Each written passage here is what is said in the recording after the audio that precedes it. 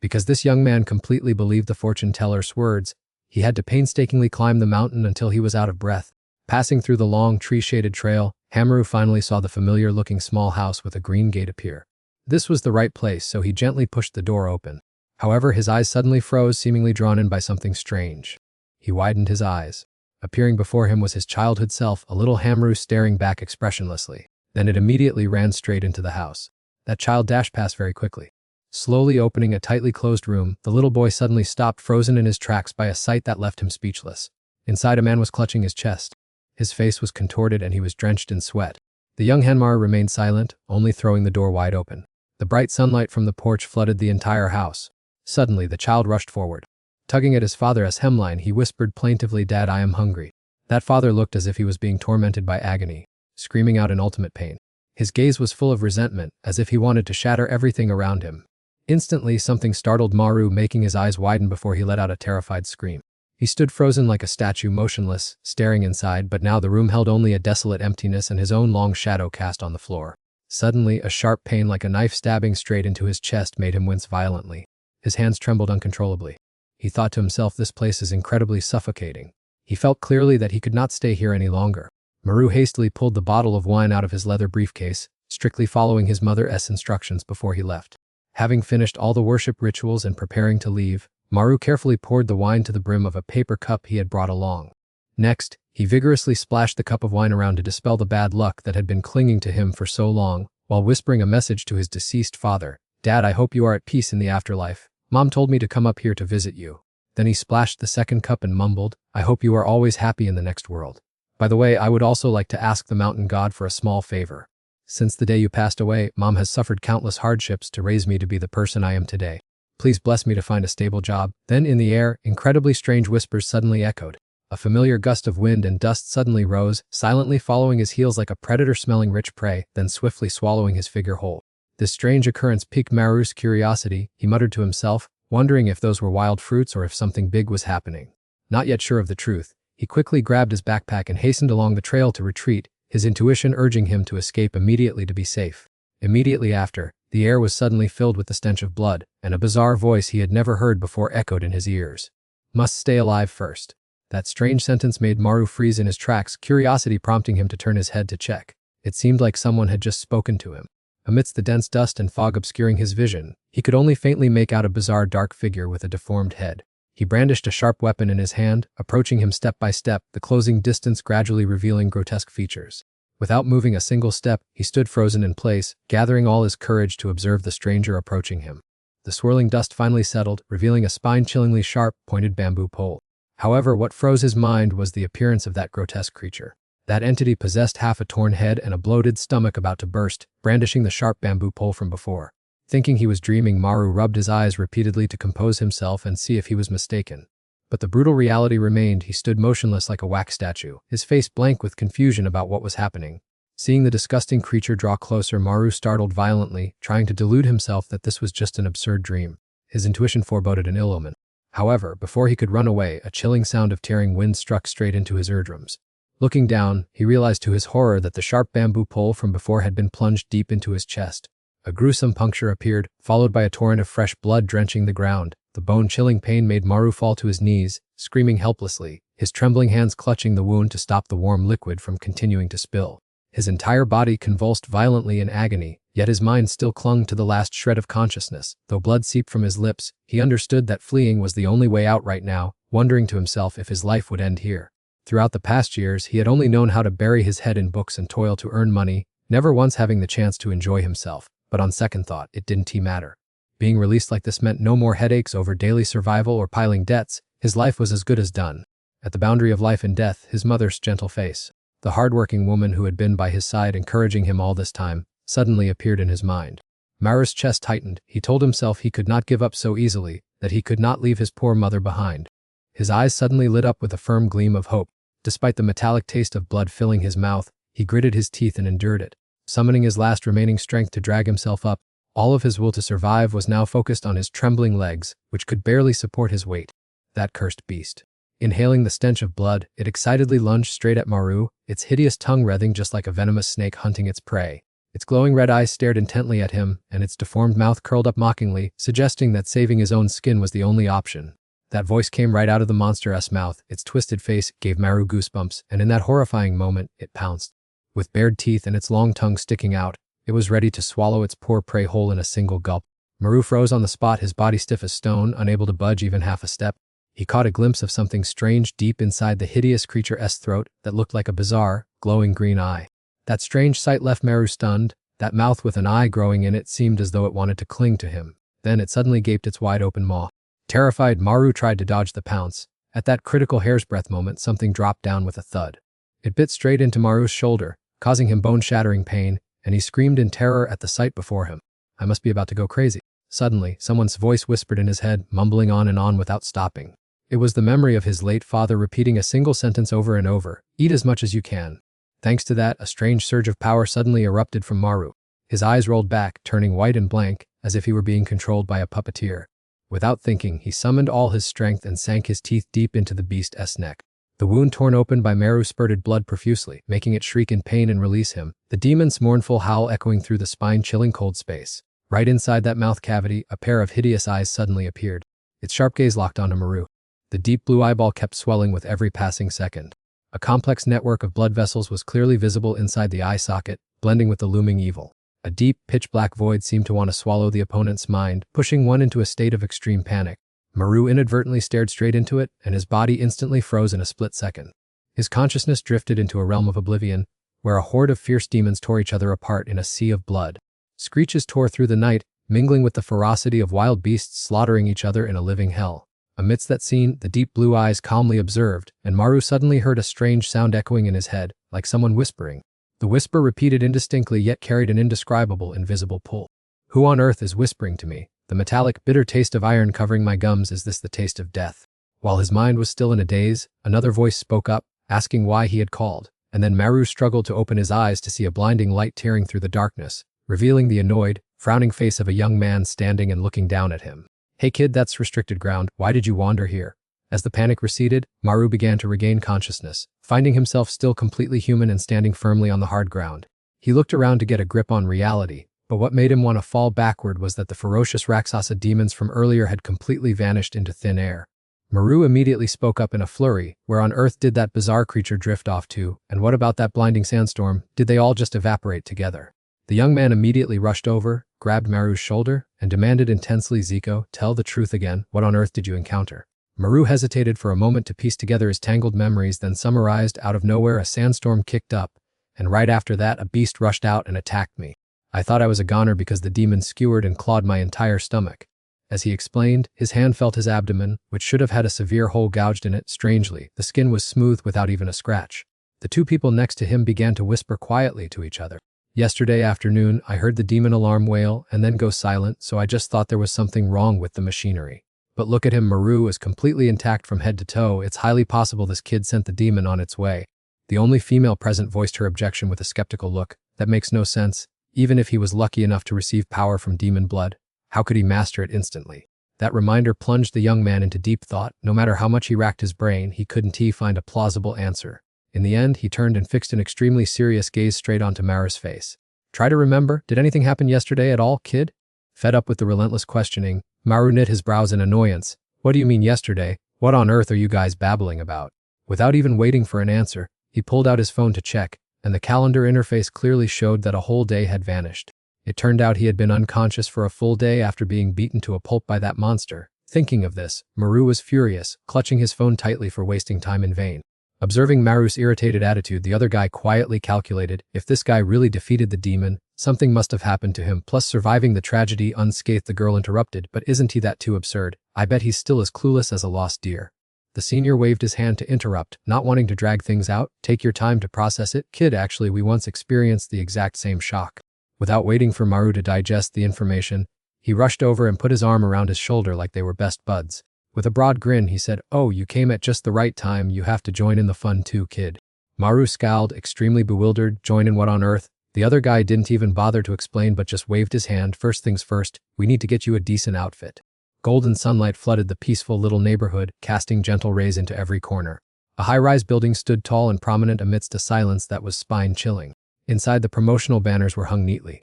Officer in charge, Rookie Career Guidance Center. There was absolutely not a single stray ink mark.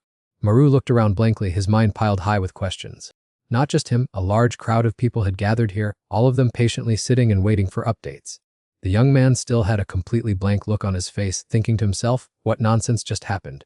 Why on earth did I suddenly end up here at this training session for government officials? Why on earth did I get caught up in this trouble? Everyone's face looked so strange.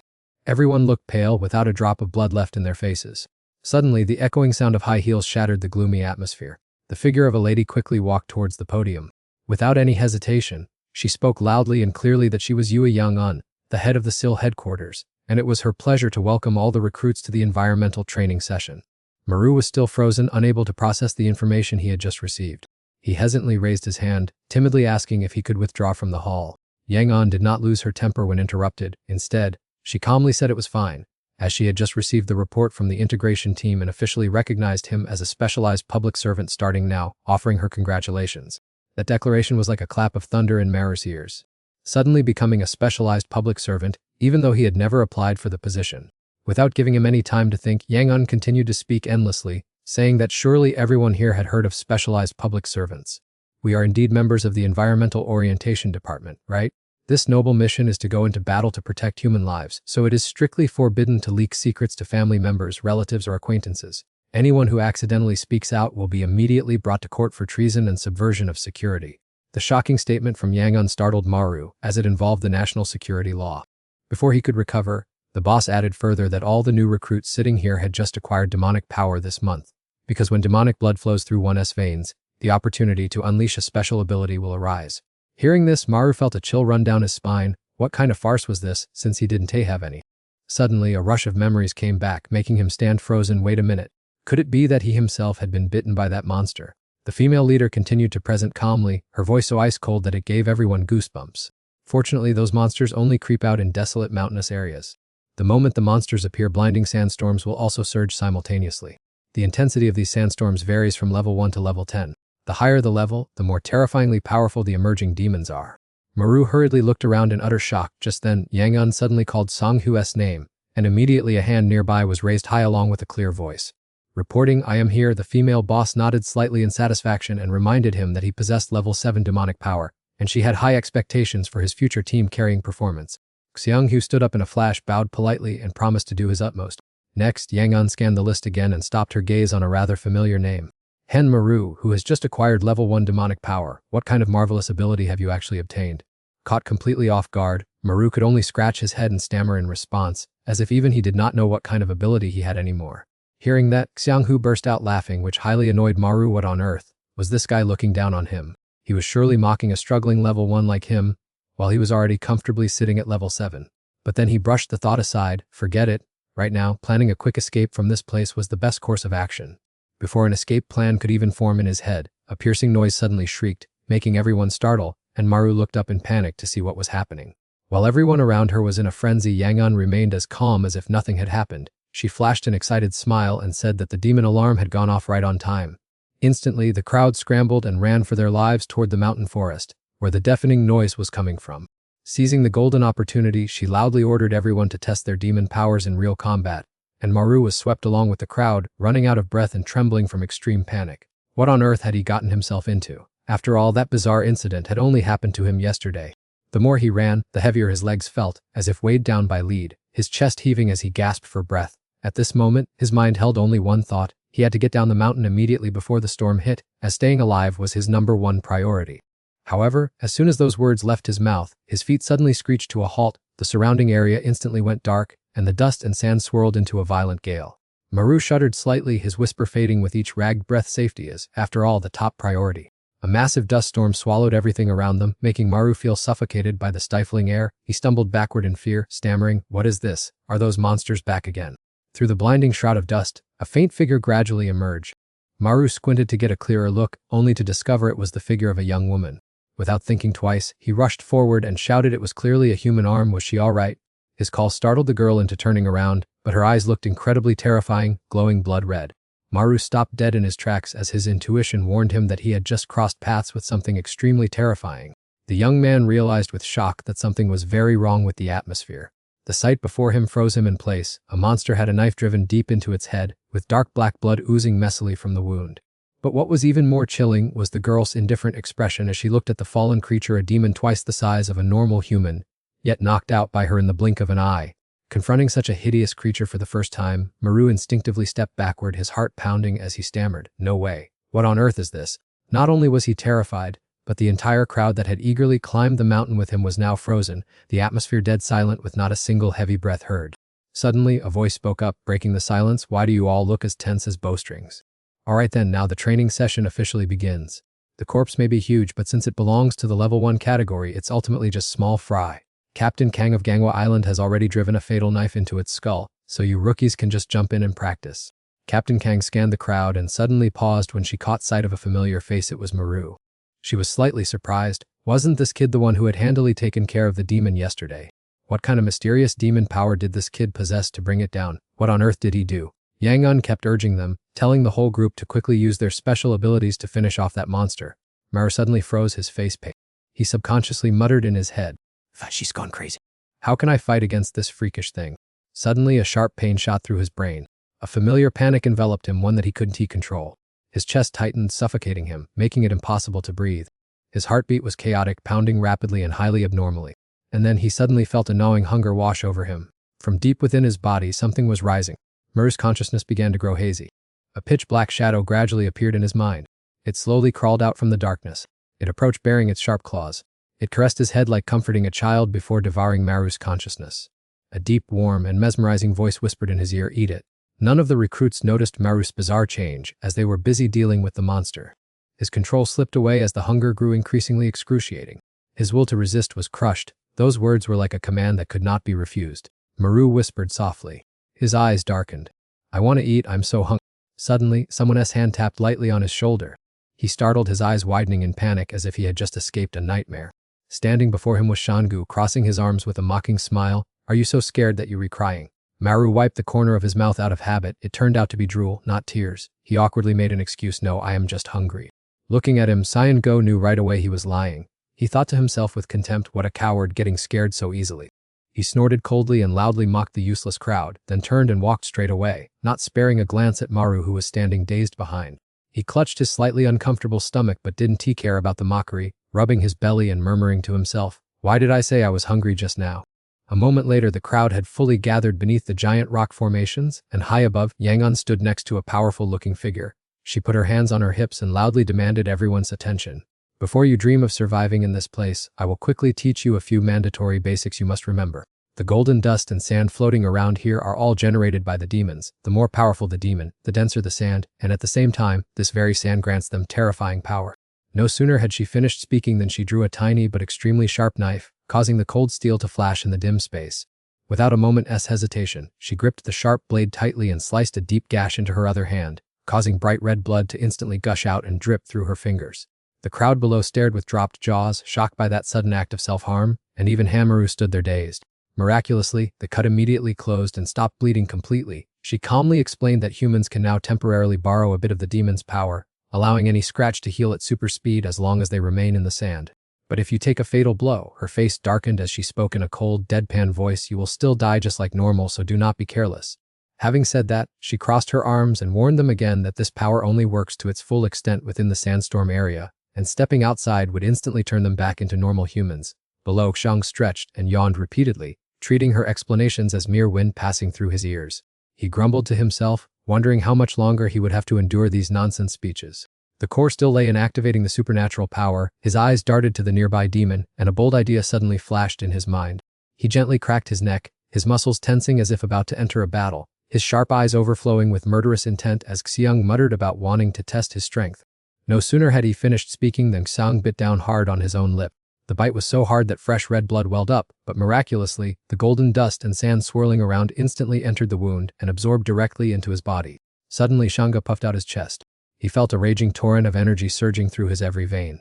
The veins on his hands bulged in jagged lines and his blood vessels swelled up. His eyes rolled back completely, flashing with fiercely aggressive, bright red streaks. The golden sand seemed to have been fully absorbed into his circulatory system, spreading throughout his body. Feeling this fresh vitality, Xianggu smirked, curiously wondering to what extent his power would explode if he introduced more golden sand through another injury. Without any hesitation, Sangyu removed the black glove from his other hand. Then, bracing himself, he snapped one of his own fingers. The sound of the bone breaking echoed with a dry crack, yet he did not even flinch. At that very moment, the forehead of the nearby demon swelled up and ruptured, causing blood to spray out of it like a faucet. At that exact moment, the captain's entire body tensed up. "Be careful." The captain hastily rushed toward them, but before she could arrive, Yang-un raised her hand to block her path. She spoke to warn her, "Do not interfere in that matter." Hearing those words, the tense boss immediately flared up, hurriedly trying to dissuade her, saying that this task was too much for the wet behind the ears rookies to handle. The old woman did not bother to care, only staring intently below, gritting her teeth as she said, "So be it, consider it a practice run for them. If they cannot adapt, then death is certain." Right at that moment, over where the flat-nosed demon was sniffing like a hound, it immediately glanced in another direction, then smirked with an extremely devious smile. Ignoring the surrounding crowd, the monster only focused its entire attention on the young man Hanmaru, who was standing blankly in the distance. Of course, the young man also sensed the treachery, looking at the demon with wide eyes full of panic and confusion, groaning, "What kind of trick is this? Why is it suddenly targeting me?" The demon did not even bother to answer, leisurely raising its hand, as a pale white and sickeningly slimy mass sprouted from its palm. That bizarre thing stretched out in the blink of an eye, then suddenly shot straight toward the young man without any warning. The incident happened so fast that Meru froze, unable to dodge in time. In a brief second, he only felt a stinging pain as that shackle pierced through his body. Observing the entire tragedy from above, the spectator gritted their teeth, their gaze as tense as a bowstring. Maru's heart-wrenching scream of pain echoed straight into the void. He fell head over heels to the ground, his hand tightly clutching the wound on his hip, as fresh blood gushed out rapidly, dyeing his shirt completely red. The pounding pain felt like it was tearing apart every cell, but he still endured, muttering a curse under his breath about his terrible luck. Unfortunately, before he could even catch his breath, the Rakshasa demon rushed forward like an arrow. It bounced and leapt through the air, closing the distance to the young man in a heartbeat. Its heavy landing made the surrounding ground shake violently like an earthquake. Maru looked up in panic, witnessing the moving mountain looming closer. Although its face was mangled, rendering its eyes useless, the demon still activated its radar to precisely locate his coordinates. His eyes widened and his mouth hung open, his entire body frozen in anticipation of the fatal blow about to land. The demoness grotesque rugged arm slowly reached out, only a few inches away from his face. At the last minute, the ground suddenly shook violently, and zigzagging cracks split the earth as if some massive beast was about to emerge. Suddenly from deep below, a centipede as large as a building erupted from the ground. It crawled right onto the demon and tightly wrapped around its opponent's neck. Being choked and strangled, the demon thrashed about like a fish out of water. The centipede's eyes flashed with a bloodthirsty glare, its jaw full of jagged, sharp teeth opening as wide as possible. Then it snapped hard at the enemy. As it turned out, this colossal creature did not just emerge out of nowhere, but was being controlled by a player standing right there. This player slammed both palms onto the ground, channeling all his profound internal energy to summon the beast to battle. Not stopping there, another figure rushed in like a whirlwind. The heroine pushed off her heels and stomped the ground, leaping into the air as fast as lightning. Suspended in the air, she bared her razor-sharp claws, aiming straight for the demon's head to deliver a fatal blow. The wind-slashing strike roared fiercely. Just after delivering her blow, the graceful girl flipped 3 times in the air. Finally, she landed on the ground as gently as a flower petal. Thinking that everything was settled, she cheered with joy, believing that the battle had ended. Beside her, her companion who controlled the giant snake also breathed a sigh of relief. However, at that very moment, a violent sandstorm suddenly arose, carrying glittering golden grains that seeped deep into the monstrous wounds, wriggling everywhere. The cracked flesh began to bubble, then gradually healed, looking as if it had never been damaged. In the blink of an eye, the fatal wound on its head was completely healed. It sneered in contempt, let out a haunting growl, and then, without hesitation, reached out and grabbed the giant python coiled around its neck. "No way," the girl stammered in horror. Could that wound really recover so quickly? But the monster completely ignored their astonishment, its hand gripping the python tightly. It channeled all its fearsome strength to yank hard, a sky-rending roar echoing. The man, thinking the monster was already dead, could not react in time. Who could have known that the monster had fully recovered?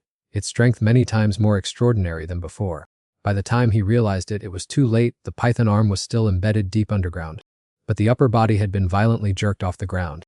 Pulling the man's hands off the ground along with it, it squeezed his neck so tightly that he had to gasp, trying to get some air.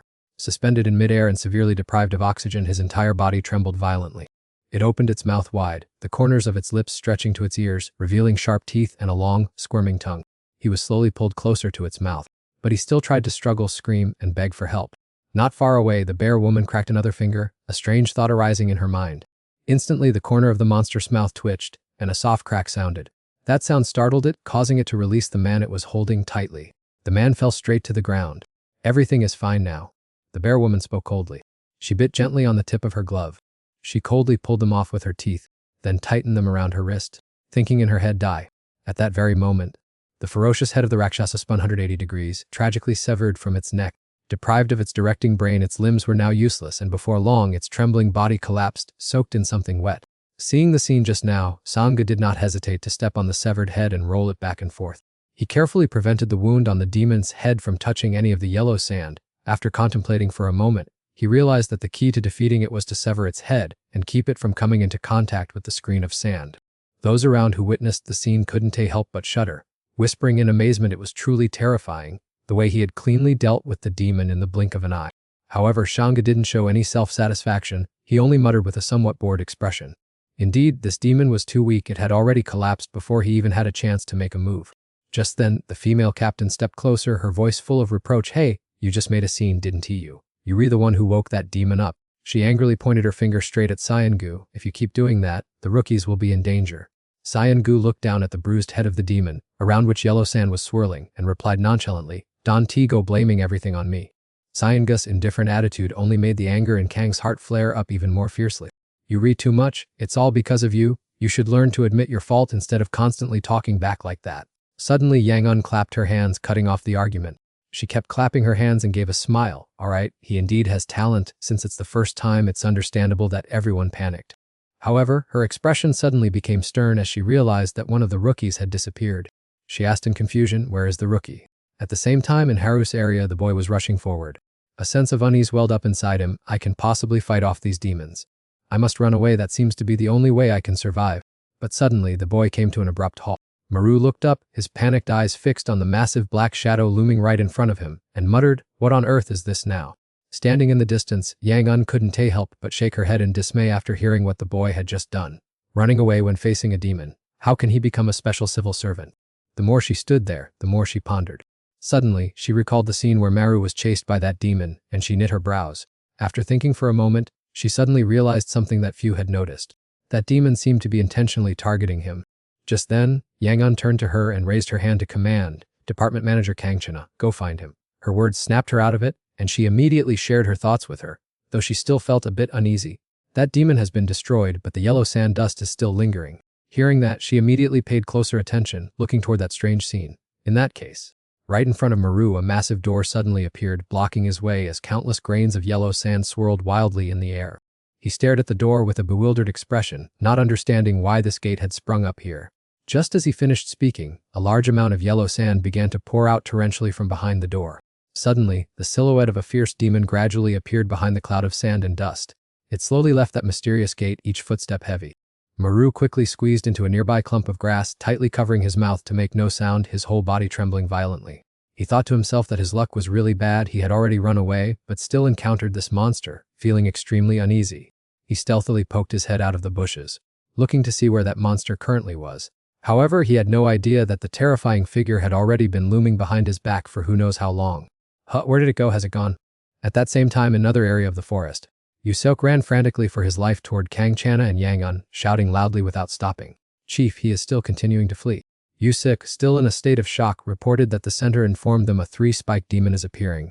Upon hearing this, Yang Un, who had been standing and observing, suddenly cried out in panic, what's going on? They have never appeared at the same time like this. Kangchana immediately pressed with urgency, where did it appear? Is it inside the restricted area?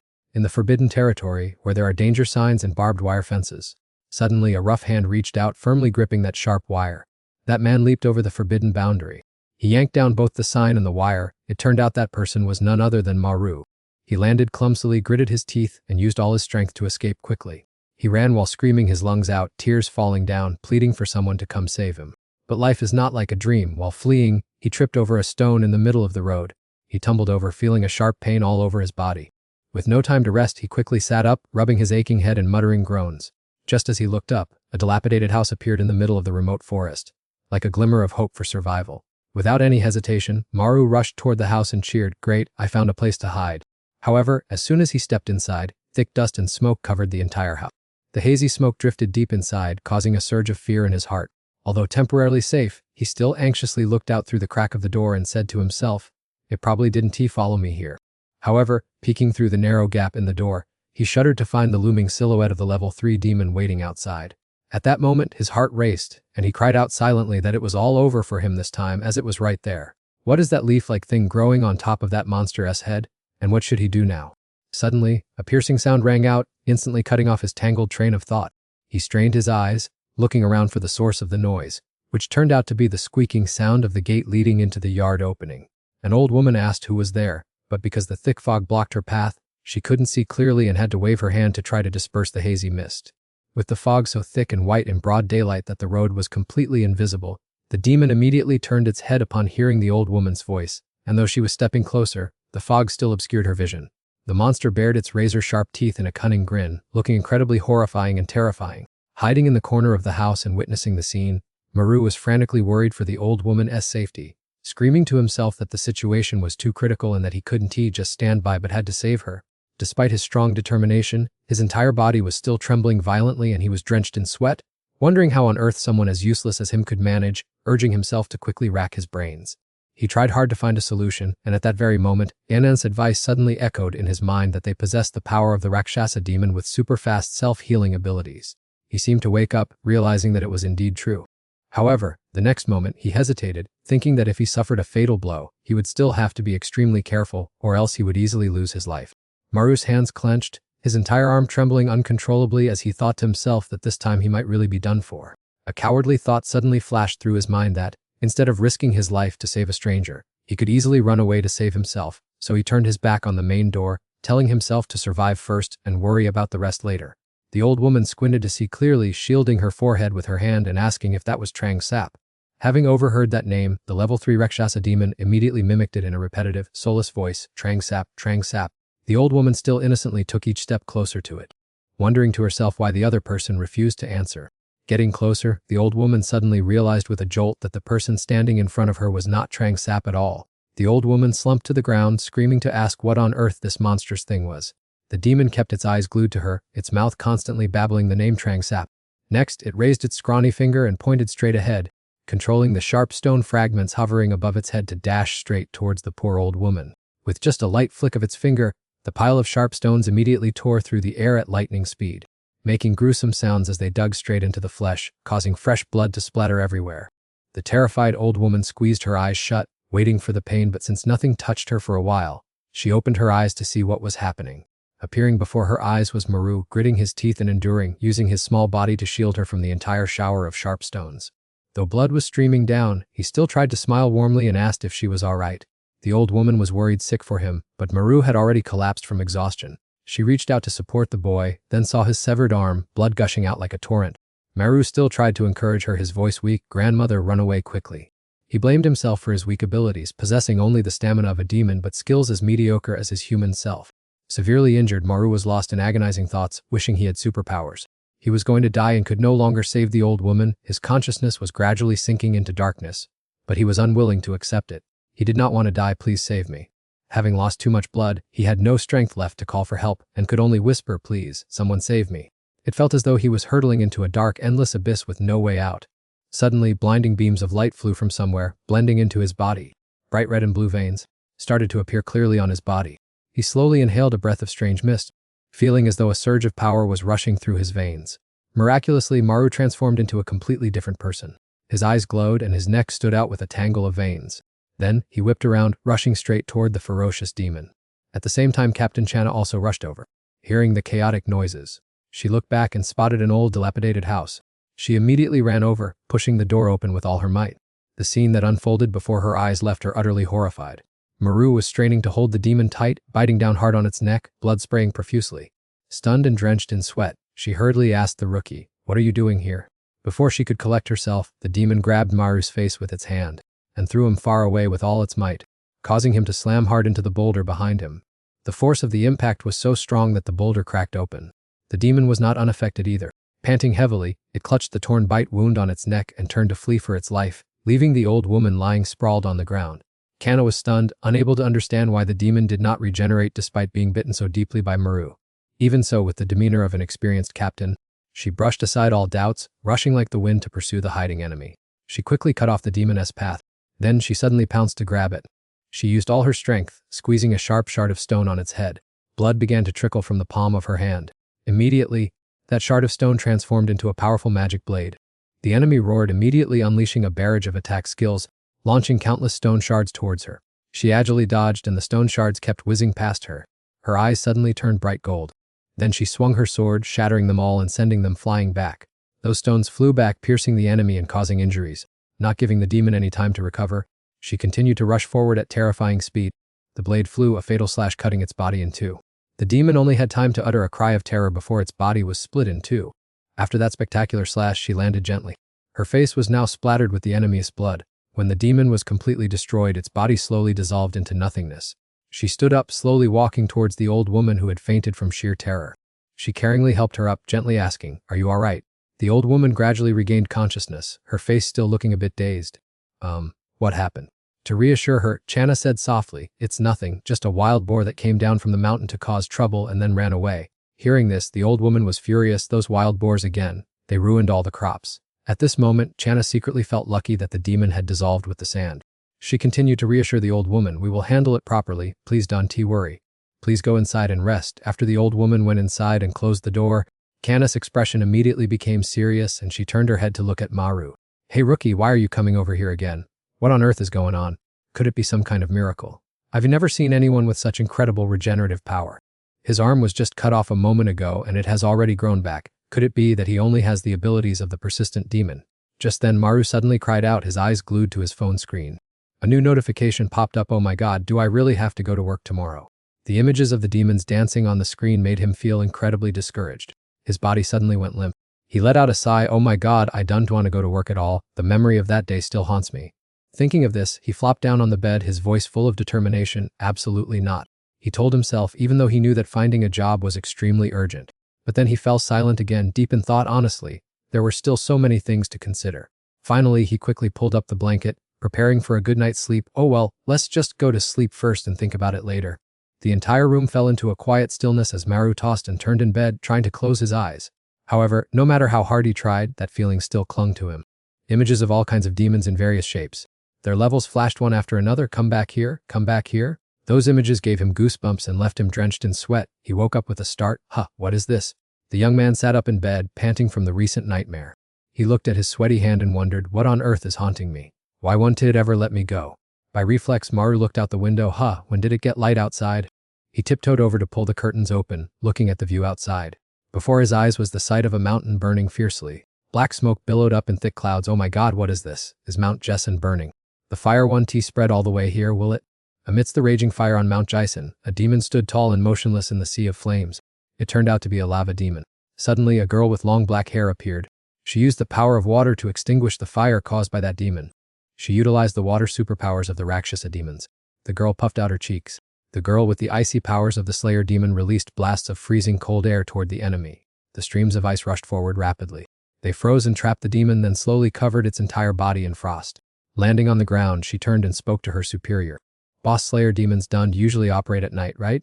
For now, let's prioritize putting out the spreading forest fire." The layer of ice surrounding the demon began to melt bit by bit. The team captain quickly summoned his weapon. He drew his bow and prepared for battle against the demon. He rushed swiftly toward the lava demon.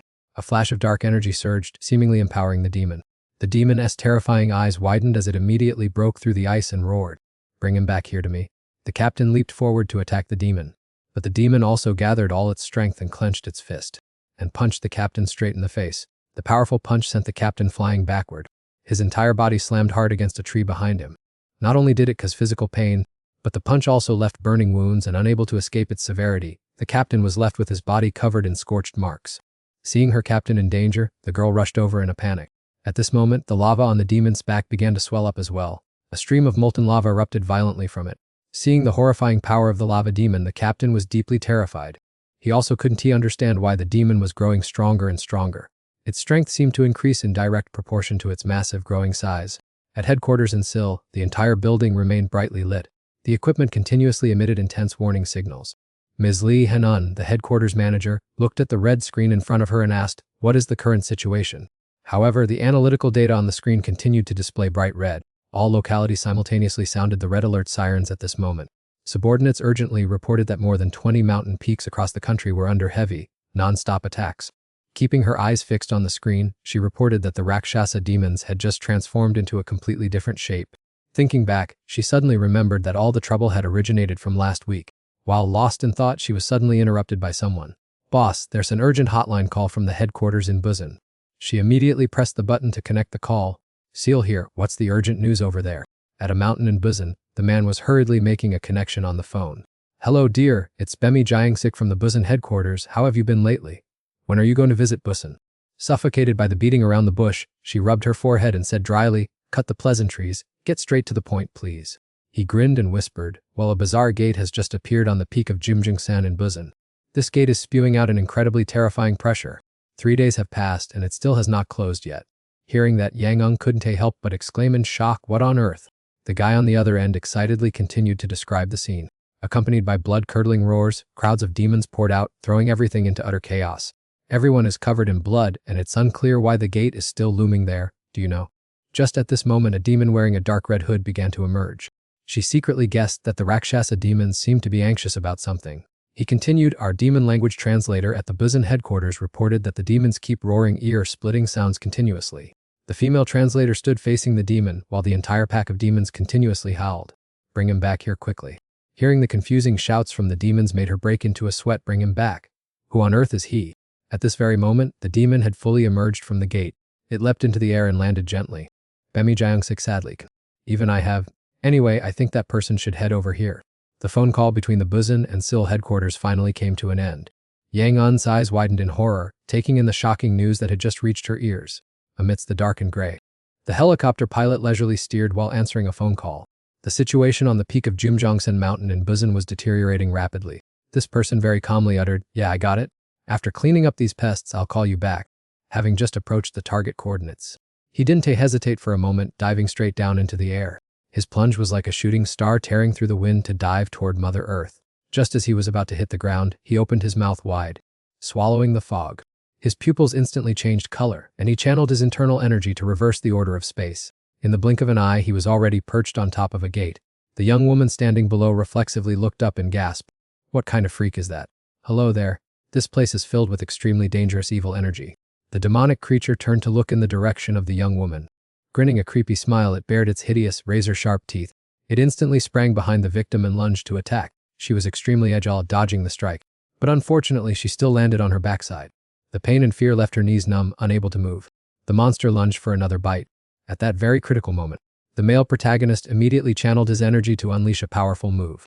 Tearing open the space to create a portal, he reached his hand through the gap and tore the demon's head apart. Then he held the severed head high, making fresh blood spray like a fountain. As soon as he landed safely, the young man cheerfully offered a greeting. "Hello guys, we've been grinding way too hard. Let me carry this round, everyone just relax and take it easy." As soon as she caught sight of Indu passing by, the beautiful girl curiously peppered the boss with questions about that strange guy. The big boss explained right away that he was the very first member of the Gold Dust Squad, notoriously known as Director Indu. He possesses an ultimate Rakshasa move that is currently unmatched in the world. Indu started warming up his muscles and twisting his torso. A zigzagging trail of purplish-black light suddenly shot out. Several beams of purple light soared straight into the blue sky. The blast devoured the moon behind them, tearing the air apart with an earth-shattering explosion. The fair maiden stared blankly as she watched, then raised a question. "What's the deal with those pitch-black streaks of water anyway?" The boss said, "This is also my first time seeing it. Word has it he possesses superb space ninjutsu." She nodded and pressed further. "That must be his most overpowered skill, right?" The pitch-black streams of water spread in all directions, with Big Brother Indu looming behind them. He gently raised his hand, carving out a pathway right through space. The moment the pathway opened up, the other side was shrouded in thick fog, making it impossible to see anything. On Qianji Mountain in Sil, the fierce fire was still blazing intensely. Showing no signs of dying down, it grew larger and larger, devouring the vast forest. The rock lava Rakshasa started going completely chaotic and became incredibly tough. Despite taking the full force of the water-type ultimate skill from the Demon Slayer Guild, Sil's representative boss seemed exhausted and could no longer handle the heat. He awkwardly used his uninjured hand as a support to prop up his raised arm, but with his limbs completely worn out, he had to give up and let go as he watched the wildfire engulfing the entire forest. "Is it really over? Run quickly, wake up please." In those few short seconds of distraction, the lava Rakshasa, which had been lurking, rushed forward to tear them apart, letting out an earth-shattering roar. The boss immediately frowned and turned his head to look back. He tried to squeeze out his last ounce of strength to raise a shield to block the monster's terrible power. The Rakshasa channeled all his power to unleash a devastating punch. Shattering the shield to pieces, the powerful blow almost forced the big boss to his knees. The monster showed no mercy, repeatedly pounding down with heavy blows. The shield kept cracking and then shattered into 100 tiny pieces. Concluding the punishment, it smashed the shield and struck the captain directly, making him scream out in pain. Thrown far away, dazed by the monster's dominant power. Fear enveloped him. It was truly incredibly unlucky. The demon raised his fist, ready to deliver a fatal blow to finish him off. Too scared to look, he quickly covered his face and thought, is this where my life ends? But strangely enough, nothing happened. Only after a while did he dare to open his eyes and look. Appearing before his eyes was the monster being restrained by a mysterious force from the portal. Frozen stiff, unable to move at all. It turned out to be Indu's hand, tensing up as it gripped the monster's head tightly, then dragging the monster to the other side of the void portal. Throwing it far away, Indu's power was so terrifying that it made the entire mountain shake violently. After being taught a lesson by Indu, that demon lay completely still. Sitting dazed on the ground, the master had finished neutralizing the lava rakshasa. Indu smirked, thinking it was time to clean up the next battlefield. Lord Indu reached out, continuing to activate his own latent power. This move was a large-scale teleportation technique. At the peak of Mount Sirak located in Gangwon province. At that very moment, a member of the group was being brutally trampled by the monster. The demon growled strange sounds, as if it were trying to say something. Suddenly, one of its hideous fingers stretched out, plunging straight into the poor victim lying there, making him scream out in agonizing pain, just as the demon was eagerly tormenting others. A dimensional rift suddenly appeared behind it, dragging it into the deep black hole. Next in turn were the minions at Mount Mudong in Gwangju, and at Halasan Peak on the beautiful Jeju Island. This sudden event left everyone dazed, wondering what on earth had just happened. At the SIL Operations Center, an employee reported to Director Lee Young-un that only Bison remained. All other areas were completely cleared of monsters. Upon hearing this, Ms. Lian reassured them, "Don't worry, this proves he has already arrived in Bison." At that moment, Indu maintained an expressionless face and silently observed everything around him. The demons he had just gathered through the portal were now standing frozen like statues. After observing them for a moment, he spoke up, "Everyone, gather here quickly." The woman named Indu began to use her ability, surrounded by dark demons, and so, "Let the game begin." A demon roared threateningly. Then swarms of other demons rushed in like a disturbed beehive. All of them charged forward to attack at once. Indu just stood in the middle of the battlefield, pointing her index finger at them, drawing a powerful, pitch-black beam of light. That was the space-slashing ultimate technique, and all the demons had their necks and heads severed in a single sword strike, causing the surrounding demons to drop like flies. Their blood gushed out like a fountain, leaving the onlookers open-mouthed in astonishment with eyes wide and mouths agape. The female warrior who had just joined the team along with her comrades was also terrified to the extreme, breaking into a sweat. "Unbelievable, I've never seen such terrifying power," the girl exclaimed. Indu left only a single lava rakshasa unfinished. It had lost an arm and half of its lower body. He approached, bending down close to the demon's face, placing his foot on it to keep it from struggling. At the same time, he turned and waved to the interpreter, "Come here quickly." Indu used his foot to pin down the head of the agonizing demon and asked, "Why have you all been pouring out like this for the past few weeks?" The interpreter standing nearby repeated the demon's words, want to bring him back." Indu questioned, "Who is he?" Hearing this, the demons also chanted the two words in unison, "Who is it? Who is it?" The interpreter was helpless and turned back. Without hesitation, Indu released his foot, letting the demon fall into the deep abyss. "So there's no other way. I'll just have to destroy all of you then." Indu decisively ended the demon's life, its blood splattering across his face. He calmly turned around, wiped the blood on his face, and declared, "Now I will deal with that gate." Indu bent down slightly, placing his hand on the edge of the cliff. From his palm, a powerful dark purple energy radiated out. A crack appeared and spread rapidly toward the gate. That power struck the gate directly, causing it to be sucked back into Indu's space. The teleportation portal simply sank into the infinite void, vanishing without a trace.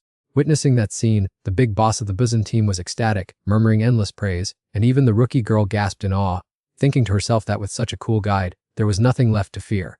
Rumor has it that he is over 50, but looking at his youthful appearance, no one would believe it, though Indu still kept a poker face, slowly recalling his overpowering energy. The atmosphere quickly quieted down again, leaving people to buzz with discussion about whether it was space manipulation ability.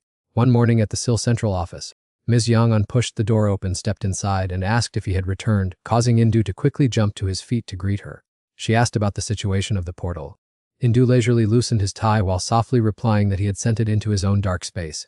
"Oh my god, I'm completely exhausted." Yang unclicked her tongue and said that not even money could make her go near that godforsaken place. Then she gasped slightly as Indu suddenly leaned back. Acting dramatic again, usually such trivial matters never gave him any trouble. Indu sighed and explained that one person's strength is limited, and carrying such a large group is no easy task. She didn't bother arguing further, reaching over to turn on the television, and saying that this was the batch of documents he was looking for. Indu gave a half-hearted hum in response while the screen began displaying portraits of the newly joined rookies. She stared intently at the screen, still unable to understand why Indu wanted to investigate this rookie. He softly said that the Rakshasas were searching for someone, and I want to clarify the reason.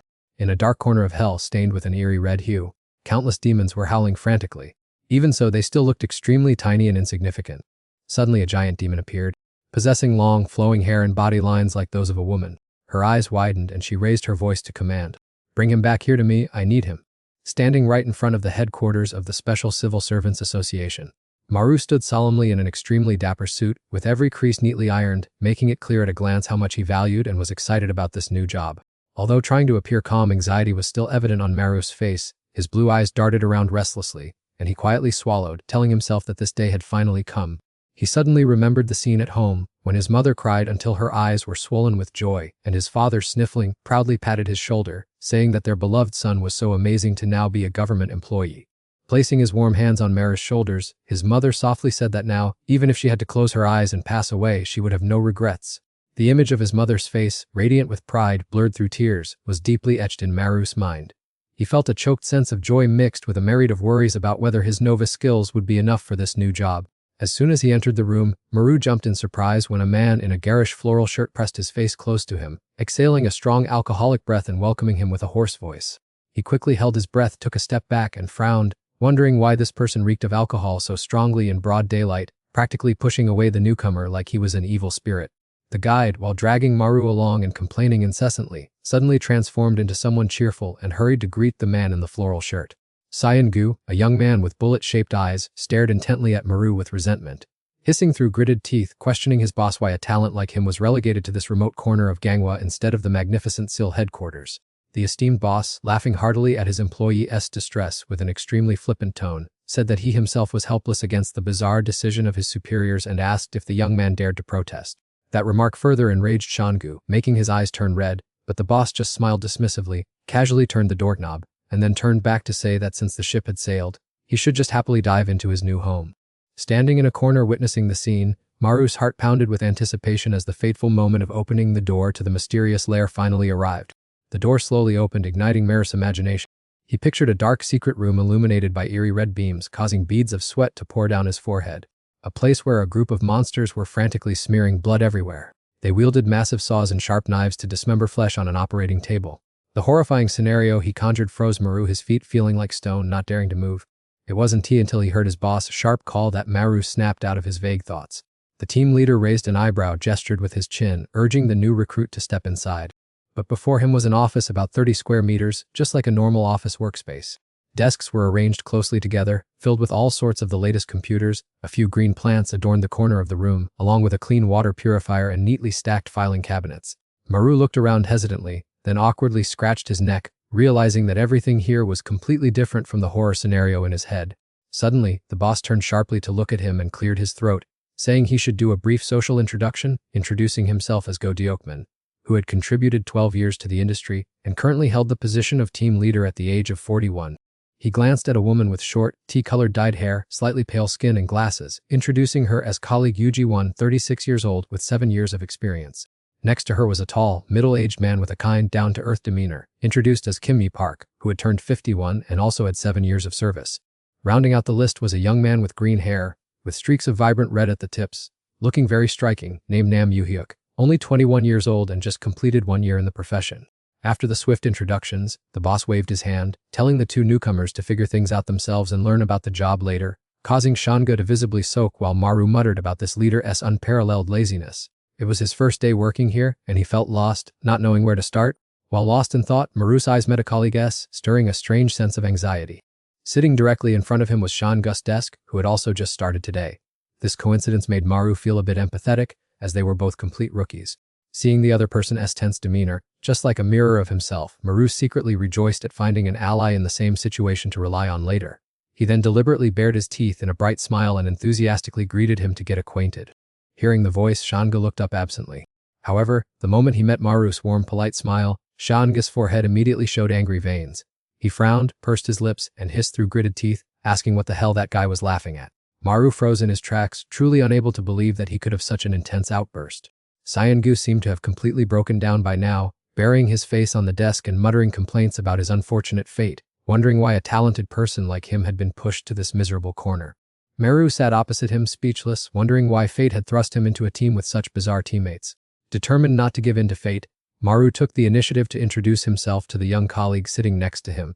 The moment he finished his question, the boy looked away from his screen and turned to him in curiosity. Maru hesitated slightly before asking about how this Manhwa team operated.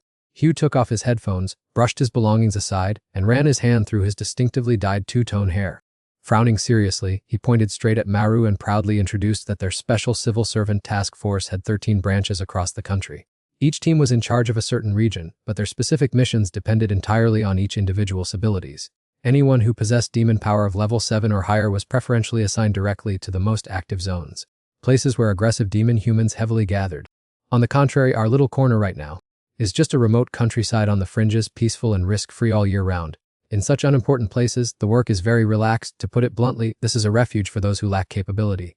Maru listened wide-eyed and open-mouthed, then nodded as if he understood. At last, he realized the reason why he had been sent to this place. However, thinking it over, something seemed off, so he wondered aloud whether everyone here was just incompetent, sitting around doing nothing all day. As if reading his thoughts, Hugh curled his lips slightly and advised him not to be quick to underestimate them because many highly capable people still volunteered to come here, causing Maru to frown and pout, wondering who could be so crazy. Just then, a rattling noise from the office door signaled someone's entry, interrupting the two employees' lively gossip. A tall, athletic girl walked in, her fair skin accentuating her sharp, charismatic eyes, her still wet hair being quickly dried with a hand towel. Maru suddenly let out a gasp of utter surprise. Kana happened to look down and their eyes met. That face made her freeze for a few seconds in shock. However, before their unexpected reunion could begin, a serious voice interrupted, reminding Chana that after finishing her night shift, she should have gone home to shower before coming here. While slowly walking to her desk, Chana casually replied that there was no point in going back, and that staying here was more convenient since traveling back and forth would only tire her out. As she tied her hair up in a high bun, she casually glanced at the two who were still chatting excitedly nearby. Blinking her eyes softly, she told herself that after all, the rumored new addition had finally appeared. It seemed that after waking up from that incident, he had no memories left whatsoever. On the other side, Maru suddenly jumped up in utter shock at the news he had just received. He frantically asked about the life risk allowance, while Hugh merely crossed his arms unhurriedly and nodded with satisfaction. Upon receiving the confirming nod, Maru lowered his head and thought, indeed, risking one's life to fight demons deserved proper compensation. Hugh then spread his hand and gave a playful wink, asserting that for these tough cases, the hazard pay would be 5 times the base salary.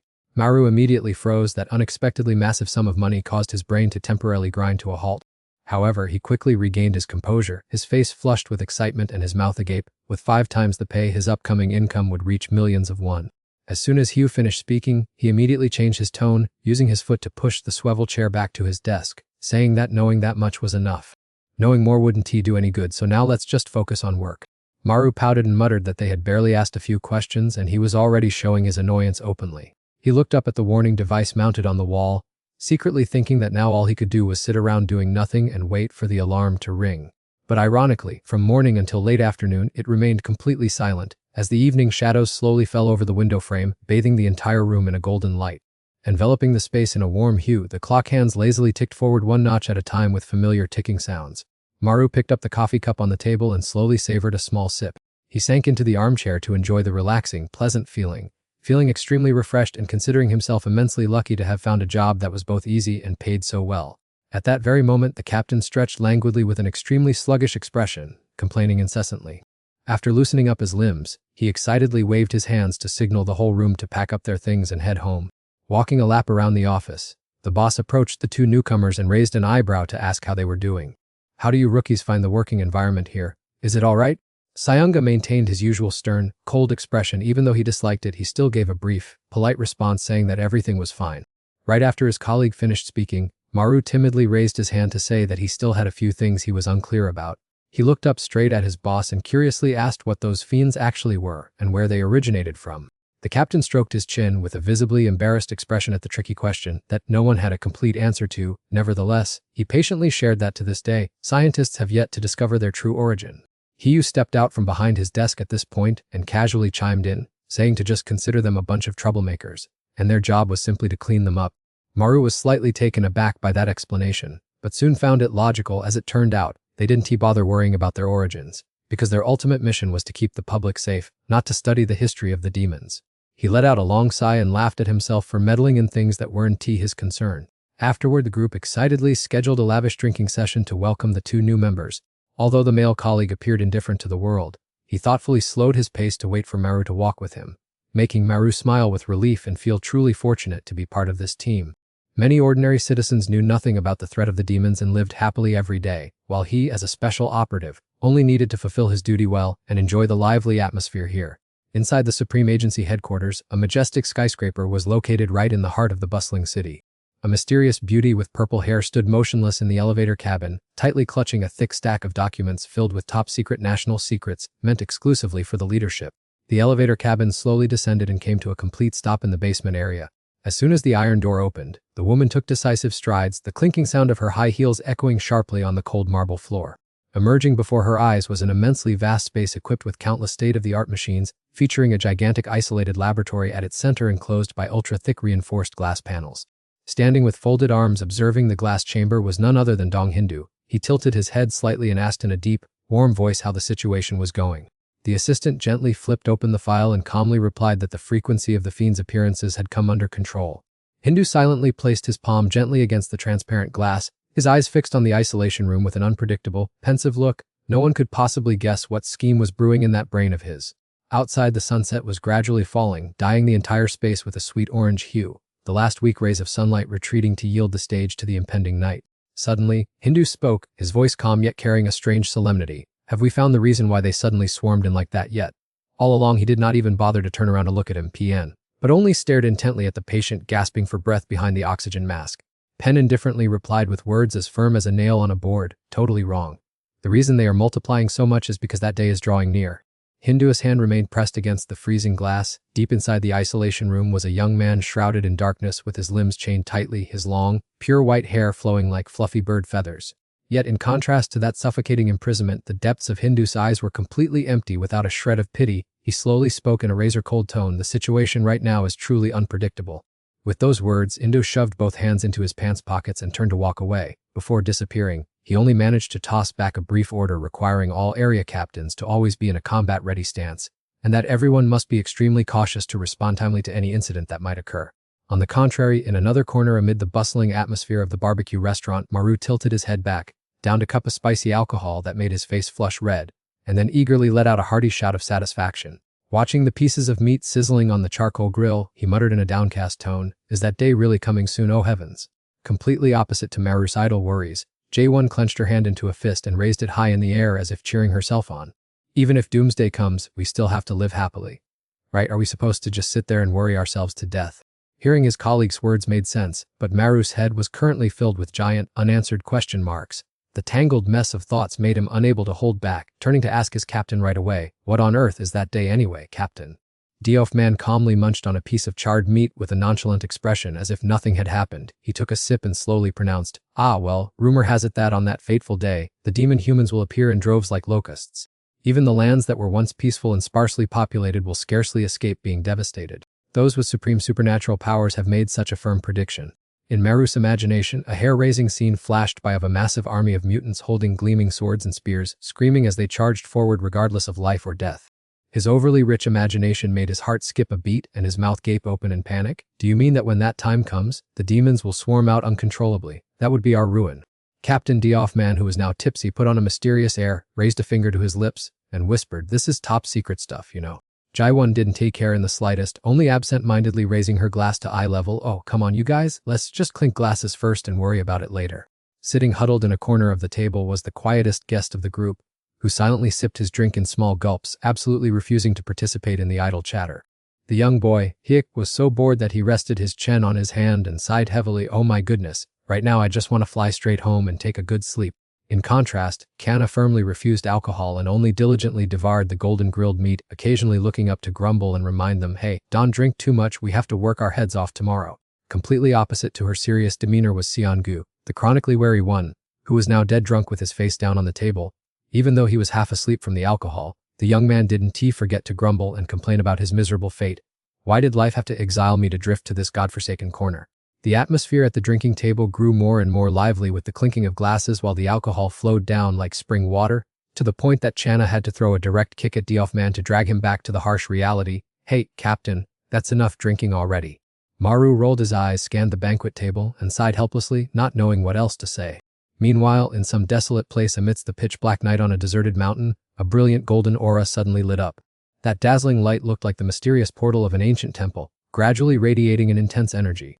And then, before long, from within that brilliant golden light, a strange four-fingered hand suddenly reached out. Its long, jagged, sharp, and curved claws looked completely different from a normal human hand. A forest of hideous arms emerged all at once, squirming and stretching like slimy tentacles. Then, looming in the bizarre light, the deformed, veiny head slowly took shape. At that very moment, in another corner, the telephone rang urgently with an alarm. The whole group, who were happily partying, suddenly froze at that piercing sound. All activity was frozen. Maru reached for the phone, clicking his tongue in regret. Have those monsters crawled back again? With the alarm ringing so loudly, they sure know how to pick a time. Kanna immediately whipped off her apron, stood up abruptly, and declared her intention to go on the conquest. Cyan-gu quickly took off his protective gear and eagerly offered to accompany his senior.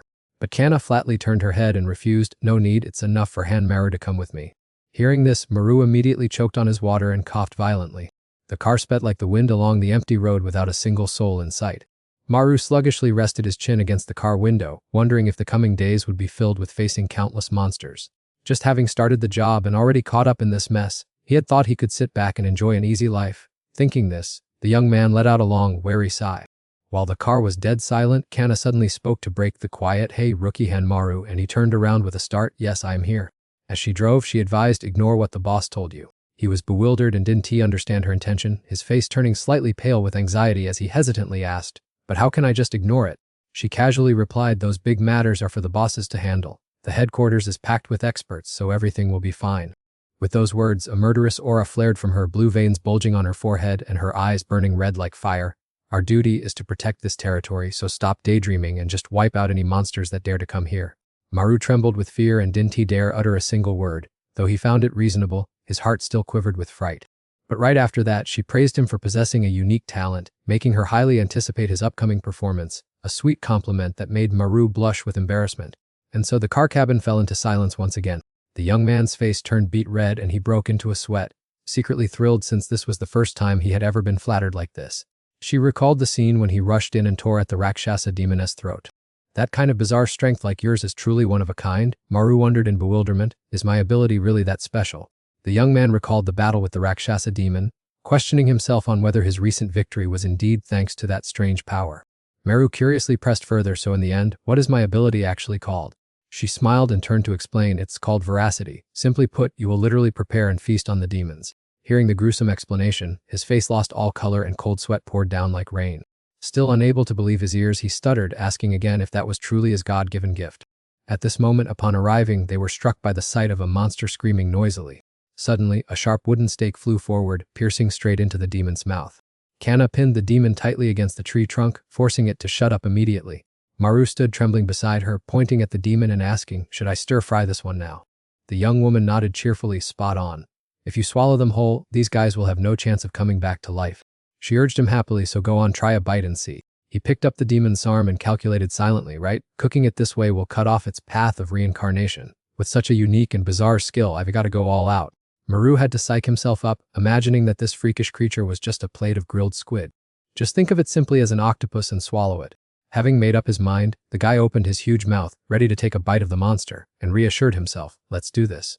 The trouble was, the young man only dared to close his eyes and nibble on it gently, like an ant biting its arm. Seeing this, Kanna flew into a rage, demanding, I told you to finish it all, so why are you just caressing it?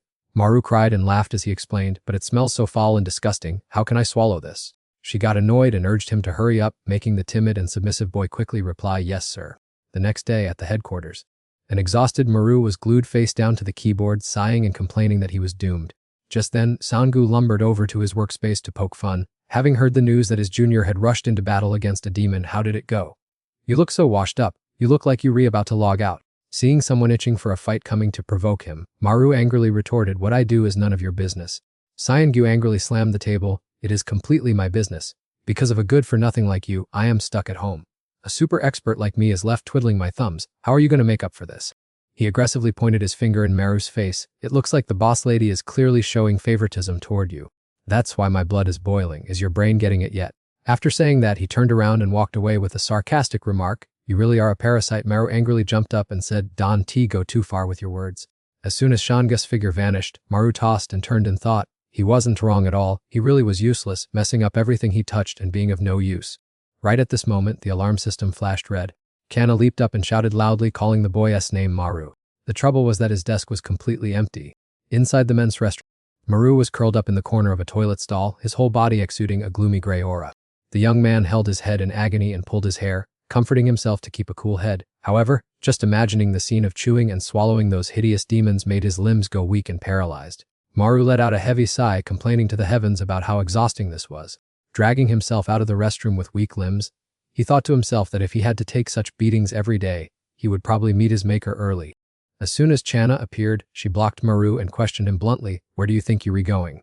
Making him startle, his heart pounding as if it wanted to jump out of his chest. She continued to probe, "You just snuck into the restroom, didn't you?" Maru awkwardly evaded, "Oh, come on, it's just that I ate a bit too much yesterday, so I have some indigestion. My stomach has been acting up lately." Kana could only sigh, and then she said, "I don't think this job is right for you." Maru spun around, asking in bewilderment, "What?" She explained further, "Even if you possess special abilities, not everyone becomes a special civil servant. People like that still live like normal people, but they have to be watched by the Special Civil Servant Council." Hearing this, Maru felt scared. Under surveillance, that doesn't sound very good. Kana also sighed helplessly. "Well, anyway, it's better than being weak and dying of hunger on a mission. Which do you think is scarier, living under surveillance or dying? Most importantly, it is your weakness that caused the mission to fail, and that could cost many others their lives, not just yours." She straightened her face and said bluntly to Maru, "So, if you feel you are not capable of handling this job, it's best to take the initiative to resign." She stepped closer to Maru. The two of them stood facing each other. "Since you were already here, I'll just say it, if you aren't here, many more talented people will be sent to replace you." Hearing this, Maru felt a bit bewildered. After venting her thoughts, Kana turned her back and walked straight away. Right then, in the chief's office, a middle-aged man who seemed to be from the Empire suddenly cried out in panic, "Where is Maru? Where on earth did he run off to during working hours?" Kana also unconsciously glanced toward Maru's desk. Indeed, where could he have run off to during work hours? At the same time, on a bridge in the heart of the city, Maru stood on the other side of the road, looking at the surrounding scenery. He stretched relaxed, indeed, throwing away that useless ego suddenly made life so peaceful. Just like she said, he only needed to live under surveillance to get by, which was better than being gone forever. He pulled out his phone, intending to call his mother right away. "All right, time to call Mom and let her know I've resigned." As he walked, Maru muttered, "Anyway, that day is coming soon. At that time, more demons will pour out, and my life will become even harder. Mom, I have something I want to tell you." He suddenly stopped, wondering, "I wonder if Mom is busy somewhere."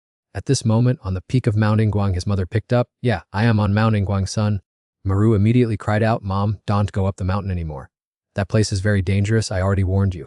His mother replied, "What are you saying? The signal is very weak here, I can hear you clearly." She looked at the surrounding scenery and continued, "Oh, why is this place overflowing with sparkling gold dust like this?" He was almost driven mad. Very soon after that, the phone signal vanished completely. Maru panicked, "Mom, you said there was gold here." At the same time, on the peak of Mount Ingguang, the group on duty split up to handle their tasks. "Be very careful because the 5th-ranked demons are lurking." While assigning tasks, he suddenly saw a rookie standing in a daze, motionless. He placed his hand on the young man's shoulder. "Why are you standing here alone?" Looking in the direction the recruit was staring, he also raised his eyes to the high tree branch. There stood the silhouette of a Rakshasa demon. It was devouring the arm of some unfortunate victim.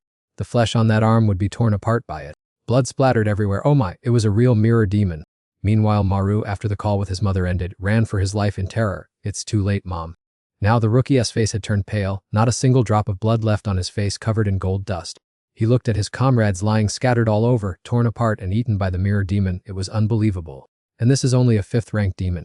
If this continues, I am afraid the entire squad on Mount Ingguang will be wiped out. The Mount Ingguang team leader was gasping for breath. Why are the reinforcements so late? He looked at his commander, Captain. The captain used a cloning technique to assist, then turned to instruct the rookie, "Go quickly and call the reinforcement team from COD headquarters to come right away." Without hesitation, the young soldier rushed off like the wind. "Yes, Captain, I understand." At this moment, near the warning coastal area of Mount Ingguang, there was a public telephone booth. Within these golden flows, mobile phones have absolutely no signal. Therefore, we have no choice but to use this telephone booth. At the headquarters, Yun, with a worried face, announced to everyone the expedition team on Mount Ingguang has just called to request urgent support. She pointed to the map displayed on the screen. If the demons cross the yellow area and enter the blue zone, civilians will be in great danger. Therefore, we need to set out to reinforce them immediately. She raised her voice and sang out, as if there was not much time left. Then she waved her hand to give the order, "Hurry over there to reinforce them, deploy immediately." On that road, a car was speeding towards Mount Ingwang. As soon as he arrived, Maru immediately jumped out of the car and said thank you. When he got there, he discovered a sign indicating that the road up the mountain had been temporarily closed. He saw the people who were preparing to climb the mountain being stopped. He looked around again but did not see his mother anywhere, which meant she was still trapped up there. So he said to the Ingwang Mountain team staff, "Sir, please let me through. My mother is trapped on the mountain." But the other person refused. "No, the current situation is extremely dangerous. No one can go through. There are very dangerous wild animals there." Maru anxiously asked back, "What kind of animals?" "They are more like demons." Then he turned around and ran away quickly, feeling extremely frustrated. He found another path, bypassed the Ingwang Mountain team's guards, and began to climb to the summit. His hands gripped the jagged rocks tightly. He tried his best to climb up. "Mom, please be safe. Wait for me to arrive." At this moment on the mountain, the thick fog was enveloping everything more and more. The woman accompanying Han Maru's mother had dislocated her ankle, which was swollen and purple. "What should we do now?" She sat down on a rock and sighed. "Because of the thick fog, I can't see the road ahead anymore." Therefore, she could only see Han Maru's mother turning around to do something. It turned out she turned her back, intending to carry her weak old friend. "Okay, whether it's Grandma or Yubin's mother, I'll carry them all." A figure loomed in the thick fog, seeming as if someone was approaching from ahead. That figure came closer and closer. She narrowed her eyes to look closely. Out of the thick fog, a hand reached out. That made her a little frightened. After Han Maru climbed all the way up, he was exhausted. "Mom." She looked up at the rocky ledge where Maru was standing and asked, "Maru, what are you doing up there? And why on earth did you come here?" He held out his phone, showing a photo of his mother with Yubin's mother. "I saw the photo on Facebook. That's why I came here." She called up and asked, "But how are you going to get down from there now?" She anxiously warned, "You must be extremely careful." Yubin's mother spoke up, "Grandma, my child has successfully become a civil servant." Hearing Maru praise her son, she brushed it off and said, slightly embarrassed, "Yes, now that he has a stable job, he just needs to get a wife to be complete." However, Maru frowned. "Mom, please be careful. This is not the time for you to gossip. Go down the mountain quickly before everything gets worse." Suddenly, he heard the rustling of leaves echoing from high above. Maru instinctively looked up. Exactly, it was the mirror demon. As the demon appeared, the front of the demon reflected the glittering light, and it smirked with a savage grin. Maru was horrified, not knowing what to do now. What should he do? His face turned pale, sweat poured off him, and he gasped for breath. The situation was truly critical. The demon still stood towering on the tree branch, motionless. Indeed, this was the most aggressive demon I had ever faced. He clutched his pounding chest, sweat pouring down like a torrent. With this weak body, how could I save my mother? Seeing Maru turn pale and stand frozen, clutching his chest, his mother anxiously asked, "What's wrong? Is something the matter?" "Be careful, what if you fall?" And then his body suddenly collapsed to one side. His mother cried out in panic, "Maru, be careful, watch out." Hearing his mother's panicked cry, the mirror demon whipped its head around. Moving as fast as lightning, it charged straight toward Maru's mother. Because of that, Maru did not hesitate for a second. He threw himself after the demon. However, as he lunged down, his face slammed hard against the cliff. He rolled down, sweat pouring out of him. Oh no, perhaps it was already too late. The demon opened its mouth wide. It charged straight toward his mother. It roared. Because of that, his mother was also terrified. He paid no mind to his bleeding nose. He rushed forward and shouted loudly. It was unclear what happened next. Only a loud crash was heard, and the demon was immediately slammed hard onto the ground. Maru was dazed, not understanding what had just happened. He only saw that on the demon's body, 3 daggers were deeply embedded, causing it to bleed continuously. Where did these knives come from and plunge into its body? Looking at the monster trembling on the ground, his mother screamed in panic, "What on earth is that growing on your head?" Not understanding what his mother was implying, Maru blankly raised his head out of reflex. Numerous sharp blade fragments suddenly sprouted from Maru's head, causing him to panic. He flailed his arms and legs wildly, wondering why so many blades were growing from his head. A memory of the Tier 3 demon suddenly flashed in his mind, and he realized this was the very technique it had deployed. Right after that, a sharp, throbbing pain shot through his entire body. The back of his shirt tore wide open.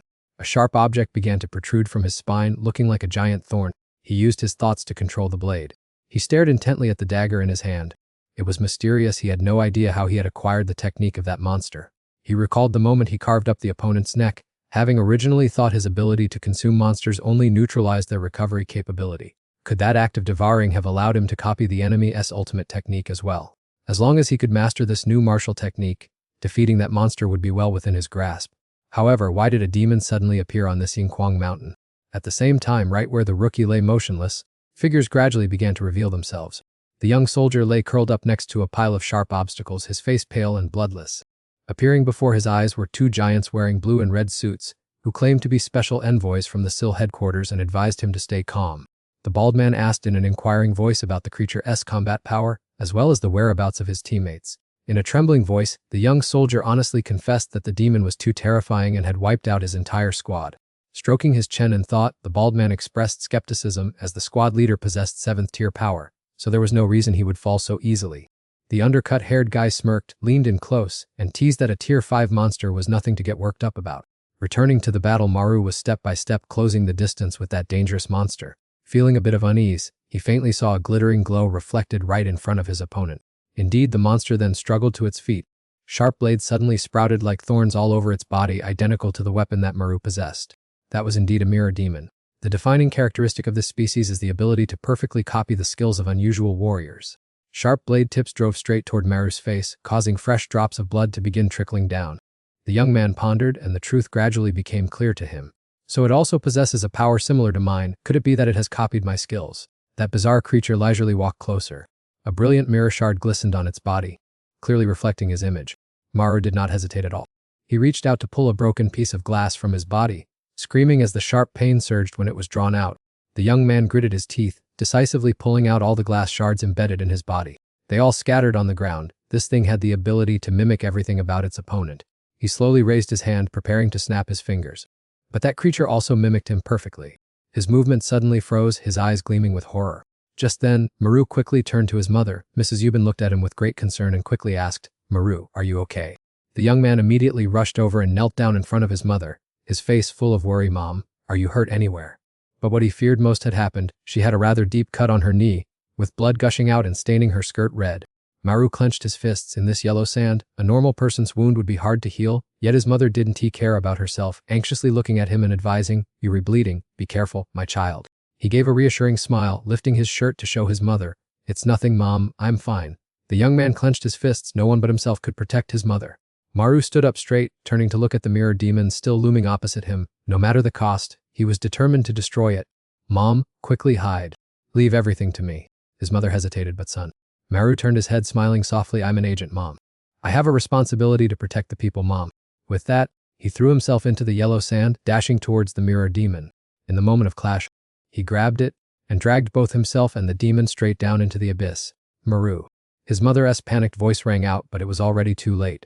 Before her eyes, both Maru and the mirror demon had disappeared. Only a moment later did Maru slowly open his eyes.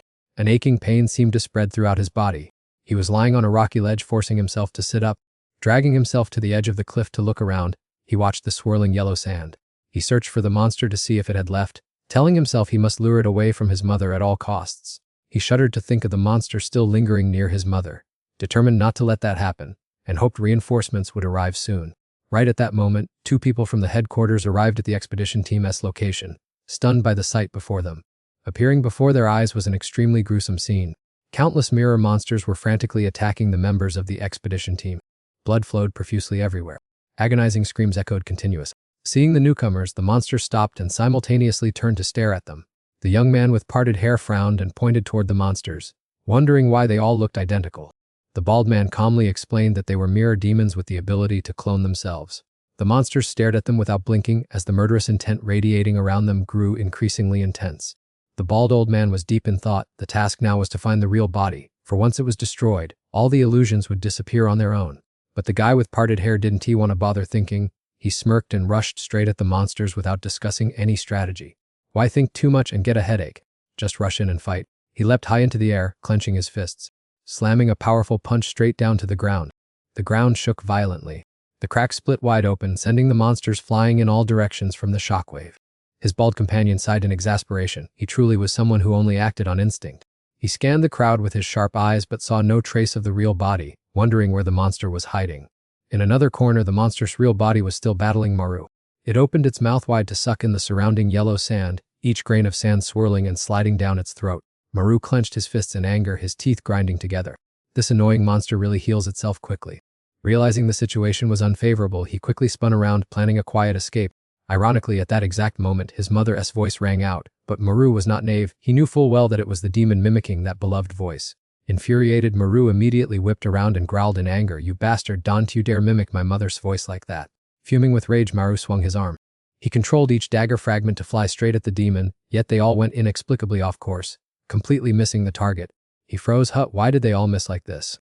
The demon smirked, a smug look clear in its eyes. It mimicked Maru's movements perfectly, controlling the dagger blades to counterattack. A dagger fragment flew straight toward him without missing, stabbing directly into his body. The piercing pain forced Maru to grit his teeth and endure it, but he swore he would not give up. Keep dreaming, there's no way I'll let you do whatever you want. Summoning all his remaining strength, he waved his hand to control the dagger fragments once again. This time they all embedded themselves firmly into the demon, black blood splashing like fireworks, causing it to shriek in pain.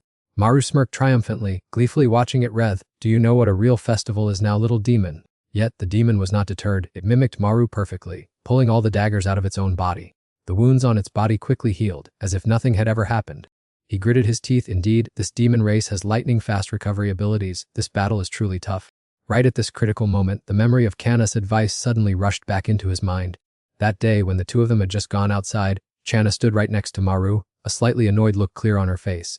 Are you planning on listening to what I say? Channa grumbled, while Maru was lying flat on the ground at that moment, drenched in sweat, his hand covering his eyes, breathing heavily. Maru gasped for breath and replied, it seems my physical condition isn't very good. Fighting these monsters is just too difficult. Channa reached down, pulled him right up, and then continued in a serious tone. It's because you're afraid that you give those monsters the chance to run wild like this, she said while pulling him up straight, then emphasized what he needed to remember. In the golden sand, our injuries heal several times faster anyway, Channa explained. Unconvinced, Maru refuted immediately after hearing this. An injury still hurts where it is, and if it doesn't recover, how is it any different from being hit?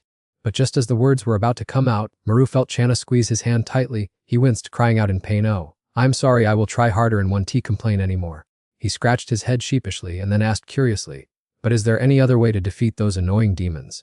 Channa thought seriously for a moment, then replied, we need a way to shut its mouth, so it can degenerate golden sand anymore. But honestly, your main role is just to support everyone. You don't have enough damage to face those demons head on. But after all, your healing ability is superhuman. So when you encounter the demons, stop trembling so much. Those words kept ringing in Maru's head. He clenched his fists and told himself, yes, my health is low, but I heal fast. Why should I be afraid of this monster? Maru discovered that his ability copying trick finally allowed him to throw a flaming punch. Unfortunately, his knack for knife throwing was still inconsistent, hitting only 1 out of 10 times. He took a deep breath and told himself to put his entire mind into this throw. Suddenly, the mirror monster mimicked his mother's voice, asking, what's wrong, Maru? Maru gripped the freezing cold dagger shard tightly. His escape route was completely cut off. Squeezing out the last of his remaining strength, he threw the blade straight at the monster clinging to the cliff. The sharp metal shards tore through the air, grazing right past the demoness flesh, causing it to stagger and become distracted. Without hesitation, Maru threw himself off the cliff, plummeting down at lightning speed. If he couldn't hit it from a distance, then close in and stab it directly to make it quick. Maru excitedly closed in, spreading his wings, certain that victory was in his grasp. To his surprise, the mirror demon raised its head to intercept, biting down on the thrust with its steel-like teeth. Maru stood frozen with his eyes wide and mouth agape, unable to believe that Tama's finishing blow was blocked so easily. Right after that, the monster stretched its long claws forward. It grabbed Maru by the neck and squeezed tightly, suffocating his lungs so he couldn't inhale any air. Suffocating, he could only struggle and let out weak groans. Maru tried to pry the giant hand off his neck, tremblingly wondering why this was happening. At that moment, the monster was still clinging firmly to the protruding ledge. It gathered momentum and leapt upward, its hand still gripping Maru's neck tightly without letting go. He was dragged away helplessly, his hands still clawing to loosen the vise grip, but the giant hand of the mirror demon remained locked tight, making his chest throb with pain. It ruthlessly slammed Maru down onto the stone floor, the impact so powerful that the ground cracked. He writhed, breaking into a cold sweat, coughing fits burning his throat and leaving him speechless, his trembling hands clutching his chest, thinking he was about to suffocate to death.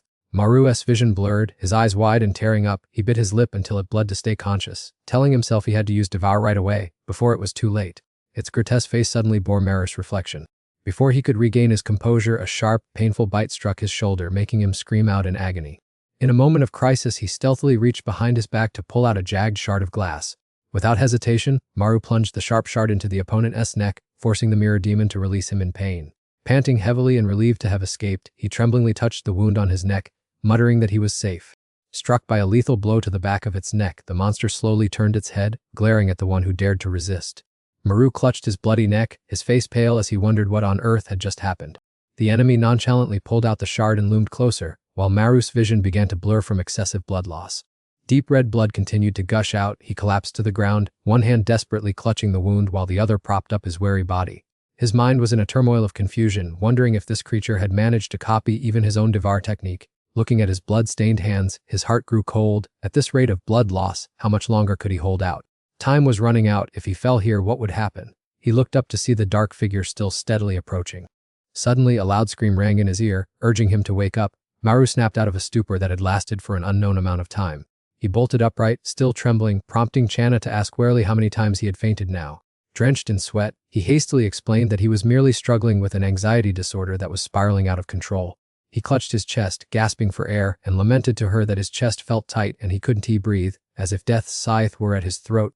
Maintaining her nonchalant attitude, Channa coldly advised him that this was exactly why he had to learn how to face it. She didn't forget to give him a painful warning. If he surrendered, that feeling of impending death would soon become a reality. Channa shouted to motivate him, advising him to view her as his last line of defense at that moment. Maru also thought that if he fell, his mother would be in danger. In another remote corner of the forest, someone's churning cry echoed, calling Maru's name aloud. The kind mother was anxiously pacing everywhere, searching in vain for her beloved son. At that moment, Maru was huddling in the shadow of a rocky outcrop, his hands pressing firmly on a wound that wouldn't stop bleeding. His appearance clearly showed exhaustion, with ragged breaths and long streaks of anxious sweat. Yet his trembling hands still gripped the sharp shard of glass so tightly that his own palms began to bleed. Opposite him, the mirror demon was also brandishing a similar shard with the exact same demeanor.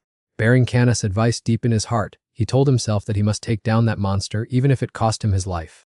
Thanks to that iron will, Maru felt as though he had been infused with a powerful surge of courage to move forward. He bit his lip hard to endure the pain. Then, gathering the last of his remaining strength, he lunged forward to attack. The opponent also charged frantically, opening its mouth wide to reveal rows of hideous sharp fangs. Maru and the other creature rushed toward each other like two arrows. At this moment, the mirror demon raised shards of broken glass to block the attack. It seemed to have made the first move, grazing Maru's right hip. The pain made Maru grimace and tears suddenly rolled down. However, that was all part of Maru's plan. He gripped the creature's hand tightly after the stab, while raising his other hand high. Maru summoned a blade of broken glass from high above. The mirror demon looked up in confusion, wondering why Maru would do that. Then he suddenly held the creature in a tight embrace. Maru screamed in agonizing. Right at that moment, the broken glass shards hovering on the tree branches began to vibrate. Similarly, the debris on the ground also shook slightly. Then they began to fly up. A barrage of various broken glass shards flew straight toward the mirror demon. Because Maru held it so tightly, it was forced to take the full force of the sharp glass shards embedding deep into its body. The mirror demon shrieked in terrible pain. Even though it was Maru's intention, these shards also pierced through his body. Maru gritted his teeth, trying to endure the excruciating pain. Then those knife-sharp shards of glass whipped past, severing the mirror demon's arms. Another shard rushed toward the mirror demon at a terrifying speed. It pierced straight through, decapitating the mirror demon, causing the head and the body to be completely separated. The head flew up into the air and then rolled across the ground. After defeating the enemy, Maru let the mirror demon's corpse slump down. Exhausted, Maru collapsed, gasping for breath. He was also utterly surprised, stammering in disbelief that he had actually won. Next, Maru collapsed onto the floor. Suddenly, the sound of footsteps rang out. It was an employee sent by the SIL chairman to assist. He picked up the mirror demon's head and said, "The demon is disappearing. Could it be that we've destroyed its true form?" His companion turned away and coldly dismissed, "No, the true form has been destroyed elsewhere." Looking at the two things in his hands, a demon's head and an arm, he exclaimed in utter confusion, "Who killed its true form?" The camera angle switches to Maru, who is currently feeling the tear on his neck. He reassured himself that since the demon was dead, his flesh was healing on its own. That was a close call indeed. Maru slid his hand down to his neck, still feeling a slight chill from the recent showdown. He had almost met the Grim Reaper this time. Once finished, he took to his heels and ran back to his mother, who must be worrying herself sick at home right now. Suddenly, someone calling out from behind made Maru stop dead in his tracks, his heart pounding and his limbs trembling in fear. Turning around, he was greeted by the blurry silhouette of a man. It was none other than Maru's father, who raised his finger and reminded him, "Eat up, son." Maru turned pale and wondered in shock how those deeply buried memories could suddenly resurface like this. Looking at the pathetic state of the mirror demon he had just beaten up, he thought to himself, "Dad, why did you keep forcing me to swallow who knows what back then?" Maru whipped around to glare at the corpse of the mirror demon, muttering, "I must admit, this thing was incredibly tough with some seriously bizarre tricks." Then, he planned to approach and devour it. Consuming all its power would surely make him noticeably stronger. Suddenly, he recalled Grandma Ok Mang's prediction that in about a year, demons would pour in like rain, supposedly a prophecy from a visionary official. To protect his beloved mother when that time comes, Maru told himself he had to become even more powerful. He silently walked toward the monster's corpse, knelt down, and reached out to touch it. Lifting its arm to examine it, he muttered, "Then let's do this." Immediately, Maru got down on his knees to feast on the rich flesh of the mirror demon. He chewed ravenously, swallowing every piece of fresh meat with relish. Instantly, a surge of energy coursed through his body, and a glint of determination flashed in Maru's eyes. From now on, he would wipe out any formidable opponent he encountered. At this moment, Maru's face looked indescribably bizarre, with the corners of his mouth smeared with bright red blood. The scene shifts to Sil Forestry University Hospital after the epic battle. Maru had hurriedly brought his mother in for an examination, completely forgetting about his own injuries. The old lady was suddenly shocked out of her wits, unable to believe her ears, and stammered, "They said I was wandering around on the mountain." While munching on a guava, Maru's mother explained, "What else? I don't remember a single thing." Maru put on a fake smile and acted along. "Really? Did you really forget absolutely everything?" while sighing with relief on the inside. Recalling the moment when the mirror demon was about to pounce and eat his mother alive, Maru had desperately tried to stop it, but it was too late. He thought she was a goner. The hideous monster had opened its huge mouth, intending to devour Maru's mother. At that time, she could only stand frozen and scream helplessly, saying, "Now, because of the swirling wind and dust, I couldn't possibly remember what on earth happened up on the mountain." Seeing this, Maru pulled out his phone to show her a news report. "Look at this. The news is reporting on the forest fire on Yanquang Mountain the day you went hiking, which injured a few people." He brought the screen close to his mother's face to reinforce the story and warn her, "I warned you, so from now on, give up this habit of trekking up mountains." After reading the news, she gave a sigh of relief and said, "No wonder. When I was on Yanquang Mountain, I thought I saw your father's silhouette. Is that why I wandered up there?" Hearing his mother blather on, Maru paused to think. On second thought, his father had also vanished on a mountain, so could it be related to the Rakshasas? Memories of the horrifying, bloody day on Yanquang Peak suddenly came rushing back to Maru. Back then, young Maru was still very small, his eyes wide with astonishment at the scene before him. A drop of blood accidentally rolled down his tender cheek, filling young Maru with utter terror. Next, another stream of darker red blood gushed out, accompanied by hacking coughs as his wound grew increasingly severe.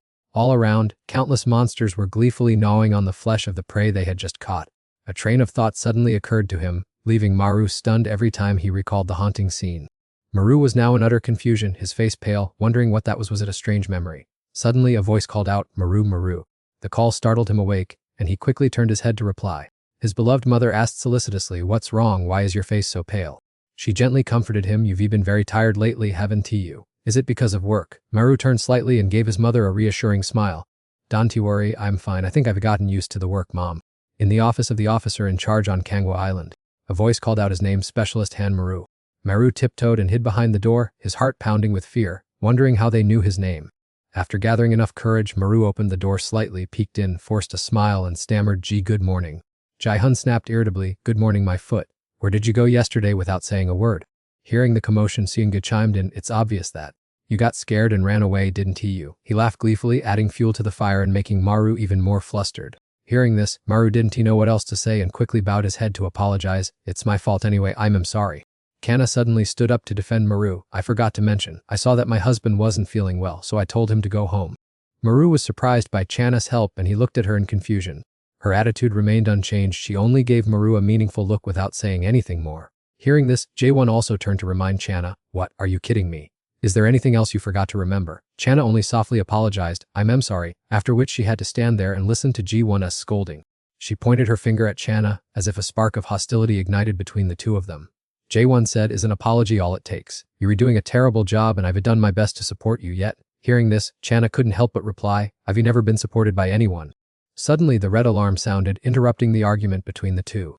Kana quickly put on her coat and announced, "It's level 2. Let's talk about this when we get back to the office."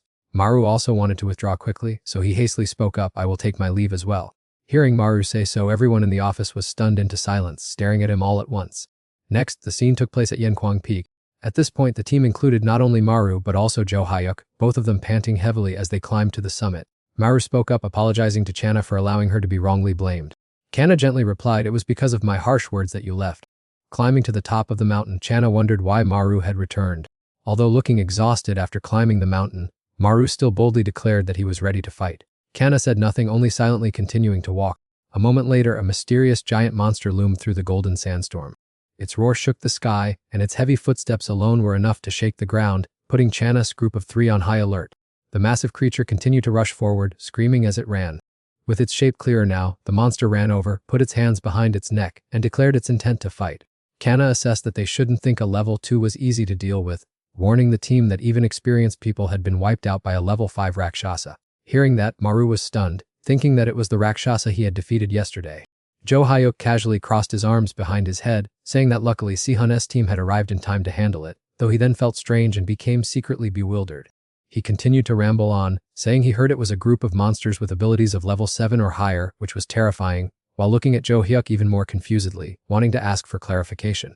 Like a bolt from the blue, Maru could not believe that his credit had been stolen by someone else, especially since he had worked so hard to defeat it. Because I left on my own, I didn't dare say a word, only hoping to be recognized, he continued to think to himself before clutching his head and running, leaving Jo Hyuk thoroughly confused. Kana abruptly interrupted Maru's train of thought, wondering what that Rakshasa over there was doing. She observed the monster and continued, "Why does it keep putting its hands to its armpits?"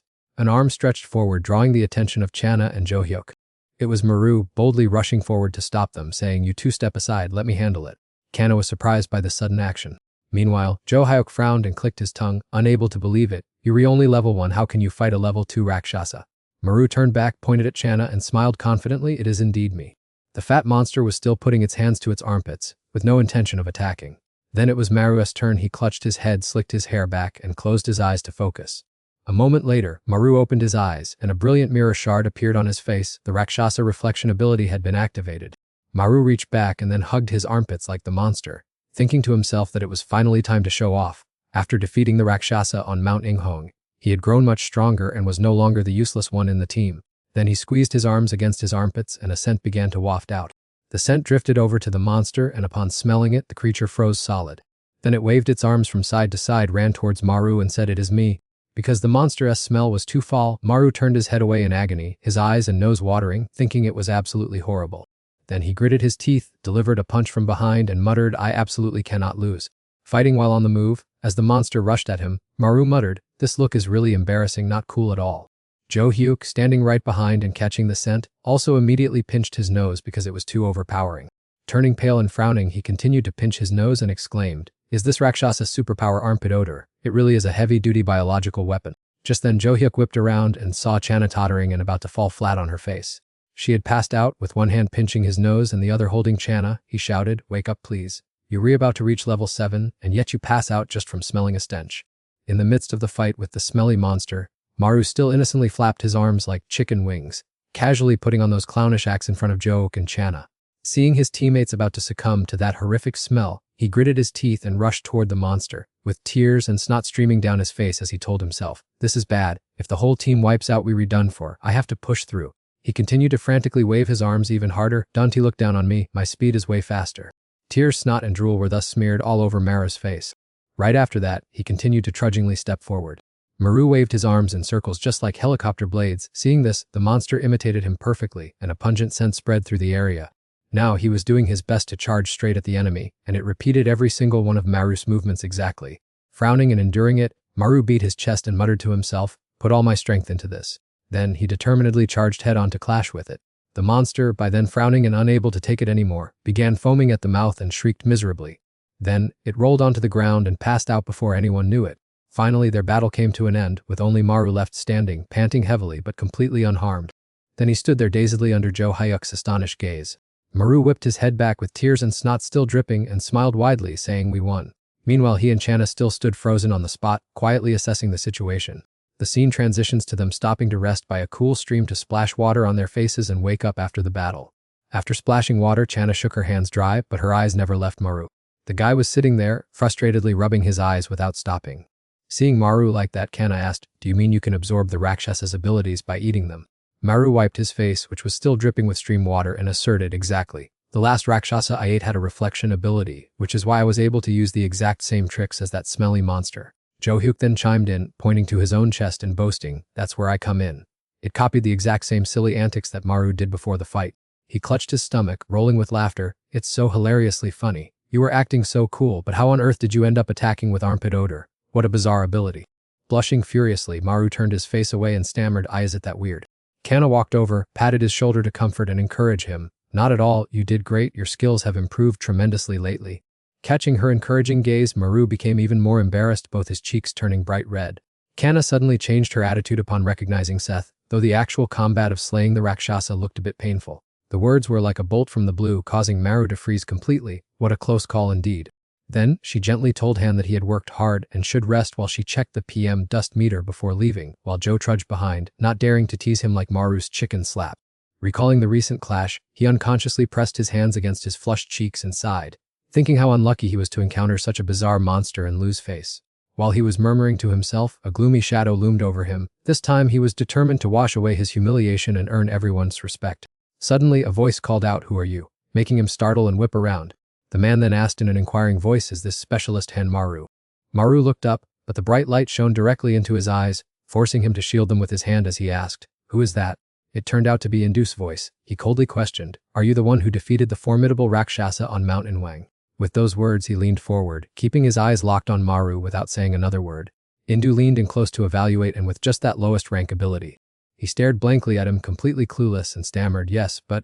Hearing this, Indu stared intently at Maru and then gave a wry smirk. He waved his hand and enthusiastically extended an invitation. "I really want to recruit you into the Xian team." Maru's jaw dropped in surprise as he blurted out, "Is this some kind of multi-level marketing scam?" Beside him, Indu glanced at him curiously. "Are you aware of the actual scale of our Sin group?" Hearing that, Maru flinched and waved his hands dismissively, replying, "Is that a gathering place for terrifying people or something?" Then he pointed to his own nose and asked back, "You mean me?" Hearing this, Indu laughed heartily and said, "Exactly. My judgment of people is never wrong." Hearing this, Maru immediately took a defensive stance, skeptical. What talent could I possibly have? The scene shifts to a busy office space where a man in a red suit hurriedly follows Indu, calling out, "Big boss." It was Director Donan from the Ministry of Environment. She frowned with annoyance. "Why did you unilaterally postpone the contract and disappear without a trace?" Only then did Indu turn his head with a casual smile. "Ah, an interesting individual just caught my eye." The boss lady narrowed her eyes in curious inquiry, a sign of some wealthy family. Then the director of the Ministry of Environment glanced sideways at the folder covered in sticky notes and muttered, "So you retargeting a Xion agent instead?" Indu loosened his tie and sighed wearily. "No way, I rarely see my son after the divorce." With that, he pulled up an armchair, sat down, and added another remark. "Now my target has shifted to someone else." Hearing this, Indu glanced at him, flipping through the documents, and asked, "That rising star?" Resting his chin on his hand with a sharp gaze, he exclaimed excitedly, "Precisely, that's what my gut tells me. It looks like I'll have to keep a close eye on this rookie from now on." In another moment, at the foot of the house, thick yellow smoke billowed. The dense smoke had already spread throughout the hallway. Inside, a clumsy figure, wearing only a loincloth, was throwing open the refrigerator door. The lanky demon with dry eyes stared deep inside. And in yet another place, at the office of the Kangwa Island Lord, Maru rested his chin on his hand, eyes narrowed, with a fully satisfied smile. Then he placed his hands on the keyboard, smiling and thinking to himself that working in Sil is indeed much more leisurely, and hoping to go there soon. Suddenly he remembered something, his face turning pale and his mouth gaping in shock. "Oh my god. But once I get there, won't I have to face even stronger demons?" Right now, in the office, everyone was engrossed at their desks, and the unusually peaceful atmosphere made Maru breathe a sigh of relief. "All right, I need to be a bit more careful." Then he rested his head on his hand, blushing with pride, "But being recognized isn't so bad either. I should stop overthinking." Suddenly, Xianggu stared intently at Maru, who was smiling foolishly. Then he called out, "Hey, subordinate," making Maru look up in a daze. Then Xianggu grimaced in annoyance and questioned, "Why do you keep smiling so foolishly?" Then, radiating a glowing red aura, he leaned over the desk toward Maru and sneered, "It must be nice to work here with your abilities. How truly annoying." Xianggu added with a dig, "You re the weakest one here, do you understand?" Maru raised his eyebrows in protest. "Why do you say I have no ability?" Irritated, Xianggu slammed the table and yelled angrily, "How bold of you, do you dare to talk back to me now?" The words of the level 7 ranker were like sharp knives piercing Maru's heart, choking him with anger, not only incompetent but also full of bad habits, and reeking of an unpleasant smell. Hearing this, Maru raised his hand to cover his face, sweating in fear and stammering, "Why would you say that?" Then he turned his head to look at Zhou Hayuk, who was pretending to flap his arms like an encounter with a smelly armpit monster. Maru clenched his fists in anger, thinking he must have been the one who spilled it. But the latter responded with his back still turned, as if hearing his thoughts. "I didn't say anything." Suddenly Zhou Hayuk blurted out, "Oh my god," while the others looked at him and laughed gleefully, as Maru stood behind them, his blood boiling with anger. Suddenly the big foolish guy turned to look with a dazed expression. Then he pointed forward and laughed until tears came, so funny, while Maru grumbled internally, "Even that middle-aged guy, why does he like to tease me so much? Working in an office is indeed bad luck." Suddenly J1, standing behind Maru, raised her hand towards the crowd and shouted, "All right everyone, stop talking." Then she said to him, "You did a great job making Maru look up in emotion, thank you." But then, J1 clapped her hands in approval. "In that case, it's good that you survived. Even if you had to hide away, it doesn't matter indeed." These words made Maru even more miserable. His head spun, he rested his elbows on his thighs, and bowed his head in deep dejection. Maru rested his chin on his hand, glancing to the side in embarrassment. "Damn it, this is so embarrassing." On the other side, his gaze accidentally swept past Channa, who was frowning. Maru thought, "But what can I do about it?" Then he sighed, looking down at the phone in his hand. "I am treated as if I am completely useless here." Henmaru looked at the name on the contact list on his screen, wondering to himself, if that's the case, should I try calling there? Come to think of it, the transfer to Sil is indeed a golden opportunity to start a new life. The blaring alarm siren cut through the air, and Channa jumped up to announce the appearance of a level 2 demon. Before the words could even dissipate into the air, Seongu abruptly grabbed her wrist. He frowned and ordered that this time, he would take charge of dealing with it himself. His eyes shone with determination because he was sick and tired of sitting around doing nothing. Seongu gestured with his chin and directly asked if Maru wanted to go with him. He felt so uncomfortable that he broke out in a sweat when he heard the other person sarcastically call him a useless rookie. Some time later, they were standing amidst lush green mountains. Seongu vigorously climbed the steps leading the way while Henmaru followed, breathing heavily. After a long while, he turned back and looked upwards with a pleased expression. Henmaru followed, looking at the other person's rapidly moving back, feeling silently dejected. I really don't like working with him, it is so tiring. Well then, I'll just try to contact the chief to get transferred to Sil soon and be done with it. Seongu suddenly stopped, and with an indifferent expression, without even turning his head, he mumbled that things were starting to get troublesome. As soon as Henmaru arrived, he wiped the sweat from his forehead, his mind full of questions, not understanding what was happening. Pointing towards the tiled roof house covered in yellow sand, he asked if he saw anything unusual. Henmaru was stunned at this moment and exclaimed in surprise, "How strange, why is yellow sand appearing right in the middle of a residential house like this?" Ignoring his astonishment, Seongu still headed straight for the gate, making Henmaru grumble to himself, "Who am I to have to listen to that guy?" While Seongu pushed the door open and stepped in decisively, he still lingered outside, observing with caution. Seeing the swirling yellow sand pouring out from inside the house, Henmaru wondered if this was a level 4 demon engulfing everything. Inside the living room, there was nothing but an old TV, a round table, a drying rack, and a few other miscellaneous items. In the deserted hallway, dense sand dust completely obscured visibility. Seeing this scene, Henmaru said fearfully, "Luckily the house is empty," but when he saw Seongu suddenly turn in a different direction, he frantically raised his hand to stop him. The two stealthily entered the sand-filled hallway when they suddenly heard a strange sound, which startled Henmaru, who reminded him, "I told you not to wander around." Both stared at the room with the blue door that was emitting eerie sounds. Seongu stared intently at it, then confirmed that the culprit was hiding right inside. Then he reached out to unlock and open the door. Seongu looked momentarily bewildered when the door didn't budge. What bad luck. Henmaru immediately rushed out to block between him and the door and urged caution. But the other person irritably told him to get out of the way immediately so he could handle it. Seongu casually put on his black glove and threatened that if he didn't give way, he shouldn't blame him. He threatened to use force while clenching his index finger, causing an electric current like lightning to flash through, his eyes glaring fiercely. Right opposite him, Henmaru frantically cowered, covered his face with his hands and screamed loudly. But then everything remained silent, making him look visibly disappointed. Fumbling endlessly without being able to turn the lock, Seongu was extremely frustrated while Henmaru, standing behind him, froze with a tight throat, sweating profusely before letting out a sigh of relief that thankfully nothing had happened, and then laughed goofily, asking what on earth he had just seen. Disregarding the words of the person next to him, Seongu kept his eyes glued to the keyhole, peering in. He concentrated intensely, peering through the tiny slit in the door. Then the blurry silhouette of a person gradually appeared before Seongu's eyes. Straining his eyes to look closer, it turned out to be a man sitting with his knees hugged tightly, pressed against the wall. Seeing this, Henmaru curiously squeezed in, demanding to take a look too. "Let me have a look," which annoyed Seongu, making him glare and scowl. "Hey, what is this?" He tried to stretch himself toward the slit in the door and muttered, "Why is it so hard to see?"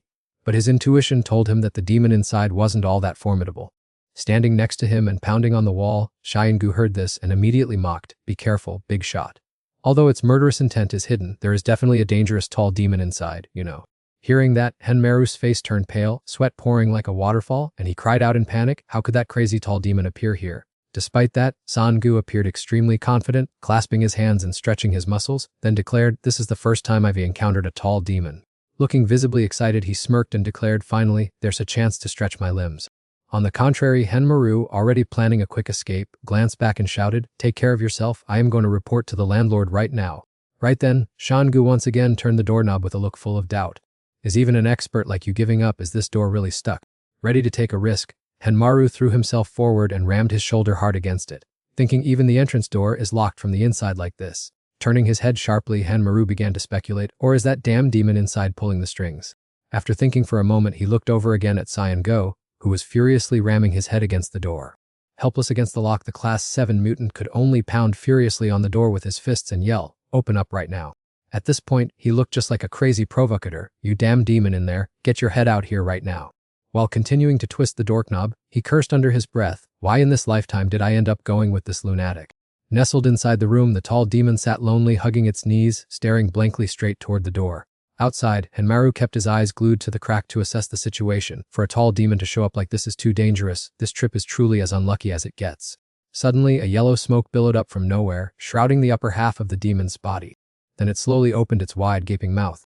The tall demon smirked and growled each word right outside. Having said that, it shook its head vigorously as if to double its head and repeated, there indeed is.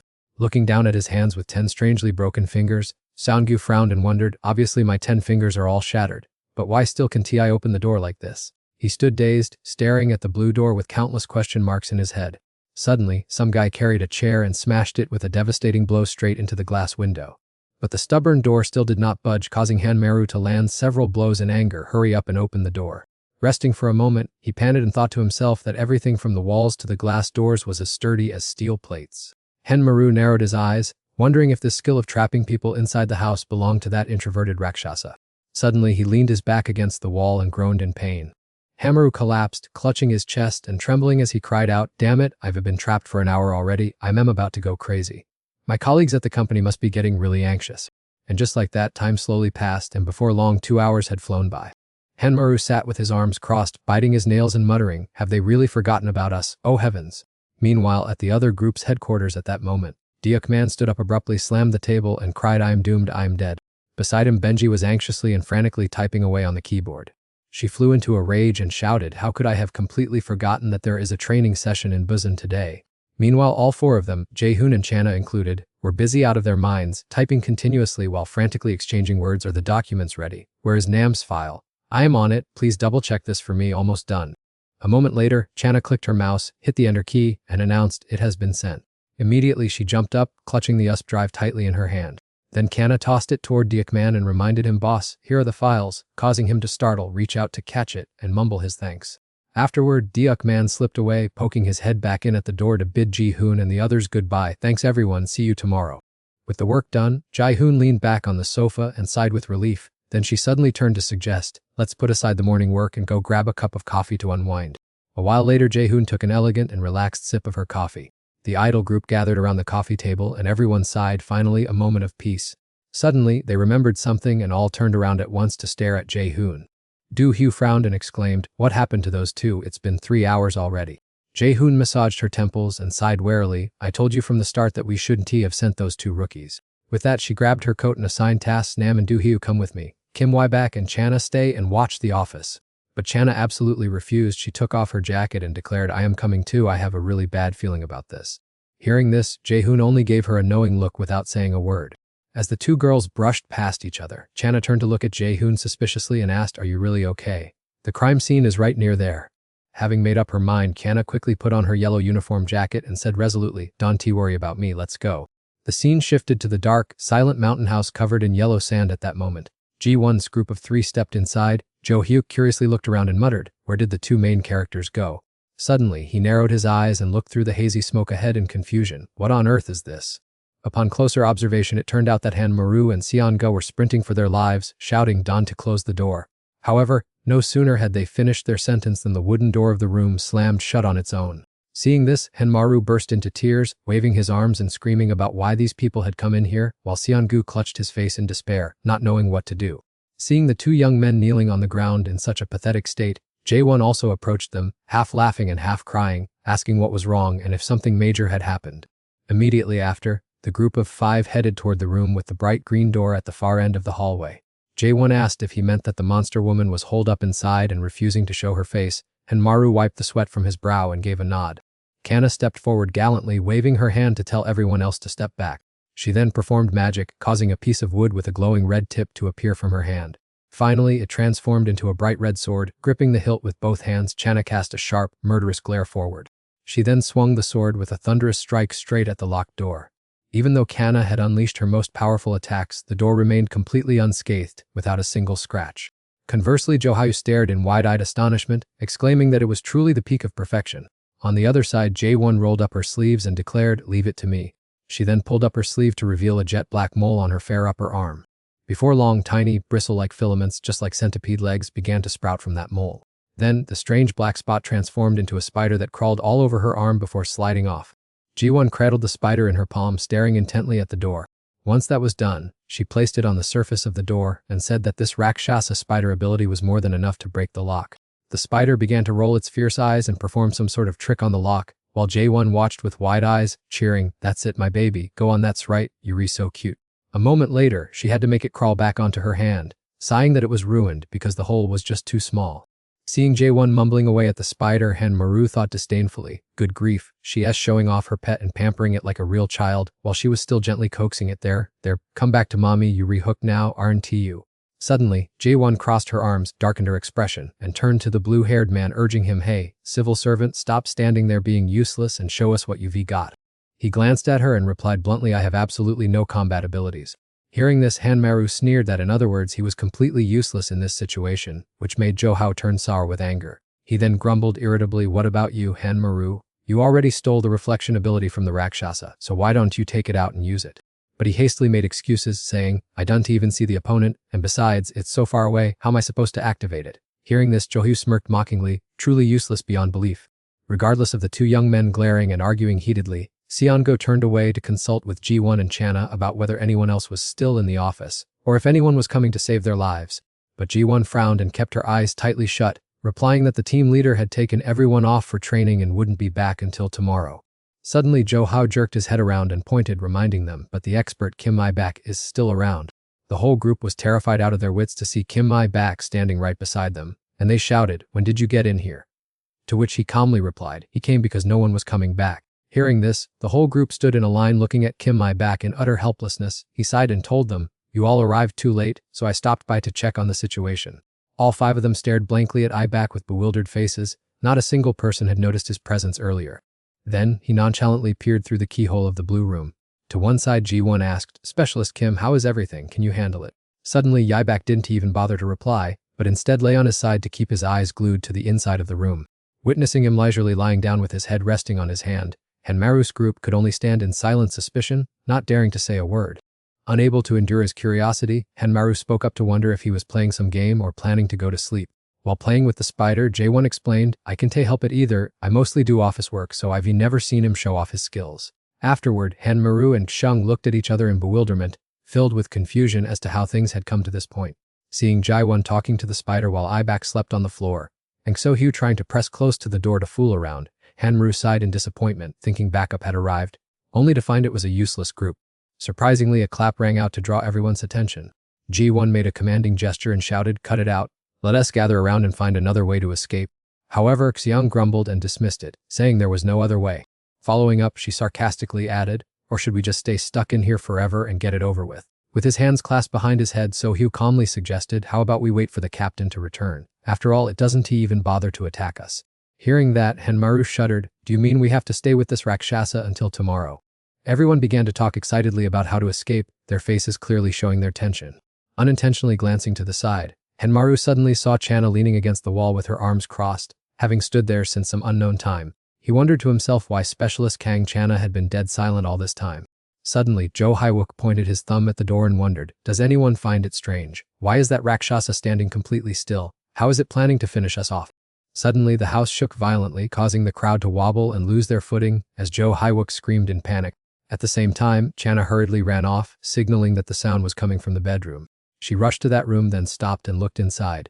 Channa's eyes widened in astonishment, her face filled with unbelievable panic. At this very moment, brown smoke was pouring into the room through the gaps in the walls and floor. From high above, a ceiling fan blade suddenly broke off and fell to the floor. By the time Jae-won and the other three managed to run over, Channa had already raised her hand to stop them. They gasped in unison, "What the hell? The house is shrinking." Jae-won's eyes widened in shock as he stammered, "Now I understand. That is the goal of the closed-off Rakshasa." Then, his eyes widened to their limit and he said, "It turns out its intention is..." At that very moment, the solitary Rakshasa closed its eyes. Its hands were filthy with dirty black nails, looking truly unsightly. Its two heads still maintained a gentle look, while its hands clenched tightly. The sound echoed from the room, dispelling everything in the house, leaving only its familiar space. Right at this moment, the Rakshasa monster with countless heads piled on top of each other stood alone in mid-air now. It was the only thing left in this house.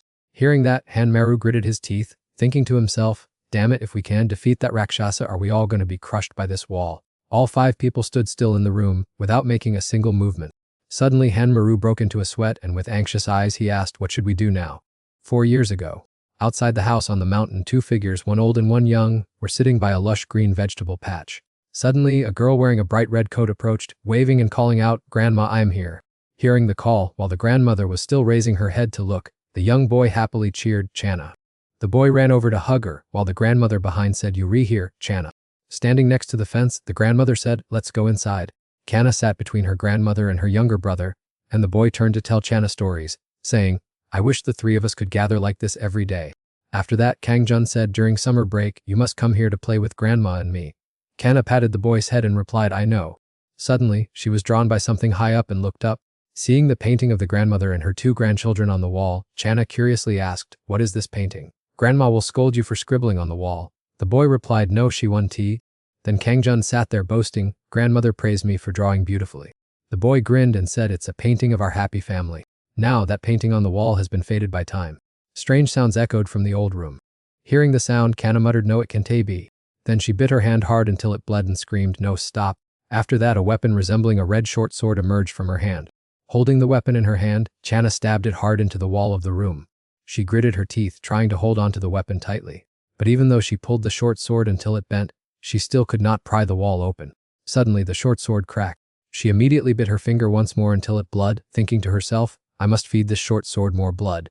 Channa's entire body was trembling as she put all her strength into the blade that was pinned tightly to the wall. Even on her neck, terrifying black veins stood out, but no matter how hard Channa tried, it was of no use, as her hands seemed to have merged with the blade. Witnessing that, Jae-gun frantically shouted, "Specialist Channa, stop right now, it's too dangerous." But before she could even lift her foot to rush over and stop her, another figure flashed past as quick as lightning. Hammer rushed straight over, grabbed Channa around her waist, and pushed her away. Right at that moment, that cursed blade suddenly snapped in half. That unexpected sight left Channa stunned and frozen. In her mind, the image of the painting of three people on the wall suddenly appeared clearly, and tears began to stream down her face. The room with the painting gradually became hazy, as strange sounds echoed everywhere at the same time. Right at the moment Hamru grabbed Channa and dashed out, the wall of the room suddenly collapsed, blocking the exit. Ji-gun and the other two young men were frozen in shock, crying out in unison, "It stopped." On the ground, he struggled to sit up, holding the back of his neck with one hand and groaning softly, while Channa still lay there motionless. Ji-gun hurriedly helped her up, then anxiously patted Channa's cheek and shook her, calling, "Specialist Channa, are you okay?" In another corner, Hammer got up and pondered. It seems she's exhausted from overusing her ability. Then he looked away, his voice full of curiosity, but why was she able to? Hearing that, Jae-gun also quickly understood the intent behind his question, so he lowered his face and replied, "Actually, this is..." Then he slowly added, "This is Channa's grandmother's house." Hearing that explanation, Hammer's eyes widened and his mouth hung open in utter shock. After that, Jae-won began to recount that Channa had lost both her grandmother and younger brother in this very house, victims of an evil demon. A long-haired monster turned its hands into sharp weapons to take the lives of Channa's loved ones right before her eyes. Jae-won added, "And it was also in this very place that Channa awakened her latent ability." Hammeru looked down, his face sad as it dawned on him, so that's how it is. Right now, Channa's head was resting on Jae-won's lap, gasping for breath, her face beaded with sweat. Suddenly, Do-hyuk looked up at the wall and exclaimed, "What a relief.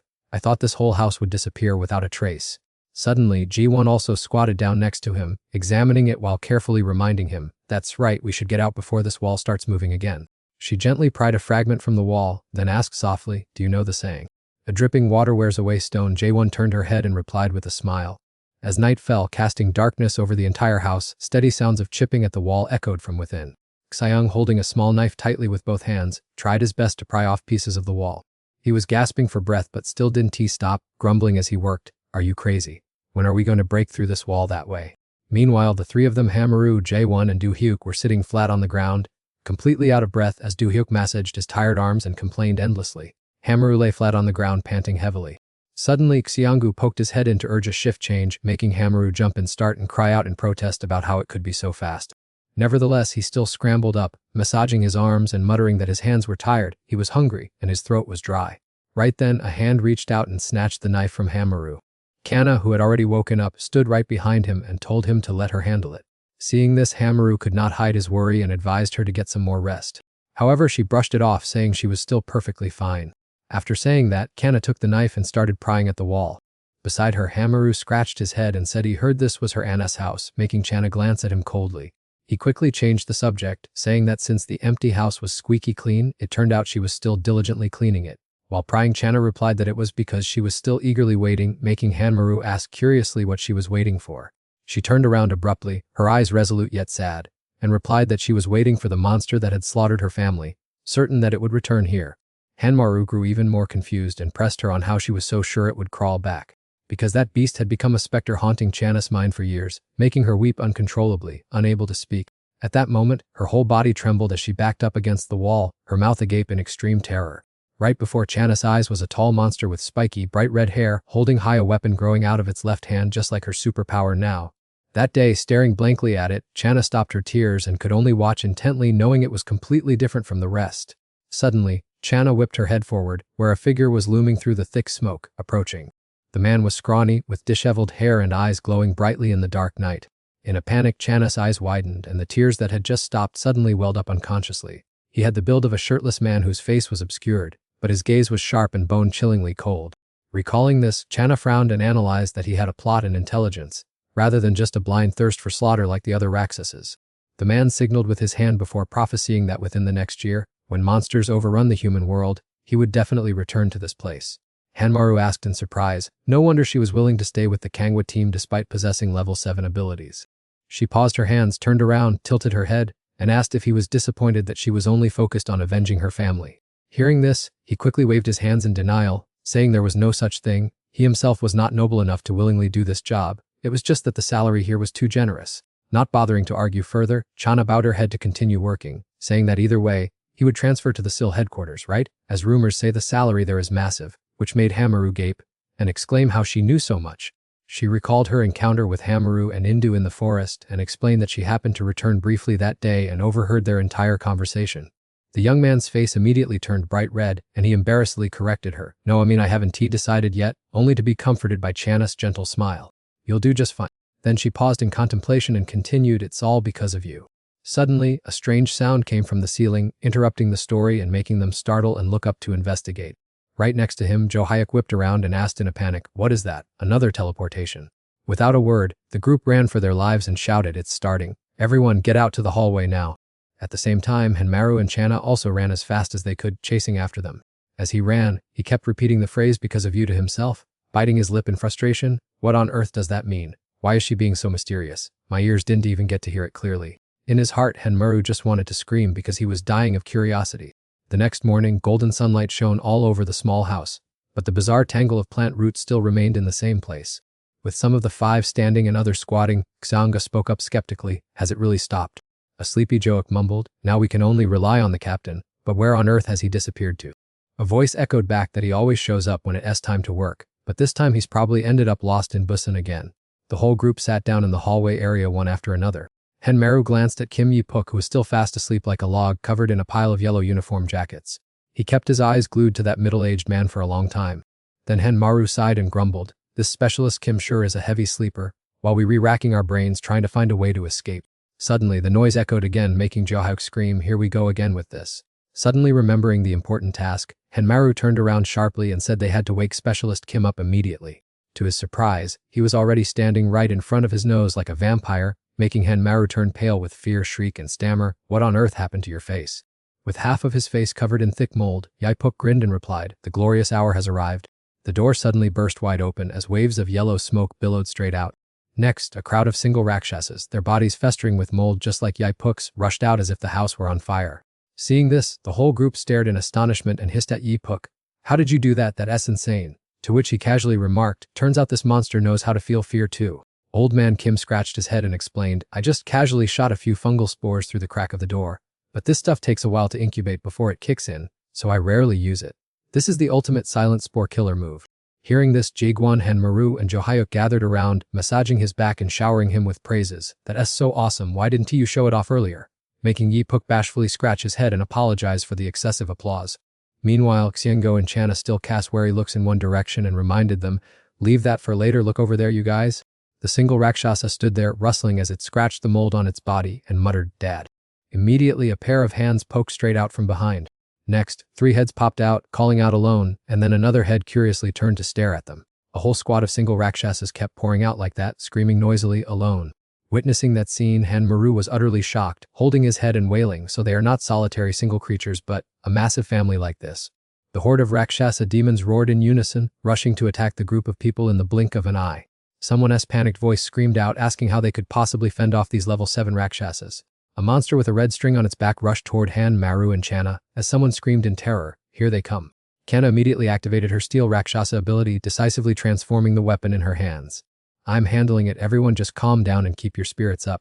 She raised both hands high to create a bright golden sphere, shouting out that she was using her Rakshasa ability. That was Johyuk's invisible Rakshasa. He locked everyone inside, and Hanmaru curiously tapped on the transparent barrier. Kanna shouted loudly and confidently, then charged out to fight. With a clean slash, she sent the tall, lanky demon to its grave. But as she swung her blade again, the tip of the sword unfortunately got stuck in the cramped hallway wall. Kanna swore angrily to herself, "Damn it, the hallway is too narrow and the blade is stuck." At the same time, another Rakshasa stepped on her sword to build up momentum and pounce. Kanna glared, grinding her teeth in anger at the dire situation. The tall, lanky demon also opened its mouth wide, waiting to deliver a lethal blow. Before it could act, Hanmaru escaped the sphere and rushed forward, sinking a fatal bite into its neck. The Rakshasa trembled from the bite, screaming in excruciating pain. The demoness hands trembled as it tried to clench them into fists, but all its efforts were in vain. Before it could strike, Hanmaru drained all of its blood, causing it to collapse under his terrifying gluttony ability. Johyuk shouted in panic, "We were done for. That Rakshasa is trying to bring down the ceiling." Hanmaru released his prey, with blood smeared on his mouth and his eyes glowing. He turned around and roared, "There's no other way." A beast mirror fragment appeared on his forehead as Hanmaru roared furiously, reflecting ability activate rise ceiling.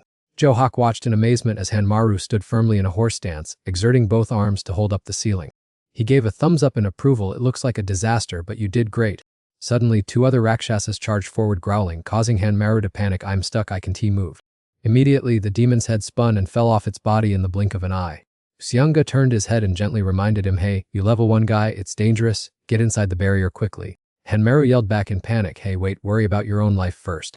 A tall, lanky demon managed to bite hard into Xanga's shoulder, making him scream out in agony. Several more clung tightly to his body, and Xanga roared in anger, "Damn it." Before the demon could cause any more harm, its head was pierced by light, while another was skewered through the chest. Above Xianga's head, a giant spider with glowing yellow eyes and sharp legs still splattered with blood suddenly appeared. In another aspect, Jae-gun closed her eyes, and on the top of her head, yellow eyes identical to those of that black spider emerged. Just then, she placed her hand on her forehead and ordered Seungu to help Kang Channa bandage his wound, while Zook also urgently called on everyone to protect Hanmaru.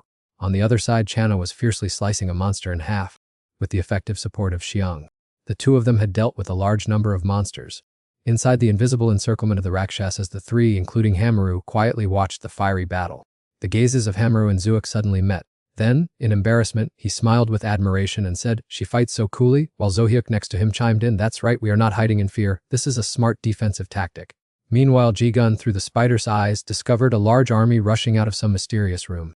She exclaimed in surprise, "How strange, why do the Rakshasas keep continuously emerging from that room?" Hearing that, Hanmaru turned to look at Ji-gun curiously. Then. With that, he dashed out, shocking Zohyuk. "What does he think he's doing?" Hanmaru ran straight towards Channa and Shang. He did not stop at all, but firmly requested them, "Quick, open the door for me to go inside the room, right now." Hearing Hanmaru's words, Channa glanced at him with concern while Shang-gu was no different. She looked back and quickly deduced Hanmaru's intention. Then both of them, without needing to exchange words, opened a path together for him to quickly advance to the rear. At the same time, Hanmaru in perfect coordination jumped into the air. With a glowing mirror symbol on his forehead, he plunged into another space where a screen of bright yellow dust revealed the silhouettes of the monsters. Hanmaru bent his knees and placed one hand on the ground to land. He exclaimed in astonishment, "What is this?" Before Hanmaru's eyes now, amidst the hazy smoke, were countless solitary Rakshasas, and at the center was a tall demon, kneeling with both legs tightly bound, with red strings radiating all around it. Hanmaru narrowed his eyes and cursed, "You coward, do you only dare to stand in the room and order your minions to fight? How despicable." Suddenly, the top of its head twisted and another head grew out. But before it could do anything, Hanmaru silently emitted a murderous aura, raised both hands to the sky, and declared, "In that case." Instead, the tall demon with 2 bizarre heads tilted its neck to the sky. At the same time, Hanmaru brought a yellow blast down on its head, dawned to even think about escaping. That yellow energy poured down on the head of the tall demon and the crowd of tiny monsters it had summoned. Immediately, Hanmaru turned and ran back outside. He directed his gaze towards the small door ahead and rushed towards it. Hanmaru gritted his teeth, trying to run even faster, and roared. Suddenly, outside, the figures of 2 people kneeling and looking in appeared. Seunga split up and headed out with Kanna while Hanmaru leaped away. On this side, the guy also stretched his arm out toward Xingu to help. Finally, their hands gripped each other tightly. He used all his strength to pull Hanmaru out.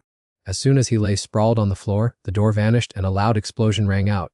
Both Hamaru and Xianggu's faces and bodies were covered in blood as they gasped for breath and looked back. Afterwards, Hamaru jumped up and down cheering and celebrated with Joik and Ji-won. Ji-won showered him with praise. Hamaru, your reflection trick is truly divine, while Jo Hae-yuk clapped his shoulder excitedly, a stark contrast to when they fought the Rakshasa monster on the mountain. Despite being flattered to the point of a nosebleed, Hamaru still scratched his head with a goofy grin. Ignoring her friends who were bantering with each other, Channa didn't care, she just silently looked away. In that direction was a corner of the hallway, where there were several doors painted green. In that very place, her family of 3 used to share meals filled with laughter. Seeing Channa lost in thought, Hamaru fell silent, quietly calling out Specialist Channa's name to himself. The Rakshasa is dead, there's no need for her to worry, Hamaru thought to himself, lightly tapping his forehead. Suddenly, he looked at the corpse of the monster lying sprawled out and thought, well, let's do this then. Hamaru suddenly bent down to the monster's neck to suck its blood, causing Jo Hae-yuk to cover his mouth in shock and cry out, what on earth are you trying to do?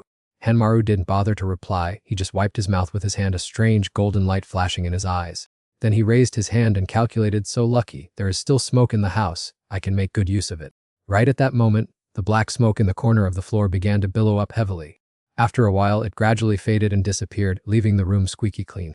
Witnessing his strange actions, Xianggu and everyone else stared wide-eyed. In another corner, Hamaru was still diligently practicing how to cast his new skill. Then he leaned his head against the wall, gritting his teeth in exhaustion. Though he had only moved a tiny bit of smoke, he just needed to try a little harder. Suddenly, someone touched Hamaru's wrist to stop him. All right, that's enough, stop. Kanna looked at him dripping with sweat and said sincerely, thank you very much. With that, she gently flashed a very charming and heartwarming smile. By now, the house had been somewhat restored, with sunlight shining through the ruins. The painting of the 3 of them still lay there, though a bit faded from the dust of time. Some time later, at the headquarters of the Manhwa rescue team, Daeuk man wearing cool sunglasses and carrying a large gift bag raised it excitedly. I am back. Here are the premium Bun specialty cakes. He bragged for a while before freezing as he saw the office was completely empty. Daeuk's man took off his glasses in bewilderment. After all the effort it took to get them, where had everyone run off to? Then he strolled into the break room and asked curiously, is anyone here? Just as Daeuk's man's finger touched the doorknob, suddenly the phone rang loudly. On the other end was the director's voice. I proposed transferring Hamaru to headquarters, but he refused. I am calling to ask what the reason is. Hearing this, Daeuk's man rolled his eyes and replied, well, it's like this. He saw that, on a bed in the break room, the young boy was hugging his legs tightly, fast asleep. In another room, the 4 guys were squeezed together, sleeping like logs. Seongu had Hamaru in a headlock while Hamaru's hand poked Seongu's cheek, while Hech rested his head on a colleague's stomach with his legs spread for the other 2. And as for him, he was lying in the corner facing the wall, sleeping soundly. Looking at the chaotic scene, Daeuk's man clicked his tongue and continued, it seems he has completely integrated with the Manhwa team. Suddenly, a bright golden aura surged forward. Just as Hamaru blankly turned his head, his body was already sliced into pieces. Traveling back in time to 7 hours ago, Hamaru let out a long yawn, looking dejected. With sleepy, half-closed eyes, Hamaru trudged down the street, muttering, I don't know about being an unemployed student, but working is really exhausting. As he dragged his feet, he grumbled, my stamina still hasn't fully recovered after that duel with the Rakshasa. Suddenly, something caught Hamaru's attention, making him turn around and look with skepticism. At that moment, a luxury white car pulled up and stopped right next to him. The person behind the wheel was Seongu, who slowly rolled down the window. Just a few minutes ago, when they were still at the mountain base, he had reached out with a worried face, calling Hamaru, get in the car quickly. Seeing Seongu, he eagerly ran to the driver's side window and waved, good morning, can I hitch a ride if it's on your way? But before he could finish his sentence, Seongu coldly glared at him and bluntly brushed him off, go away. Then he revved the engine and sped off, leaving Hamaru standing there in a daze, shouting angrily after him, what a heartless jerk. Right behind him, Jo Hech walked up with crossed arms and commented, I'm so jealous, that's a pretty fancy car. But isn't it a bit strange for a rookie to drive such an expensive luxury car? The kid next to him looked skeptical, the rookie's attitude is so disappointing. Beside him, Hamaru chimed in, exactly, and his personality is weird too. Jo Hech nodded in agreement, yes, absolutely right. Showing his mischievous side, he cheerfully teased, I agree. No matter how good-looking or rich his family is, if his personality is terrible, it's worthless. He'll probably end up with no friends to hang out with. They both burst into loud, gleeful laughter, but in their hearts they thought, but I don't have any friends either. What is this feeling of helplessness? I'm so jealous of Seongu.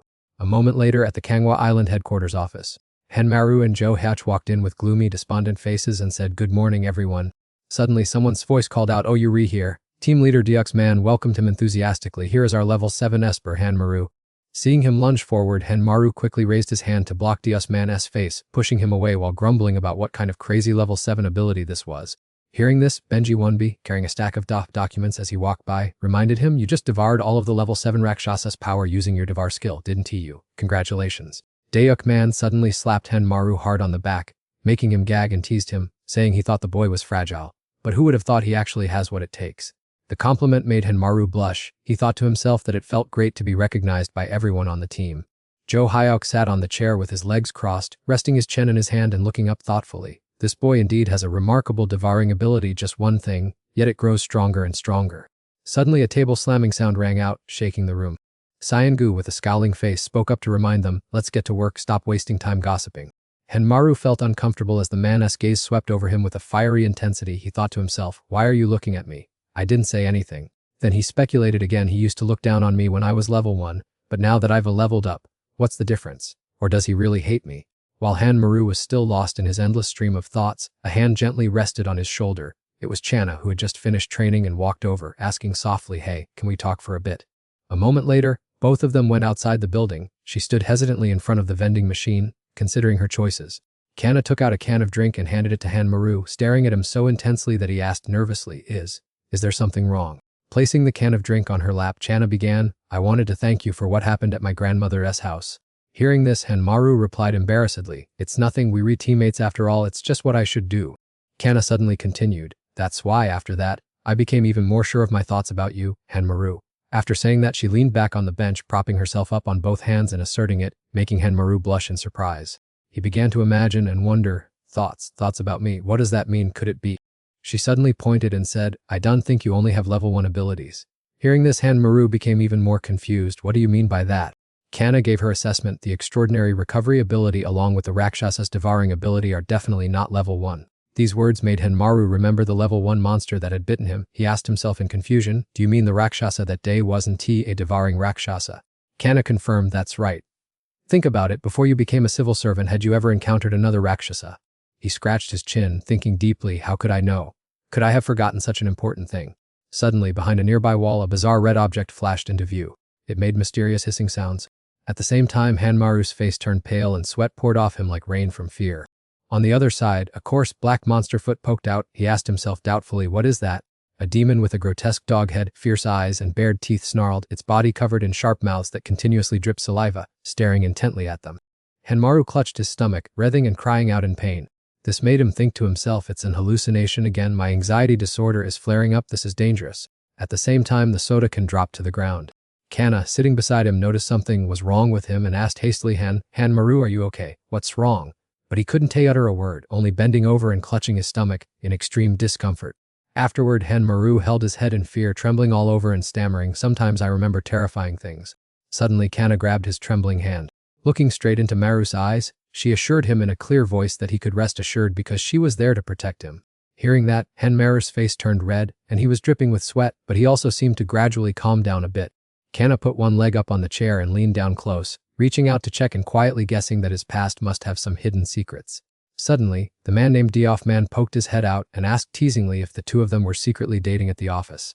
The awkward question startled Henmaru, and he quickly waved his hands in immediate denial, saying there was no such thing. At that very moment, Channa whipped around and replied bluntly that there was no way, as they would all die when the monsters flooded down next year, so who had time for romance now? How harsh it sounded, her words were like a knife cutting into his heart, making Maru clutch his chest and writhe in pain. In his heart, he screamed bitterly that she was the one who didn't care about such things. So where on earth did this idea of dating come from? Having finished speaking, Channa flung her towel over her shoulder and walked straight away, leaving Maru all alone, lying dejectedly on the chair with a deep emotional wound. Just then, his colleague ran over in a hurry to tease him about being harshly rejected, forcing him to scramble up and set the record straight once again. Then, he looked up to watch the back of the female squad leader who was walking away with great determination. That moment passed and the watch on his wrist showed exactly 12 minutes past 5. Jaehoon hastily put on his yellow uniform jacket and muttered to himself, wondering why he had to suffer so much hurt. In contrast, the scene appearing before his eyes was a vast range of rolling mountains covered in lush green. Henmaru trudged along behind Channa as she climbed the mountain while keeping her face constantly glued to her tablet. As he walked, he calculated the time left until the end of his shift, telling himself that he would have to assign someone to check the dust sensor stations later. Arriving at the foot of a transceiver tower, while she focused on her work, he could only stand there rooted to the spot, watching her. She watched the parameters appearing on the screen intently and then quickly entered the data. Maru narrowed his eyes and scratched his chin, wondering why the atmosphere was so awkward even though they weren't tea lovers, and then he just stood there staring at her back. Suddenly he thought to himself that, according to the expert, they were on the verge of death anyway, so why bother? It would be better to focus on finding a way to deal with the monsters. But it was a pity that their knowledge of them was so limited, and how great it would be if they could communicate with them.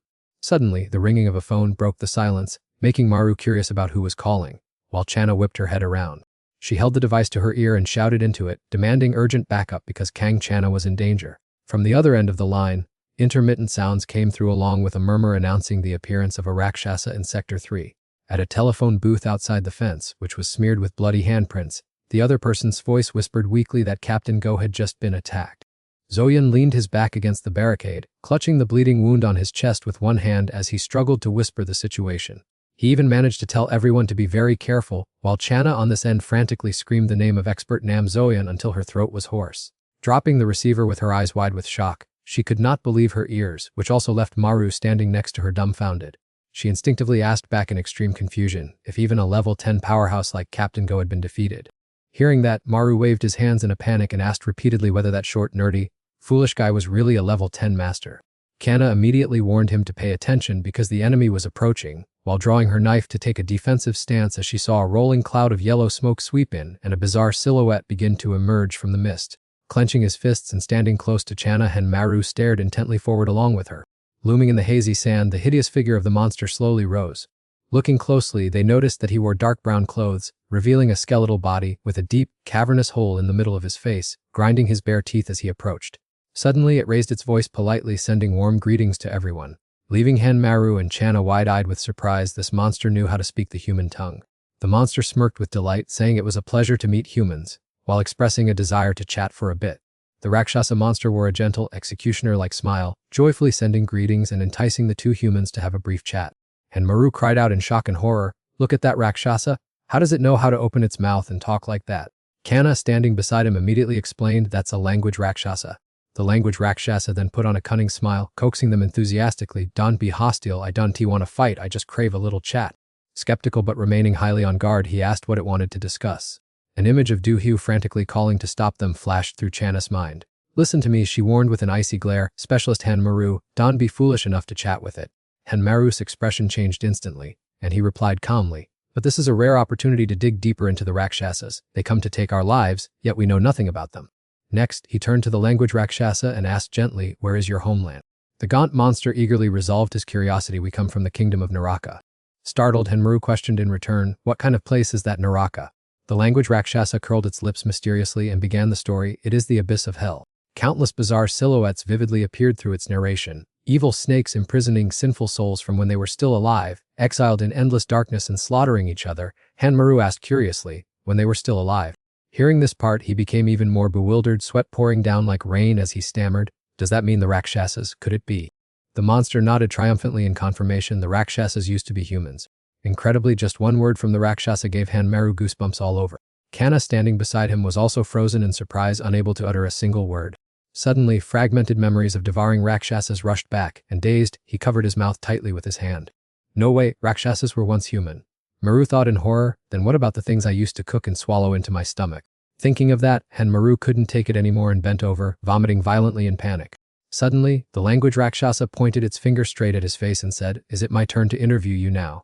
Han Maru looked at him suspiciously and asked, "Ask what?" At that moment, a hand suddenly grabbed his arm tightly.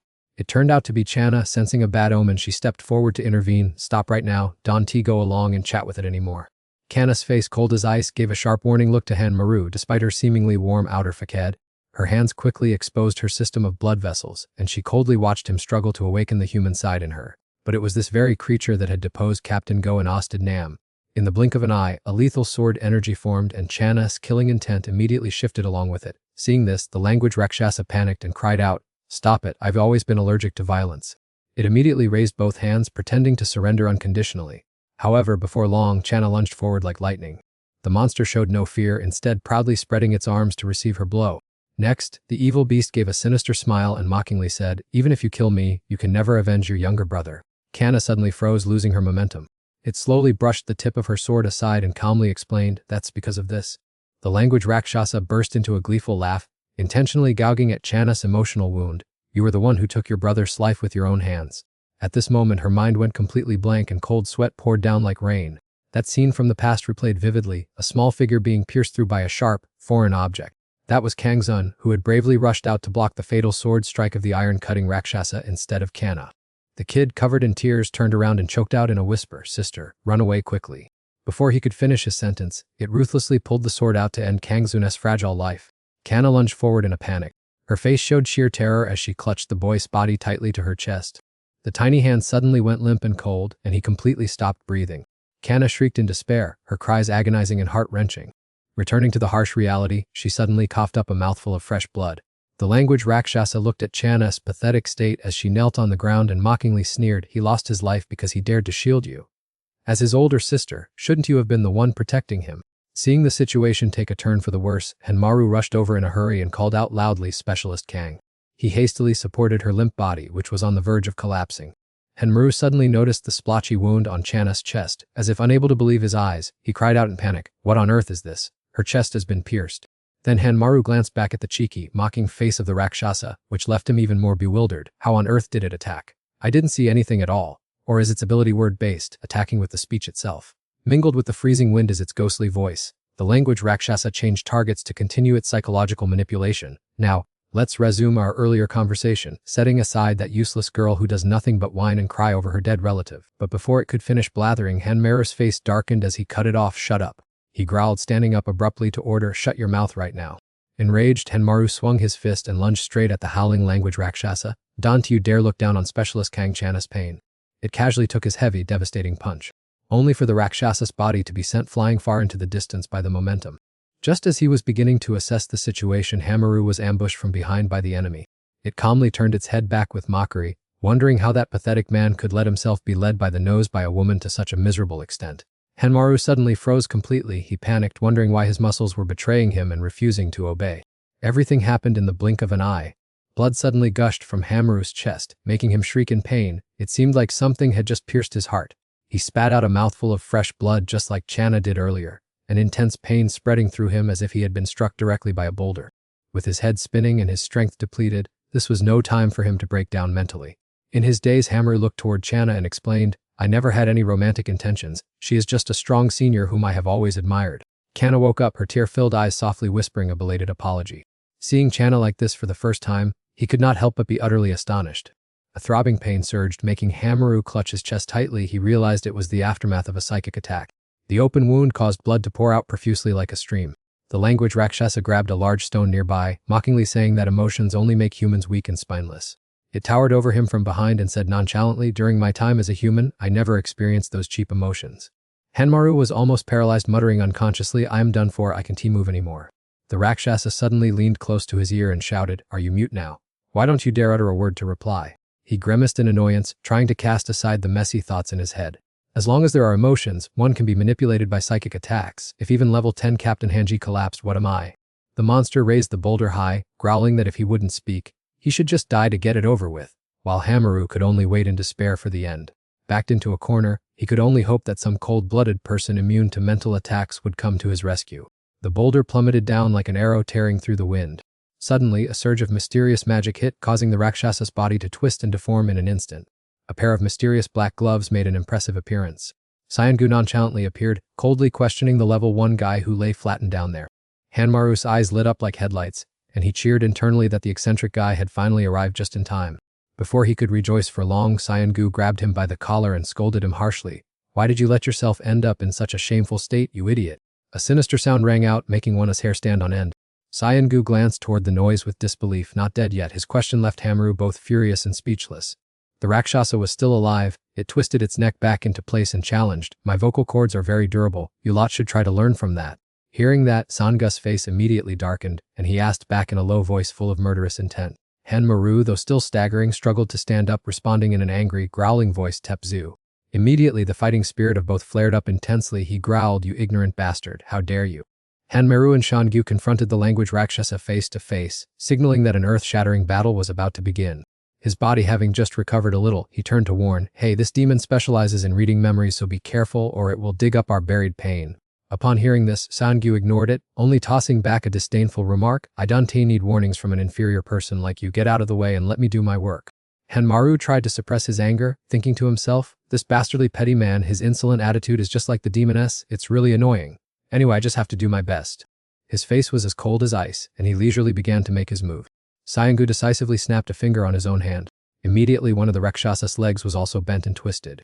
The demon contemptuously issued a challenge, is that all? It seems that being recognized is a lifelong luxury you can never reach. Ignoring the provocative words, he still slowly displayed his ability, causing the Rakshas's body to continuously twist and deform grotesquely. Contrary to expectations, the Rakshasa seemed to enjoy it immensely. It smirked with amusement. Oh, it turns out you are also as cold-blooded as I am. How interesting. Indeed, the child of a woman abandoned by her husband, driven so mad that she committed suicide, is no different. That pain truly never fades. Sangyu immediately froze as if paralyzed. Childhood memories rushed back, recalling the day his mother hanged herself. This truth left Hanmaru utterly surprised, thinking to himself, good heavens, so he also had such a painful past when he was a child. Looking at Sang's darkened face, he suddenly thought, I thought he was just someone who grew up in luxury, but it turns out I was completely wrong. Hanmaru rushed over, wanting to shake Sangyu awake, his heart filled with anxiety. No matter how psychopathically cold-blooded he is, this kind of mental attack has pushed Sangyu to his limit. It is time for me to fight in his place. Surprisingly, Ga suddenly burst out laughing, leaving Hanmaru standing there dazed, unable to comprehend. He smirked with contempt and replied, pain. So what, it's no big deal.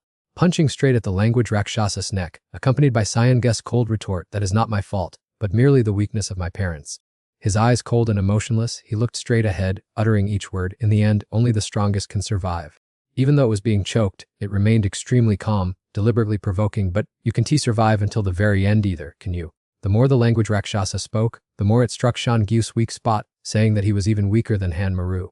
He was once again frozen by the Rakshasa's words. Taking advantage of that opportunity, it slashed Sangyu with a razor-sharp blade. However, Hanmaru rushed in just in time to block it. I blocked it. He hurriedly reassured the dazed Sangyu, this attack is too simple, isn't it? Hanmaru eagerly declared his plan after attacking with the magic spear to make the monster lose consciousness. I will stab a blade straight into its heart, a finishing blow. Suddenly, Kanna rushed in from out of nowhere, delivering a sharp slash toward the Rakshasa. The fatal blow sliced the language Rakshasa's tongue in half, causing it extreme pain as it screamed endlessly. She anxiously turned to look at the two of them and asked, Han, are you two doing okay? Admiring Kanna's cool demeanor left Hanmaru staring in endless admiration. So cool. The young man quickly shook his head to regain his composure. No, what on earth am I thinking? Wake up. Hanmaru quickly shook Shangu's shoulders hard and yelled, hey Shangu, snap out of it. Are you still alive? He muttered like someone who had lost his soul. Am I weaker than Hanmaru? The guy wondered blankly, what the hell? Is this kid's pride hurt? Then Hanmaru felt proud, this kid, I didn't expect him to be so jealous of me. Without giving the other a chance to recover, Hanmaru directly landed some heavy kicks on Sangyu. He wanted to use force to wake up his friend. Hey, wake up now, don't listen to that demoness instigations anymore. He awkwardly reassured him, although I am excellent, you are not lacking either. Don't let those words make you think foolish things. Hearing that, Sangha suddenly woke up. He cheekily replied, of course, a persistent guy like you can compared to me. Hanmaru could only sigh speechlessly, he really is a simple kid.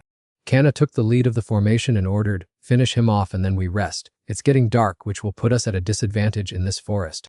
Hanmaru asked hesitantly, but what can we do? That tongue is too dangerous for us to get close. Kanna firmly replied, leave it to me. Since that demon has been silenced, I don't have to hold back anymore. This is a golden opportunity. Kanna was about to rush forward, but Sangha stopped her in this state. Do you still want to risk your life? Seeing her wound still bleeding continuously, he cried out in distress, how did it turn out like this? The old wound hasn't even healed yet, you must be careful.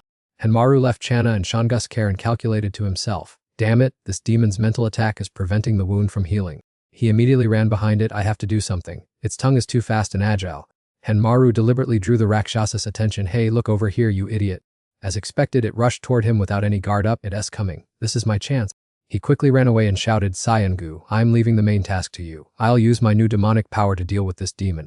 While supporting Channa, he asked back doubtfully, hey, isn't that ability only effective in enclosed spaces? She leaned against him and mumbled weakly, quickly, go help Hanmaru. It'll be hard for him to hold out for long on his own. His footsteps glided across the ground as fast as lightning. Following closely behind was the ferocious Rakshasa, one in hot pursuit, the other running for his life. Hanmaru glanced back to check the situation. But looking back and forth, he still couldn't see any sign of it. He thought in confusion, I don't see any houses. At this rate, I'm going to have a hard time with it. He closed his eyes and rushed forward blindly, damn it, what should I do now? At that very moment, a snow-white car sped over. Sitting in the car was Zhang, straining his neck and shouting loudly, Hanmaru, hurry up and get over here.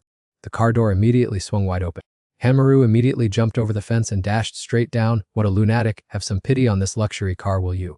As he jumped onto the car roof, he muttered to himself, typical rich guy spending money without a care, I'm so jealous. The car door slammed shut in the blink of an eye, leaving only the space in the back open. Yet, that language Rakshasa stubbornly pursued them, furiously charging straight toward where he was standing. Its long, razor-sharp tongue aimed straight at the target. Before it could charge over, Hanmaru, sitting inside the car, provoked it. If you've got the guts, come on in. It immediately lunged straight into the wide-open back seat. Xiang seized the opportunity and jumped out to lock the monster inside. He immediately shouted in perfect coordination, lock the door quickly. Lightning fast, Hanmaru slid over to the adjacent door. Grinning with satisfaction, he slammed the door shut with a bang. Done. Suddenly, a flash of light sliced across Hanmaru's body, cutting him in half. A painful scream rent the night. Hanmaru, the language Rakshasa, gleefully hopped out of the car, looking at Xiang with a smug, wicked smirk. But reality didn't go as planned when a hand gripped its neck tightly. Bewildered, it turned its head with a look of utter confusion. Unbelievably, Hanmaru was completely unharmed and was staring intensely at the Rakshasa. Inside the car, countless clones of Hanmaru suddenly appeared. Next, a multitude of bizarre arms unexpectedly reached outside, slowly dragging the monster by its neck into the car. The whole pack rushed in, tearing its body into 100 tiny pieces. The language Rakshasa, devoured by the horde of Hanmaris, screamed in agony, but no sound came out. That wasn't all, as he coldly let his clones gnaw away at the prey. Xiang stood outside, pounding furiously on the glass and shouting, Hanmaru, how much longer are you going to stay in there? Suddenly remembering something that made his face turn pale, or maybe that crazy guy really is stuck. Just then, Chanam stumbled over to ask what was going on. Hearing the noise, Xiang glanced over to look. Meanwhile, inside the car, despite being devoured by Hanmaru, the monster calmly and defiantly mocked, calm down, let's talk this out. It sneered, how could an elegant person act so violently? Its last words were like a sharp knife piercing Hanmaru's heart, leaving him stunned. Could it be that it was referring to his father? Time seemed to turn back to his childhood, where a young Hanmaru was being grabbed tightly by the collar by someone. His eyes were also on the verge of tears. And that man was none other than his father. With a darkened face, he lifted Hanmaru up, leaving the young boy to struggle desperately in mid-air. Only then did he open his mouth to say, that's right, it has to be like this. Seemingly having grasped his fatal weakness, the monster mocked him relentlessly. How did you feel when your father disappeared, huh? But Hanmaru quickly slapped himself hard across the face, as if to dispel those toxic words and regain his usual composure. He hit himself so hard that blood even welled from his ear. It was horrifying. Hanmaru furrowed his brows in anger and warned, never mock the pain of others. Hearing this, the language Rakshasa monster bared its fangs and flashed an extremely bizarre smile. It began to open its mouth wide, clearly wanting to spew more toxic words. How could Hanmaru let the Rakshasa demon get its way? He roared in anger, as long as I don't listen to you, you're completely useless. As soon as he finished speaking, the clones immediately reached their hands into the opening on the language Rakshasa's head, as if trying to tear it to pieces. Amidst the thick fog, Hanmaru clenched his fist, his face filled with determination. In the blink of an eye, a terrifying burst of power suddenly exploded, crashing down and crushing the roof of the car. Kana gasped in panic, stop immediately. Sango immediately yanked her back and shouted, get back right now. As soon as he finished speaking, the car was crushed flat by that mysterious power, looking utterly devastating. Under its terrifying pressure, fresh blood began to splatter everywhere. It was horrifying. Confronting the horrific scene, Chana's eyes widened, and she muttered like someone who had lost her soul, the yellow dust, it's gone. Hearing those words, both of them slowly stepped toward the car that had been crushed into a pile of scrap metal. Gritting her teeth, she tried her best to pry the car's frame open, ignoring her already bleeding hands, and urged, hurry up, pull him out quickly. Sango sorrowfully avoided her gaze, tapped her shoulder, and gently advised, it's too late, he's probably kicked the bucket already.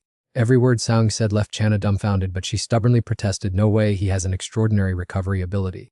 Without giving up hope, she frantically dug through the pile of scrap metal. If they could pull him out before the dust disappeared, there would still be a chance. Sango silently watched Kana, who was going crazy, almost losing control right in front of him. Seemingly having made up his mind, he did not hesitate and immediately rushed over to give her a hand. Sango furrowed his brows and muttered in dissatisfaction, he's already dead and still causing trouble for others, yet his hands did not stop digging through the pile of scrap metal. At the same time, Hanmaru was curled up, floating in a pitch-black space. He sat quietly with his knees pulled to his chest, making no sound at all.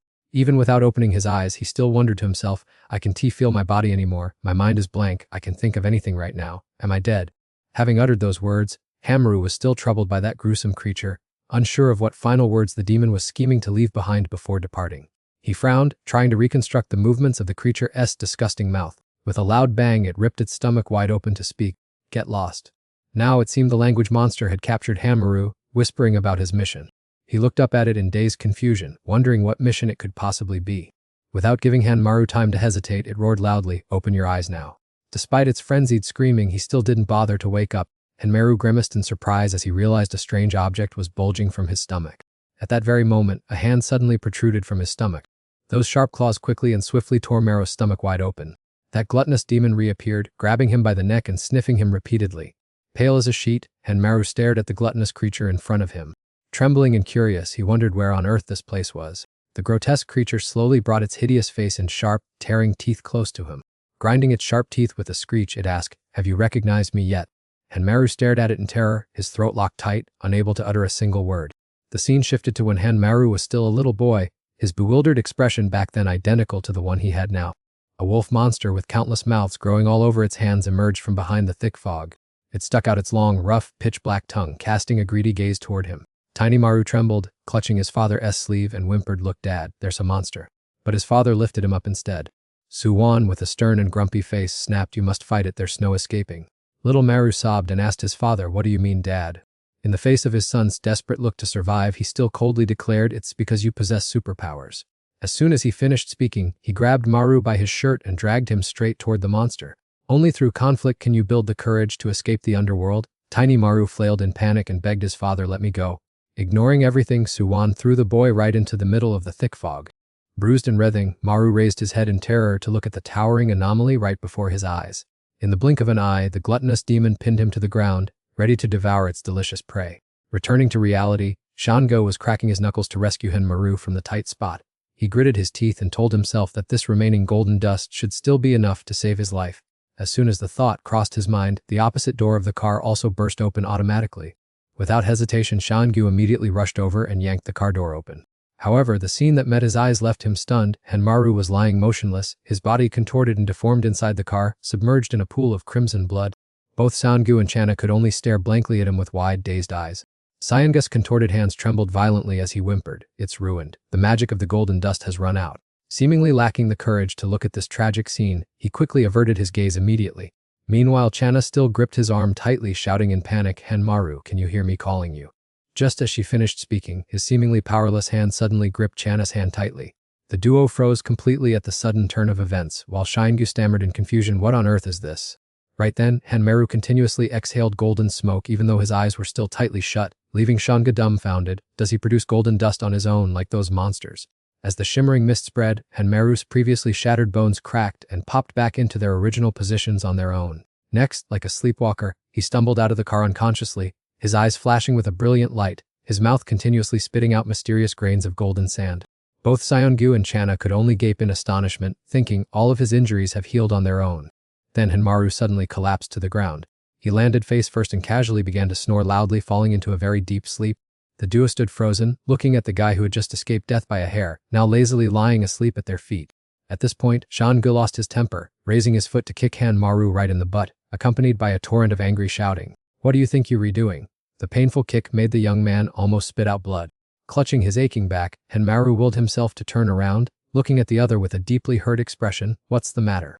Frustrated, Seonggu grabbed his collar, lifted him up and yelled, "You just spat out that golden sand stuff of the demons. Is that your special ability?" Hearing this, he asked back innocently, "Ability?"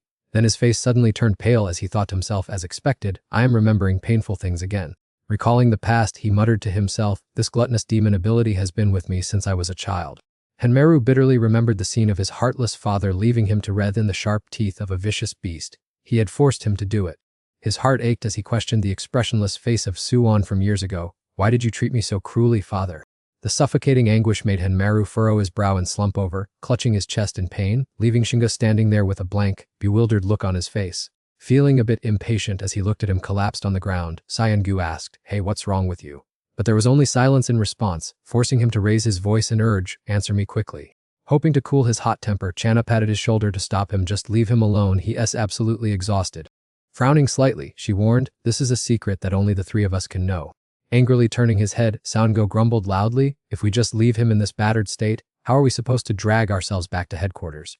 Faced with his fury, Channa only gently soothed him, saying that they still didn't know why he was emitting gold dust. However, Xunga just darkened his face and shot back, "What if that brat is just as dangerous as the demons?" She frowned, glanced at him and firmly declared, "I have full faith that he is absolutely harmless." Seonggu clenched his hands into fists and whipped his head toward Maru, who was writhing on the ground, remaining silent without uttering a single word. After taking some time to think, he arrogantly tossed his hair and said, "Do whatever you want." With that, he turned on his heel and walked straight away without looking back. Seeing that things had settled down a bit, Chana sighed and thought to herself, I might act like I trust him on the outside, but it's still better to be on guard. The scene shifts to a subway train hurtling through a pitch-black tunnel. Henmaru, with a pale face, was dozing off in his seat, ignoring the scrutinizing stares of the passengers around him. He bit his lip anxiously, wondering if he was about to turn into a terrifying monster. Just as he looked up, he came face to face with the gluttonous monster that had been haunting him for so long, pointing its razor-sharp hands at the glass window in an attempt to drag him out. Maru shrieked in panic and recoiled backward. Right then, Jahyuk, who was standing behind him, suddenly scolded him gruffly. "What are you doing? Don't shout on the train," making Maru turn pale as he realized, "Oh, it's my colleague Jahyuk." He panted and stammered, "It's because I was a bit." Maru then turned to Jahyuk with puppy dog eyes and said, "Why don't we chat a bit when we re-free later?" Before he could finish, the other man coldly refused. "No thanks, I'm allergic to meeting colleagues after work." Being bluntly rejected, Maru sighed sadly to himself. Turns out I'm the only one with free time on this team. Meanwhile, Jahyuk didn't even bother to pay attention to him, pulling out his phone and muttering, "What's this? Why is Kim Yuju calling me?" Inside the izakaya pub, the sound of a lively conversation suddenly rang out, and the story goes like this. Jahyuk frowned crossly, pointed straight ahead, and yelled, "You need to leave the Jijiang Mountain team right now." Sitting opposite him was Kim Yuju, who awkwardly clutched his glass and hesitated. "But who is the man sitting next to you?" Hearing this, Jahyuk whipped around to look at Hanmaru, who was chugging alcohol next to him, and snapped irritably, "How did this guy even drag himself here?" Swaying, Maru slumped his face onto the table and lamented, "Well, I just wanted to relieve some stress after work too." Halfway through his sentence, he suddenly chuckled sillily, "But honestly, this is the first time I've seen a civil servant from another team." He then turned to Yuju and asked, "So why are you suddenly demanding to quit?" Being questioned, Yuju lowered his head and stammered, "It's because of a disagreement with the guys on my team." Seeing the cowardly nature of his peer, Jahyuk lost his temper and scolded him sarcastically, "It's obvious that you're being bullied by them." Only now did Hanmaru realize what was going on, and he asked curiously, "So there's also collective bullying in the team?" Jahyuk pouted and replied, "It's because this guy is too soft and pushover-like, so he gets pushed around." Hearing that, Maru turned around curiously. So was he previously on the roster of the Jijiang Mountain team too? Jahyuk kept his mouth shut in silence upon hearing this, until Yuju hesitantly confirmed, "It was because of my time on that team that I was abused to this extent." Maru gaped in disbelief. How could they be so heartless to treat their teammate like that? Jahyuk kept his head down, staring intently at the glass in his hand, and after a long while, he coldly replied, "The people on that team are nothing but scumbags in human clothing." The memories of his 5 former comrades seemed to be deeply engraved in Jahyuk's mind. Hearing that, Hanmaru sobered up from his drunkenness, his eyes widening as he muttered in fury about those bastards. Jahyuk frowned slightly and added that the civil service is full of dark-hearted people whose cruelty far surpasses that of demons. His words suddenly reminded him of Shungu and Chana's discussion about the scenario of him turning into a demon.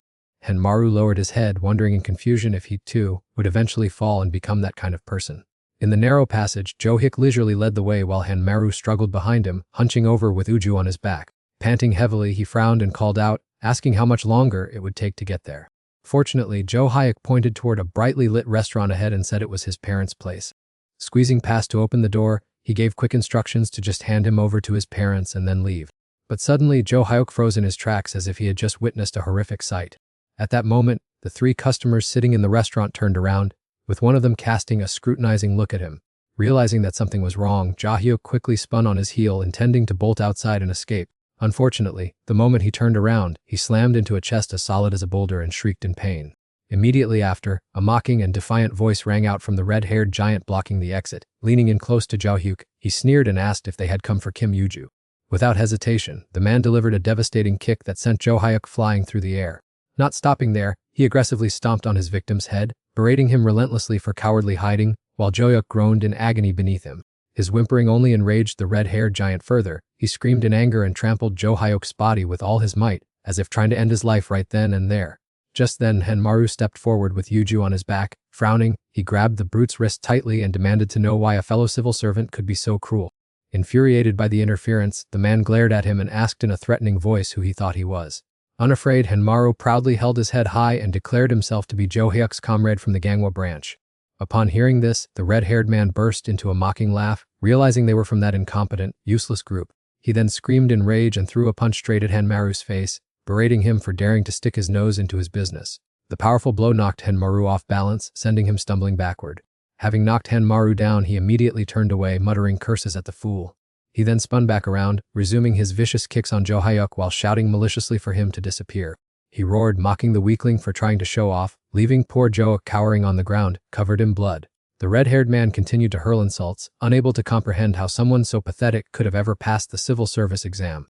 Meanwhile, in the corner, Hanmaru slowly managed to get back up after taking the brunt of that devastating punch. He cast a freezing glare at the aggressor despite his bleeding nose, as a mysterious stream of yellow smoke slowly drifted from the corner of his mouth. The space outside Yuja's family restaurant fell into an eerie, terrifying silence. Hanmaru had passed out by now. He frowned, his weak breath turning into a faint yellow mist. On the other side of the battlefield, the red-haired guy was still frantically raining devastating punches down on Jo Hyuk, screaming about being unfairly disciplined, because the other had snitched to the superiors. He roared in fury that his opponent was finished, while Jo Hyuk could only cower, covering his face with his hands to endure the brutal blows. The former teammates stood outside watching with contemptuous eyes, mockingly laughing that they never expected to run into him in this run-down Manhwa team. In the middle of the silent night, Hanmaru suddenly stood straight up, and bright yellow beams of light began to radiate from his body, scattering through the space.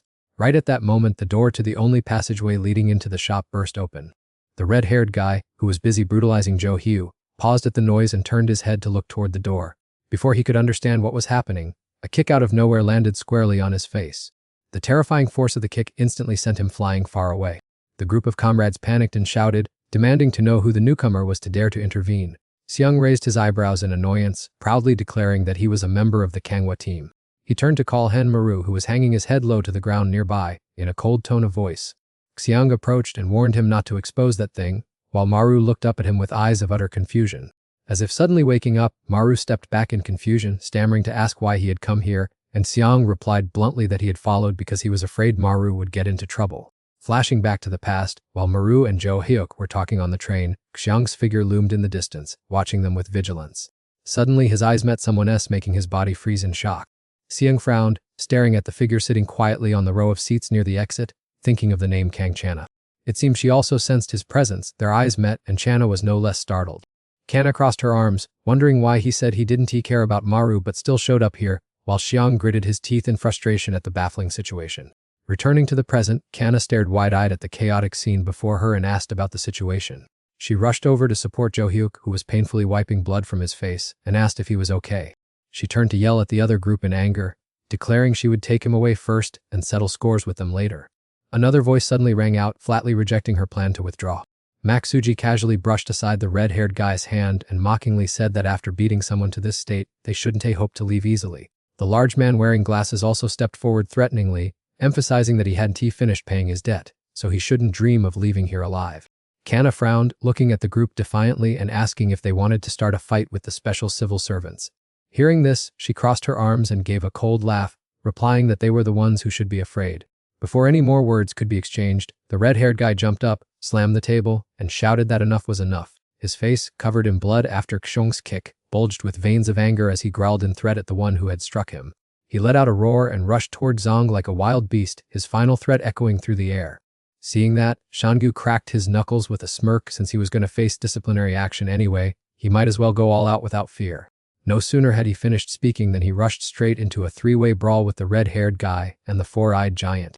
Witnessing the escalating melee, Hanmaru anxiously called out Soundguest's name. However, before he could even lift a foot to rush over and stop his comrade, Kanna, while supporting Joak, shouted loudly at Hanmaru to stay put, causing him to instantly freeze like a wooden statue. She frowned and signaled him to be cautious, leaving Maru looking back in bewilderment, while on the other side, Shango was still heatedly dueling the red-haired guy. After securing a spot for Jo Hyuk to rest, Channa immediately eyed a mop sitting quietly in the corner of the room. Her gaze coldly swept across the room and she decisively reached up to zip her jacket. Over there, the red-haired guy let out a smug screech as he saw through his opponent's moves, and his four-eyed accomplice immediately locked Shangu's arms. The red-haired guy burst into a crazed laugh and swung the chair in his hand, intending to bring it down hard on his opponent's head to see how he could possibly survive. But at that critical, hair-raising moment, a round object suddenly sliced through the air and hurtled forward at breakneck speed. That strange weapon dealt a devastating blow to the red-haired guy's ribs, making him shriek in pain. It turned out to be Channa, who, with an expressionless face, was wielding the newly acquired mop like a sword in a martial arts movie. Without wasting a single word, she swiftly dodged and delivered another painful strike to his leg. The red-haired guy immediately collapsed to the floor, clutching his swollen leg while wailing and crying, and even blurted out curses from the sheer pain. Kana stepped forward, looming over him, pointing the broken mop handle straight at his nose with a furious face, warning him to stop causing trouble if he didn't want a severe beating. Just then, a middle-aged man with green hair suddenly loomed before the group and leisurely asked who was causing a ruckus there. Hearing the unfamiliar voice, Chana quickly turned to look at the uninvited guest and asked for his identity. He raised his eyebrows and introduced himself as the captain in charge of yellow dust management for the Ministry of Environment in Gijiang. Hearing this, she breathed a small sigh of relief and smiled, explaining that there was just a minor misunderstanding between the two sides that needed to be resolved. She gently explained further that his subordinates had initiated the fight, so she hoped he would judge the situation fairly. But before she could finish her sentence, the middle-aged man landed a devastating punch squarely on her face. After sending her flying into the distance, he casually shook his hand as if brushing a speck of dust off himself. He cast a disdainful look at her and demanded to know who allowed them to lay a hand on his men. As soon as he finished his sentence, his eyes caught Jo Hyuk sitting helplessly on the floor in the distance. He flashed a devious smile and strode over to offer a warm greeting to the young man after so many days apart. In this corner of the room, Hanmaru could only watch in silence as Chana lay collapsed and trembling, unable to utter a word. However, thick plumes of yellow dust suddenly began to emanate from the corners of his mouth, while his fangs grew long and razor-sharp. After taking the full force of the fierce punch, blood poured from Chana's nose, and she could now only lie motionless and dazed in a dark corner. Witnessing this scene made Maru furious. His body began to evolve, his eyes glowing with a brilliant gold as a thick mist of dust poured out. Seeing Hanmaru showing unusual signs, Iongu was startled and woke him up, saying, "Hanmaru, stop it." But before he could finish his words, Maru had already dashed forward like an arrow. He raised his head, looking at the unbelievable sight before him, mumbling to himself, "Who is this kid?" However, before he could finish his sentence, he took a devastating punch from Maru. That powerful punch sent him flying backward like a sandbag. He slumped onto the floor. Blood splattered onto the white wall behind him. After his rage, Hanmaru regained his composure, but the dense yellow mist still covered the area, without subsiding. His lackeys looked at the scene, their mouths agape in astonishment, speechless. On this side, Jo Hyuk also stared blankly at the scene before him. "Why is there yellow dust here?" Sangha could only helplessly facepalm. At this time, Maru could only anxiously ask Chana, "Are you okay?" Hearing his voice, she quickly wiped her bloody nose, then turned to complain, "Don't release yellow dust here." Being scolded, Maru aggrievedly replied in a low voice, "I only did that because I saw you being beaten." However, their conversation was quickly interrupted by his loud laughter. He took a deep breath, and the yellow mist entered his body along with it. As if injected with an energy booster, he happily sat up and cheered, "You're not a demon, so why are you spraying yellow dust?" With that, he quickly approached Maru and asked, "Hey kid, do you want to join my team?" Facing Hanmaru's indifferent gaze, he was still full of excitement, grabbing his shoulder and inviting him, "We are the gathering of people like you." In Maru's mind, Jo Hyuk's words echoed, "How can he spray yellow dust like a demon?" He frowned at him, "How could I be like trash like you guys?" Hearing Maru call him trash, he pretended to look around and hesitantly asked, "Is that so? Then never mind." He smirked and repeated, "But you can leave this place." He swept his eyes around the room, which was thick with the scent of yellow mist, and laughed, "We need to talk." The air in the room seemed to freeze after his words. After a moment, he continued, "The war between our two factions probably won't end anytime soon." He waved his limbs defiantly, "We retired of fighting monsters anyway. Now let's fight like normal people," and both sides could only look at each other intently in the air thick with yellow mist. The three in Maru's group heard those crazy words, wide-eyed in stun, and the thought echoed in their minds, "What is wrong with those bastards?" Looking at the people on the other side gradually transforming, the whole group screamed in their hearts, "They are all crazy." Outside Yuju's restaurant, the atmosphere remained strangely silent. Inside the shop, a man was leisurely enjoying each piece of dried seaweed. Having finished chewing slowly, he barked an order, "Everyone line up properly now." Without waiting for him to finish, Chana raised her hand and spoke up, "Wait a second." However, he didn't bother with her opinion. He casually waved his hand and said, "I need to go over the rules again." Licking his lips craftily, he announced, "A 3-on-3 match, whichever side wins gets to take Jo Hyuk away." His next words were like salt in Jo Hyuk's wounds, "If your side wins, we'll act as if everything he did never happened." Mid-sentence, he suddenly turned to Maru, "That includes the one with the special talent for spitting out gold dust, too." Hearing that, Hanmaru's face turned purple with rage as he inwardly screamed in frustration. Was the guy really targeting him? Ignoring that reaction, he continued rambling, "If headquarters finds out you have that superpower, they definitely won't let you off. Therefore," he gave a dirty smirk and put a finger to his lips, signaling, "As long as your side wins, we'll turn a blind eye." Kana grimaced and looked at him warily, cursing in her head, wondering how such a weirdo could ever become a captain. Sayanga calmly shot him a sideways glance and whispered, "Can we just take him out directly and end all of this?"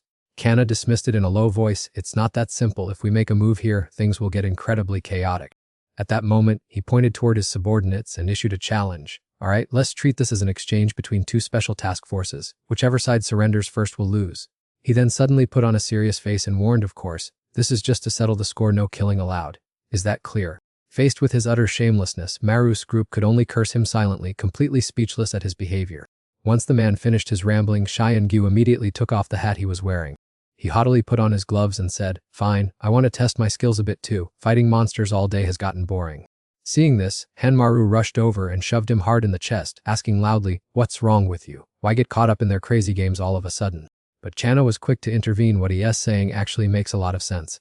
When the opponent wants it this way, we can avoid it forever. Hearing this, Maru cried out in dismay while she whispered a plan to stall for time during the fight. Both Xiangyu and Maru looked baffled at her instructions, asking in unison, "Why do we have to do that?" Kanna sighed at the two fools before her and urged, "Just do as I say, there's a reason for it. Now who is going first?" At the question, Shanga confidently cracked his knuckles and stepped forward. "Let me start. I've been waiting for this moment for a long time." On the opposite side, the leader turned to ask his subordinates who would go first, and the giant wearing glasses immediately took them off. One of his eyes suddenly turned a brilliant yellow, just like that mysterious fog. From deep within his eyeball, the shape of a deformed beast gradually became clear. The monster was struggling frantically and slamming hard against his eyeball as if trying to break free. The giant covered his other eye and remarked pensively, "The opponent looks fairly formidable. Word is his specialty is breaking people's limbs." After listening to his teammate's analysis, the red-haired guy quickly volunteered to enter the arena immediately. He rushed forward, swinging a powerful punch, and shouted in anger, as he had been itching to teach that bastard a lesson for a long time. Suddenly, countless sharp wooden branches sprouted from his hand, shooting straight forward. They rushed directly toward Xiangyu, who was still standing completely still and nonchalant. The young man indifferently observed his opponent and gently cracked his index finger joint with a crisp sound. Looking at the broken branches scattered at his feet, Xiangyu elegantly ran a hand through his hair and smirked, asking his opponent if he had any other tricks. The red-haired guy laughed crazily even as fresh blood poured down his wooden arm, threatening that the fun was far from over. He slowly began to boast about his ability to manipulate his body with extreme customization. No sooner had he finished speaking than a flurry of thorny vines suddenly surrounded and tightly bound Xiangyu, leaving him no time to react. A branch quickly crept up and tightly wrapped around Xiangu's long neck, making him suffocate and let out a soft groan. The red-haired guy laughed triumphantly upon seeing Xiangyu wrapped up like a mummy and began to sneer, "Now both your body and limbs are bound tight. Let's see what weird tricks you can pull off now."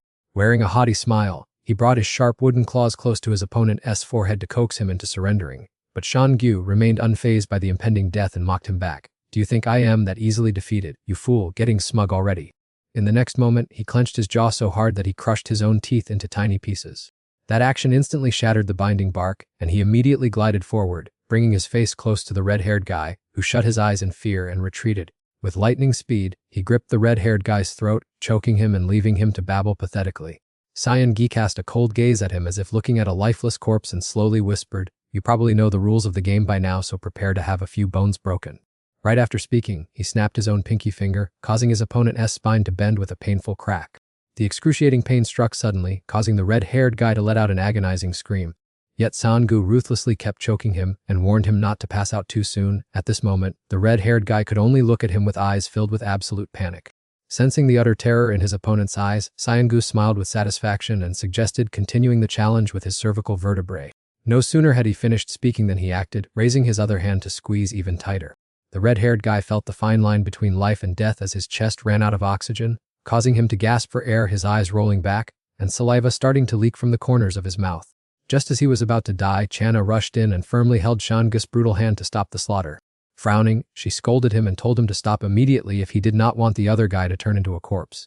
She cast a stern gaze at the man opposite her, declaring that the victory in this match belonged to her team, and Xiangyu obediently let go, letting the red-haired guy free fall to the ground to gasp greedily for air. Lying flat on the floor, vomiting violently, the red-haired guy kept cursing in excruciating pain. Suddenly, a cold throat clearing sounded, startling the red-haired guy and making him quickly turn his head to look. Shrugging to accept the result, he scanned his surroundings and wondered who their side would send out to fight next. Kanna stepped forward, tying her hair while teasing Xiangyu that he used that move too well, and it had been a long time since she saw him so enthusiastic, even though the match ended so quickly that it did not buy them any time. Hearing this, he waved his hand, explaining that opponent was too weak although he had tried to hold back. Kanna ignored her teammate's explanation and nonchalantly stepped to the front line, raising her hand to openly provoke the opponents to see who would be the next to enter the arena with her. The giant began to explain the opponent's ability, musing that the woman has the ability to turn blood into sharp weapons. Upon hearing this, the whole group whipped around to face Suji, the only woman in the squad, and one guy laughed mockingly, telling her to go out and face her already. Without any hesitation, Suji silently stepped forward, her hands starting to slip inside her clothes to perform a mysterious technique. In the very next moment, she coldly pulled out 2 sharp ribs from her own body. Soji quickly got into position with the pair of bone daggers in her hands. That was her unique ability, Deadly Bone Blade. Kana looked at her indifferently and sneered, "Why use this kind of suicidal weapon? It'll be a hassle if we accidentally kill each other."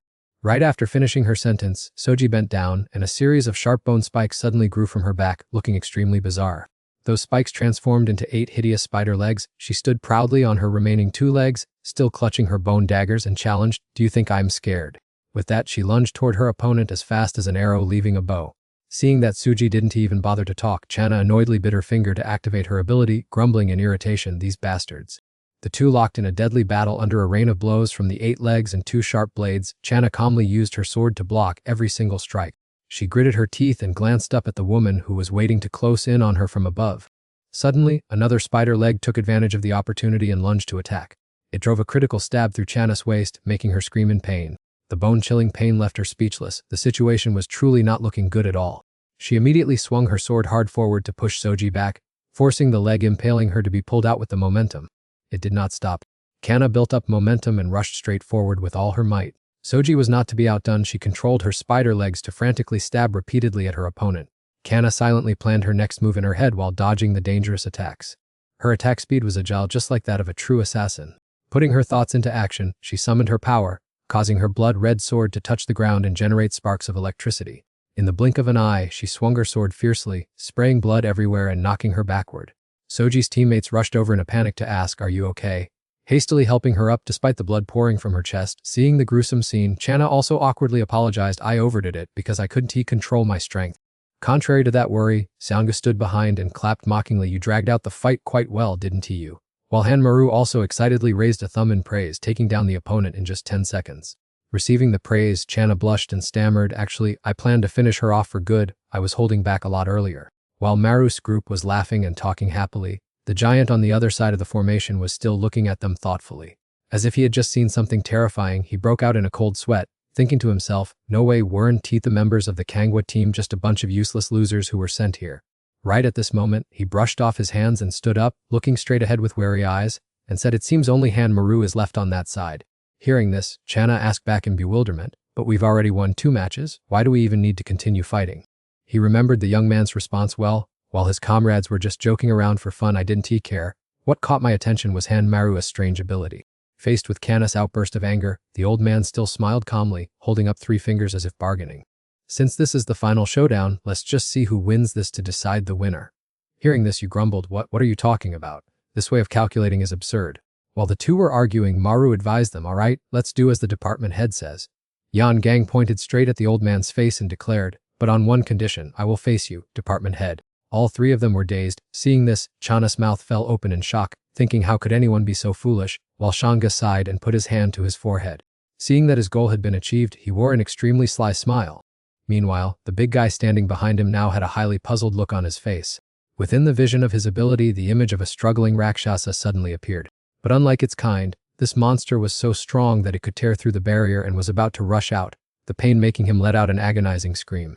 The other guy, seeing him suddenly scream and cover his eye, which was now bleeding continuously, asked, "Are you okay?"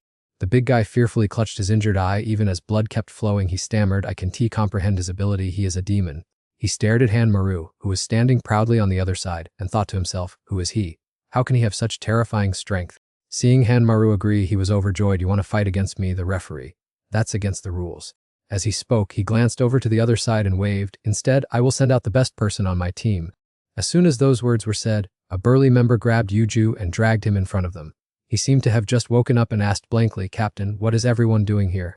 Only when the old man smiled suggestively and wiped his face did Yuju turn pale, realizing what was happening, and asked with a trembling voice, "What about my parents?" The old man quickly replied, "They've already finished work, so don't worry about a thing." Having said that, he pushed Yuju forward and introduced him. "Fight against Kim Yuju, the strongest on my team." The forceful push caused him to stumble forward. As his former team member, Jo Hyuk naturally knew his intentions. On the verge of tears from anxiety, he turned back to beg, "Captain, please stop." As if hearing something extremely repulsive, he narrowed his eyes in warning, "Shut up, I'll deal with you later." After warning Jo Hyuk, he immediately turned to order Yuju, "Keep it up, Yuju. If you do well in this match, I'll consider promoting you." These words caught Yuju completely by surprise. Thus, he raised his head again to look at the stunned Hanmaru in front of him. He was so shocked that he stammered, "What?" Seeing the psychological manipulation ability of the language Rakshasa appearing before his eyes, Hanmaru was stunned, thinking, is this the demon power I have acquired? Can it see through this situation? It kept whispering insulting words into Yuju's ear, "You pig, you pathetic bastard. Since you're so pathetic, just die. Why are you so useless? Die already, you can do anything, there's no point in you living." Its massive mouth opened wide, almost swallowing the sobbing Yuju below. Watching this scene, he silently speculated, is this the memory of civil servant Kim Yuju? Not only that, Hanmaru also saw the scene of those scumbags bullying and pouring water over Jo Hyuk's head. He suddenly realized that his own mouth was starting to show signs of losing control, opening up as if it were about to say something. To prevent himself from doing something wrong, Maru immediately covered his mouth with his hand, ignoring the flowing blood. He thought angrily, am I about to say those bastard words? This is bad, I must stop right now. However, he still couldn't stop its tongue. At that moment, a wriggling golden tongue suddenly appeared in his mouth. It cut his hand to escape and began to speak. Was it fun? When Namjo Hyuk was being bullied, I found it fun too. These words caused Yuju's face to gradually turn pale. It continued to poke at the pain in Yuju's heart. Don't you also find it painful to be a weak and useless person? Meanwhile, Hanmaru could no longer stop it, only able to scream internally, stop it. Without giving anyone time to react, the tongue suddenly extended and shot forward. In just a split second, it closed in on Yuju and plunged deeply into his chest with a fatal blow, causing the victim to scream out in agony. Seeing Yuju collapse at his feet, Maru frantically knelt down to lift him up, repeatedly asking why his demonic power had suddenly erupted on its own. However, he only wept and sobbed, his mouth muttering pleas for forgiveness. Hearing this, Hanmaru could only stand there dazed, staring at his teammate. To his surprise, before he could react, Yuju's body spewed a strange, bright green mucus that splashed everywhere, making him step back in panic. That was his unique toxic demonic power. Just a few seconds after touching that mucus, Hanmaru screamed in agony as he watched his own hand being corroded and bleeding. Seeing that, Channa was so worried that she screamed out, asking if he was okay. Just as they were about to run over and check on him, they were stopped by his raised hand, as the old man casually told them to just take their time and enjoy the match. Stroking his chin, he walked closer to Maru, who was writhing on the ground, and smugly asked if it hurt a lot and if the kid could still endure it. Seeing him sobbing in pain, he leaned down and mockingly said that the poison melts even the internal organs, and then clicked his tongue in contempt. Hearing those mocking words, even though half of his face was being corroded by the mucus, Hanmaru snapped his head up and resolutely declared, I will absolutely never surrender. Seeing how stubborn he was, he shrugged, looked at him with disdain and urged, if you're so great, just go ahead and show all your cards. Pointing at Yuju, who was lying weakly in the distance, he challenged, if you want to win, hurry up and finish him off, put an end to this farce. Hanmaru forced himself up with his hands, his voice hoarse but determined, I don't care about these stupid rules of yours, as long as I win. With that, he channeled all his strength into his fist, roaring with a grim face that once he knocked the old man down, the game would be over. Witnessing Mara's frenzy, he only smirked and dismissively said, do you really think everything is that simple? He slowly loosened the tie around his neck and reminded him, but if you're replaying, you've got to follow the rules. Then, he tightened the knot of the tie around his neck and muttered it 8 times. In the blink of an eye, Maru felt as if a colossal weight had slammed directly into him, bringing him to his knees on the ground. The other two, Kanna and Shangu, also couldn't withstand it and fell to their knees as well. All the lackeys in his squad also fell flat on their faces onto the floor at the same time. Cyangu gritted his teeth, struggling against the horrific pressure to the point where blue veins bulged on his forehead, as he gasped, with gravity this heavy, how can anyone even breathe? Jo-Hu was also gasping for breath at this moment, trying to stabilize his breathing. He quickly raised his head to subtly remind Channa and Shingu that this was Captain Gijang's trump card, and taking short breaths would help them get through it. Glancing at the arrogant tycoon who was caressing his tie, he cursed inwardly. He really is a monster with a demonic power that specializes in manipulating gravity. Looking at the flock of sheep kneeling at his feet, he laughed triumphantly and gleefully. Watching you guys crawl on the ground like this is actually quite entertaining. He slowly walked over to Hanmaru, who was lying sprawled out, and hummed, this is truly wonderful. Faced with Mara's hateful glare, he scrutinized the previously ruined face that had now healed and mockingly teased, you're pretty tough, kid. That recovery ability is truly superb. Feeling provoked by his gaze, he excitedly tightened his tie even more until his neck turned bright red and veins bulged out, growling with a smirk, if I double the gravity, I wonder how you will endure it then. The weight of 1,000 pounds crashing down made Maru feel as though his spine was about to break into pieces. The piercing pain forced him to let out a scream and then vomit uncontrollably.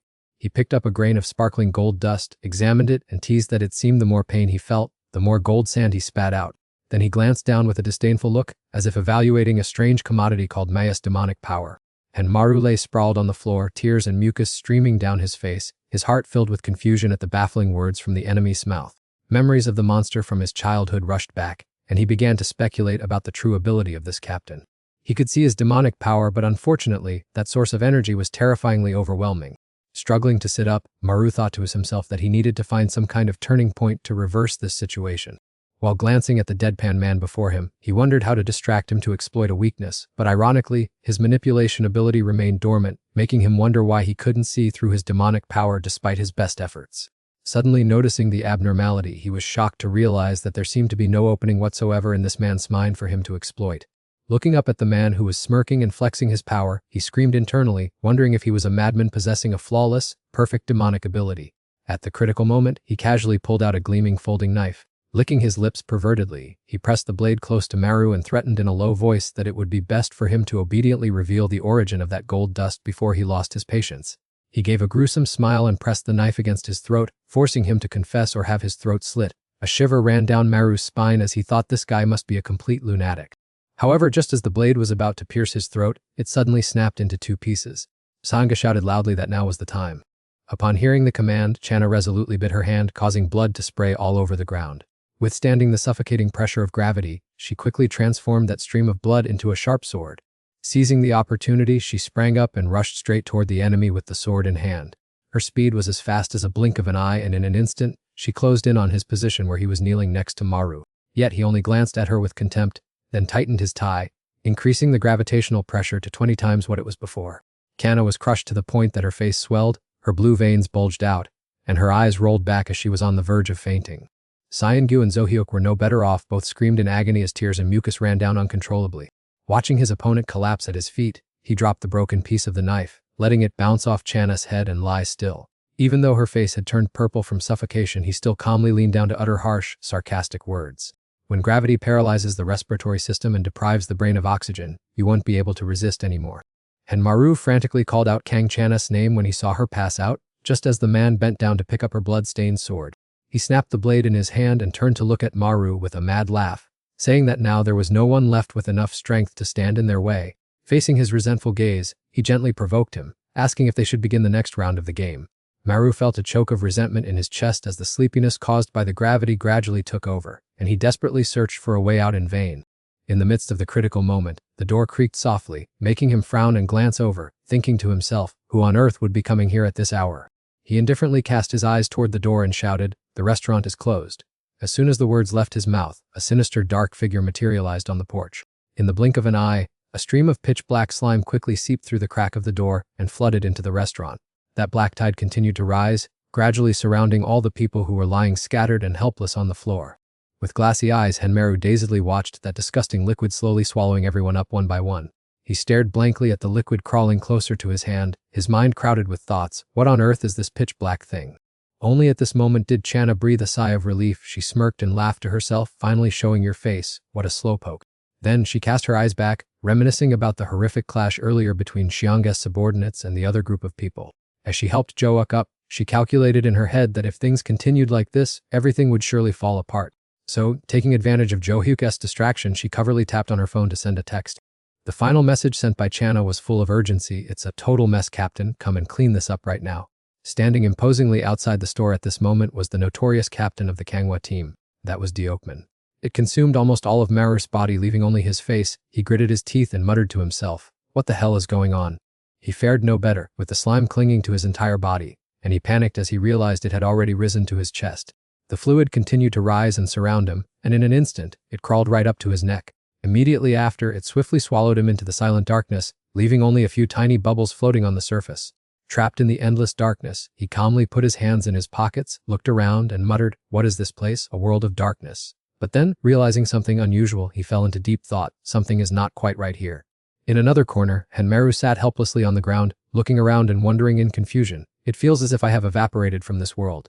In a panic, he began to choke himself with his own hands, and mysterious golden light started spewing from his mouth. Meanwhile, as he blankly stared at the dagger in his hand and wondered what was happening, two eerie hands suddenly appeared from behind, slowly reaching out to him. Instantly, Deokman suddenly appeared, locking his arm around the old man's neck from behind, while his other hand calmly secured a tight grip on the dagger. The sinewy hand squeezed so tightly that he couldn't breathe, and saliva began to drool uncontrollably. The lack of oxygen caused his brain to gradually lose strength, his glazed eyes rolling back, signaling that he was about to pass out. Just a few seconds later, he completely collapsed onto the cold ground. After swiftly dealing with the old man, Deokman coldly whipped his head around to look at Han-Maru, who was trembling uncontrollably right in front of him. In terror, he bit hard on his own hand to prevent the golden light from escaping, but to no avail, only able to pray silently in despair, "I can feel my body at all, someone save me." At that critical moment, Deokman teleported behind him, frowning as he grabbed his neck while his other hand squeezed the mangled arm he had bitten, coldly ordering, "Stop right now." Waiting until Han-Maru passed out from exhaustion, he gently laid the limp body down on the ground. Only then did Deokman leisurely reach into his breast pocket to rummage for something. He casually gouged out a pair of bright red eyeballs that were still dripping with fresh blood. Next, Deokman pressed those two eyes directly into his own eye sockets. Once finished, he stretched his eyelids wide to pull all of the black fluid from earlier back inside. Wave after wave of the bizarre dark liquid rushed deep inside his eyes. Waiting for the very last remaining drop, he tilted his head back to absorb them into his eyeballs. As the black fluid disappeared completely, the ground began to reveal the figures of the opposing team's members. Yuju's figure lying face down on the floor also gradually became visible. Meanwhile, the commander of the Gijang team lay unconscious on the freezing ground. Deokman stared thoughtfully at Han-Maru, who was unconscious at his feet, and let out a sigh. It seemed the yellow sand had stopped falling. Seongu's group of three finally regained consciousness, and Channa sluggishly sat up, asking if he had just arrived. Hearing her voice, Deokman rubbed his temples in frustration and scolded them, asking why Kang Channa and Seongu had hidden Han-Maru's situation. He turned his head with an annoyed glare and scolded them, asking if they were tired of working there. Channa sadly bowed her head and admitted her mistake, saying, "I am truly sorry, boss." Suddenly remembering something, she quickly looked up and suggested negotiating with the leader of the Gijang team to smooth things over. But Deokman immediately and flatly rejected the idea. Deokman fixed his bloodshot hostile eyes on Channa and calmly ordered, "There will never be such an easy compromise." The scene outside the organization's headquarters. In a secure room inside the building, three men were focused on monitoring a subject through a one-way mirror. With his hands locked tightly behind his back, Han-Maru slightly furrowed his brow and closely scanned the stifling detention space. After a period of deadlock, he despondently bowed his head, trying to figure out what he should do to escape this situation. The camera transitions to the hallway in front of an extremely elegant, wood-paneled conference room. Inside the room, five key figures maintained a silent attitude, with no one willing to speak first. It took a long time before John-An broke the silence by declaring that she would take direct charge of Han-Maru. Sitting opposite her, Deokman vehemently rejected the idea, while Channa and Seongu sitting next to him also glared at her. Seeing them reject it, the female director stood up abruptly in anger and shouted, "He possesses the bizarre ability to create yellow sand. You know how dangerous he is, and yet you are still being stubborn." John-An angrily slammed the table and shouted, citing the recent clash with the Gijang team and fearing the consequences if he were to display his power in front of ordinary people. In the face of that absurd accusation, Deokman calmly raised his head and refuted each point, arguing that it wouldn't happen because the Gijang team themselves had initiated the fight first. Next, he turned to the leader to express his discontent, saying, "You also know full well that the leader of the other side specializes in recruiting troublemakers?" As Seongu looked in the direction of his boss as well. Indu silently rested his chin on his hand as Deokman delivered a fatal follow-up question. Isn't it her responsibility for letting a psychopath slip into the organization? Hearing this, John-An stood up, flustered to stop him for being disrespectful in front of the big boss, but the supreme director merely waved his hand, gesturing for him to continue speaking. Indu calmly expressed his view that personality is not the top priority for agents with special abilities, a statement that made Channa look up in startle and amazement. The other girl widened her eyes in surprise, but he nonchalantly declared that even if Captain Gijang was crazy or anything else, it didn't matter, as long as he was a genius needed for the war against the demons. Having said that, Indu smiled mischievously, glanced at Captain Deokman, and suggested that this was better than obeying his order to flee back to Kangwa. Despite being provoked, he still maintained a calm attitude to face him, and so did Han-Maru. He was indeed very important in the war against the demons, and even had no problems in daily life. However, Deokman's next words were like a bomb exploding in the heads of the two people sitting next to him. And interestingly, these two were completely capable of resolving everything. Their three-way relationship was extremely close, so Channa and Seongu, who were sitting quietly as spectators, were suddenly thrown this heavy burden, leaving them utterly astounded. Indu looked at him deeply again and then bluntly asked, "So, what if Han-Maru causes trouble? Will Captain go step up and take responsibility?" Not wanting to waste time in useless arguments, Deokman immediately stood up and replied, "That's right. No matter what, can I leave now?" After speaking, all three of them stood up simultaneously and headed toward the exit. But just then, Indu suddenly spoke up, "Hey Seongu, stay a bit longer, will you?" Hearing that, he frowned with an expression of disgust and looked back. Channa watched intently as Seongu turned to walk back. His hand that had been hanging loosely by his side now clenched so tightly that his blue veins stood out. Outside the main headquarters, Deokman and Channa were leisurely striding forward, while Han-Maru hurriedly ran behind to keep up with their pace. As soon as he appeared, Maru bombarded them with questions, making the other two roll their eyes and remain silent. "How did it go? Will I be okay? But what about your appearance, Captain? Why do you look like that? Annoyed by his tie being touched, Deokman immediately shook it off and slowly answered each of his questions. 3 months of disciplinary action. All 3 of you will have your salaries docked. This answer felt like a bolt from the blue to Maru, he thought to himself, feeling dizzy upon hearing it, and then remembering his meager wage, Maru shed tears and lamented, "Oh, my salary." But contrary to his agony, the captain casually announced, "Kid, you're very lucky already." He gave him an angry glare and said, "This time you escaped because the Manhwa team took responsibility, but if it happens again, there's no telling what will happen." Deokman rolled his eyes, recalling that man and silently marveling, "Don't forget that director in Indu is an extremely formidable figure." Meanwhile, in the meeting room, Indu was deep in thought. After a while, he suddenly spun around and asked, "What if Maru loses control and rebels again?" He asked the person opposite him in a low voice, "Could you eliminate him?" Taken by surprise by such a question, Seongu started and stared at him. A few seconds later, he burst into wild laughter and blurted out, "What a hassle." Seongu smiled sarcastically, stood up to adjust his hem and sneered, "I don't want to. If that's all, after meeting again after 20 years, I am leaving." Indu frowned in disapproval and reminded him, "Sit down. This is not a father's request but a director's order." Under Seongu's suspicious gaze, Indu slowly declared, "Hanmaru is no longer considered a legal ability user." Resting his chin on his hand in contemplation, he whispered, "A human whose power erupts on its own is no different from a demon." Although he did not say it out loud, he silently added in his heart, "Perhaps he will become our enemy." Meanwhile, outside the main headquarters, Deokman angrily scolded, "Did you hear that clearly?" The protagonist of the conversation was smiling and joking, "Yes, loud and clear." Seeing how unserious he was, Channa ignored the two of them. Outside a decent-looking apartment complex, the clear blue sky signaled that today would be an extremely peaceful day. But in contrast to the external peace was the storm in Hanmaru's heart. He turned pale looking at the scene before him and thought, "Is this how the Manhwa team manages things?" The room was so messy that clothes were scattered everywhere, from the table to the floor. The kitchen was no better, with dishes, chopsticks, pots and pans piled high in the sink, and the kitchen counter was full of bottles and jars. Hanmaru's face darkened as he evaluated in his heart, "Even when I was studying for the civil service exam, it wasn't this bad." Suddenly a halting voice spoke up, "You've arrived." Deokman, wearing nothing but shorts and with disheveled hair, appeared before Maru's eyes, scratching himself as he said, "From now on, you'll be living with me." The more Maru looked, the more panicked he became, his face completely drained of color as he wondered where on earth he had accidentally touched. Yet out of his mouth he stammered, asking if they really had to do that. Hearing this, Deokman replied immediately that this was the only way to keep an eye on him and prevent any deceitful behavior, and as he spoke, he let out a huge yawn, while Maru, standing opposite him, jumped up in sheer panic because he had accidentally stepped on his underwear. Next, Deokman cheerfully patted his shoulder and said that they should be a pair even when going home from work, and that even after finishing work, they still had to stay close to each other, sticking together 24/7. Hanmaru turned pale and dared not utter a word, just staring blankly at the hand that had just been pulled out of his pants and was now resting firmly on his shoulder. Maru cried out in despair inwardly, "This is truly driving me crazy." Just outside the headquarters of the Yellow Dust Response Team under the Manhwa Island Environmental Protection Bureau, the atmosphere at this moment was extremely calm and peaceful. However, inside the office it was the exact opposite, with Maru having to endure J1's murderous glare. Unable to bear it, he stammered, I want to say this." As soon as she heard him about to speak, she quickly threatened him, "If you dare release yellow dust in the office, you'd better be prepared to get beaten up by me." Do-hyuk, sitting in a corner and watching the whole thing unfold, chimed in, "Come on, stop scolding him. What if he gets too annoyed and releases yellow dust?" Hearing that, Hanmaru glared at Do-hyuk with a furious expression, cursing inwardly, "Do you even have the nerve to say that? Isn't it because of you that I am in this miserable state?" Even so, a moment later Maru calmed down, his face darkening as he let out a deeply dejected sigh. Back, carrying a cup of water as he walked past, suddenly started, covered his mouth with his hand, and asked, "Was that a sigh just now?" Hearing this, Maru was startled and whipped his head around, shouting. Before he could explain himself, Deokman suddenly appeared, grabbed his face, squeezed his mouth hard and sighed, saying, "Let me check."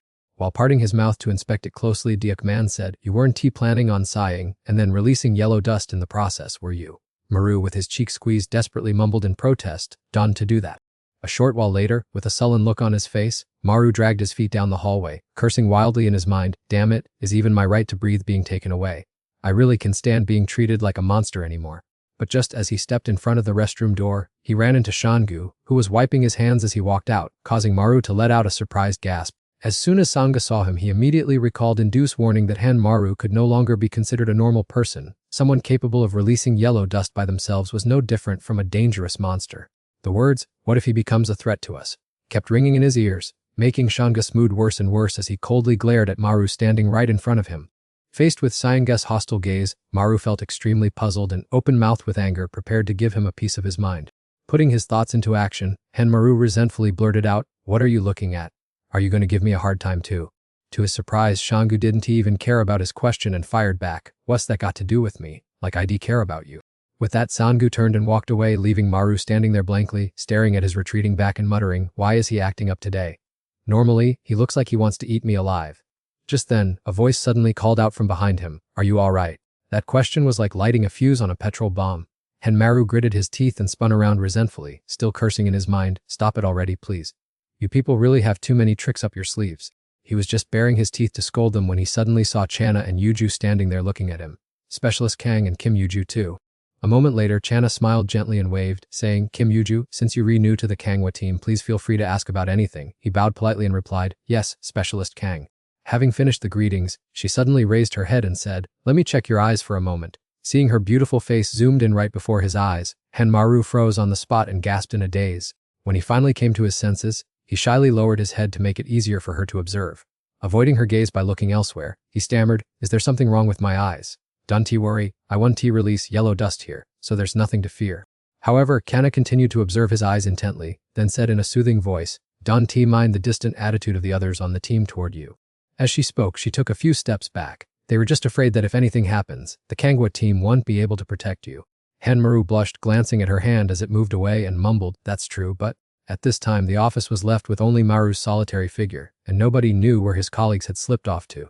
The bored guy spun around in his chair, screaming in his head that being trapped forever with piles of office paperwork was truly outrageous and tedious. Before long, he stood blankly watching each sheet of paper being spit out by the printer. Maru pouted in frustration as he picked up the printed documents, thinking that the captain used protection as an excuse to keep him in the office, but in reality, he was just afraid Maru would cause trouble in the field. Just as his mood was plummeting, the office door suddenly burst open, drawing his attention toward it. Henmaru gaped in surprise at the two elegantly suited men walking into the room with terrifying, furious expressions. He looked at them blankly and stammered, asking, "Excuse me, but who are you?" Before he could even finish his sentence, the man in the red suit rushed forward and threw a punch straight into the unfortunate victim's face. In a split second, that devastating punch landed straight on Maru's face without any mercy. The force of the punch was so strong that he stumbled and fell backward. The menacing brute grabbed his collar tightly and shouted at him to spit out his gold dust spraying skill immediately, leaving Maru stunned and speechless. It took him a moment to recover his senses before he gritted his teeth and stared straight at the man's face, his nose bleeding like a stream. Just as Maru was about to lose control, the beautiful image of Channa and her advice echoed in his ears, reminding him that the Kangwa team was only trying to protect him from trouble. Like grasping a lifeline, he told himself to stay calm and absolutely not cause any trouble. However, the man in the red suit remained true to form. He laughed maniacally and raised his fist threateningly, demanding that Maru confess quickly if he didn't want his face disfigured. Before he could act up again, the man in the blue suit delivered a powerful kick straight to his head. He coldly glanced at his teammate, who had passed out on the floor. Then, he turned to offer a hand to help Maru up as he was wiping his nosebleed, apologetically saying he was sorry because this guy was a bit rude. The man in the blue suit calmly introduced himself and his companion lying on the ground, Dangzella, explaining that they were from the SIL headquarters and that a lockdown order had been issued. Hearing this, Maru's blood boiled, and he angrily questioned if the SIL headquarters had sent people just to harass him. Noticing his obvious discomfort, he frowned at the man in the red suit, who was scrambling up while clutching his head, and replied that it was true. But the other guy only sought him out because he admired his superpower. Upon hearing this, the other guy immediately and excitedly extended his hand to introduce himself to King Maru, making Maru look at the blood on his head and wonder in horror where this bizarre dew had come from. Only then did he notice the last two words the man had uttered, so he quickly waved his hands, telling him to hold on, and asked, "Who did you say I am?" Seeing Maru's confusion, he excitedly jumped around and explained that Maru's gold dust spraying ability was even better than the director's in Indonesia, leaving Maru completely bewildered as he blurted out, "Is that really me?" Giving a thumbs up, he firmly declared that Maru was the most outstanding talent among the supernatural users of the Noble Rakshasa Association, astonishing everyone. Maru dazedly repeated the words in his head, "So it turns out I am the best." Even by the time he left work, his mind was still lost in wandering thoughts, while behind him G1 was cheerfully waving goodbye to everyone. While lost in thought, his eyes suddenly caught sight of Yuju standing hesitantly in the distance. He called out to her in a warm, low voice, startling her so that she turned around and asked what was wrong. The scene shifted to the mountain forest, where the sun was slowly disappearing behind the foliage, dyeing the entire sunset sky red. In a secluded corner, Henmaru is intently dissecting an electrical box while Yuju stands behind, peeking curiously. After trying repeatedly without success, he loses his temper and swears, "What the hell? Why is this thing dead?" Seeing this, Kim Yuju feels guilty and confesses, "Sorry, I think I accidentally cut a wire this morning. I was afraid of being scolded, so I kept quiet." Maru is left speechless and just glares at him.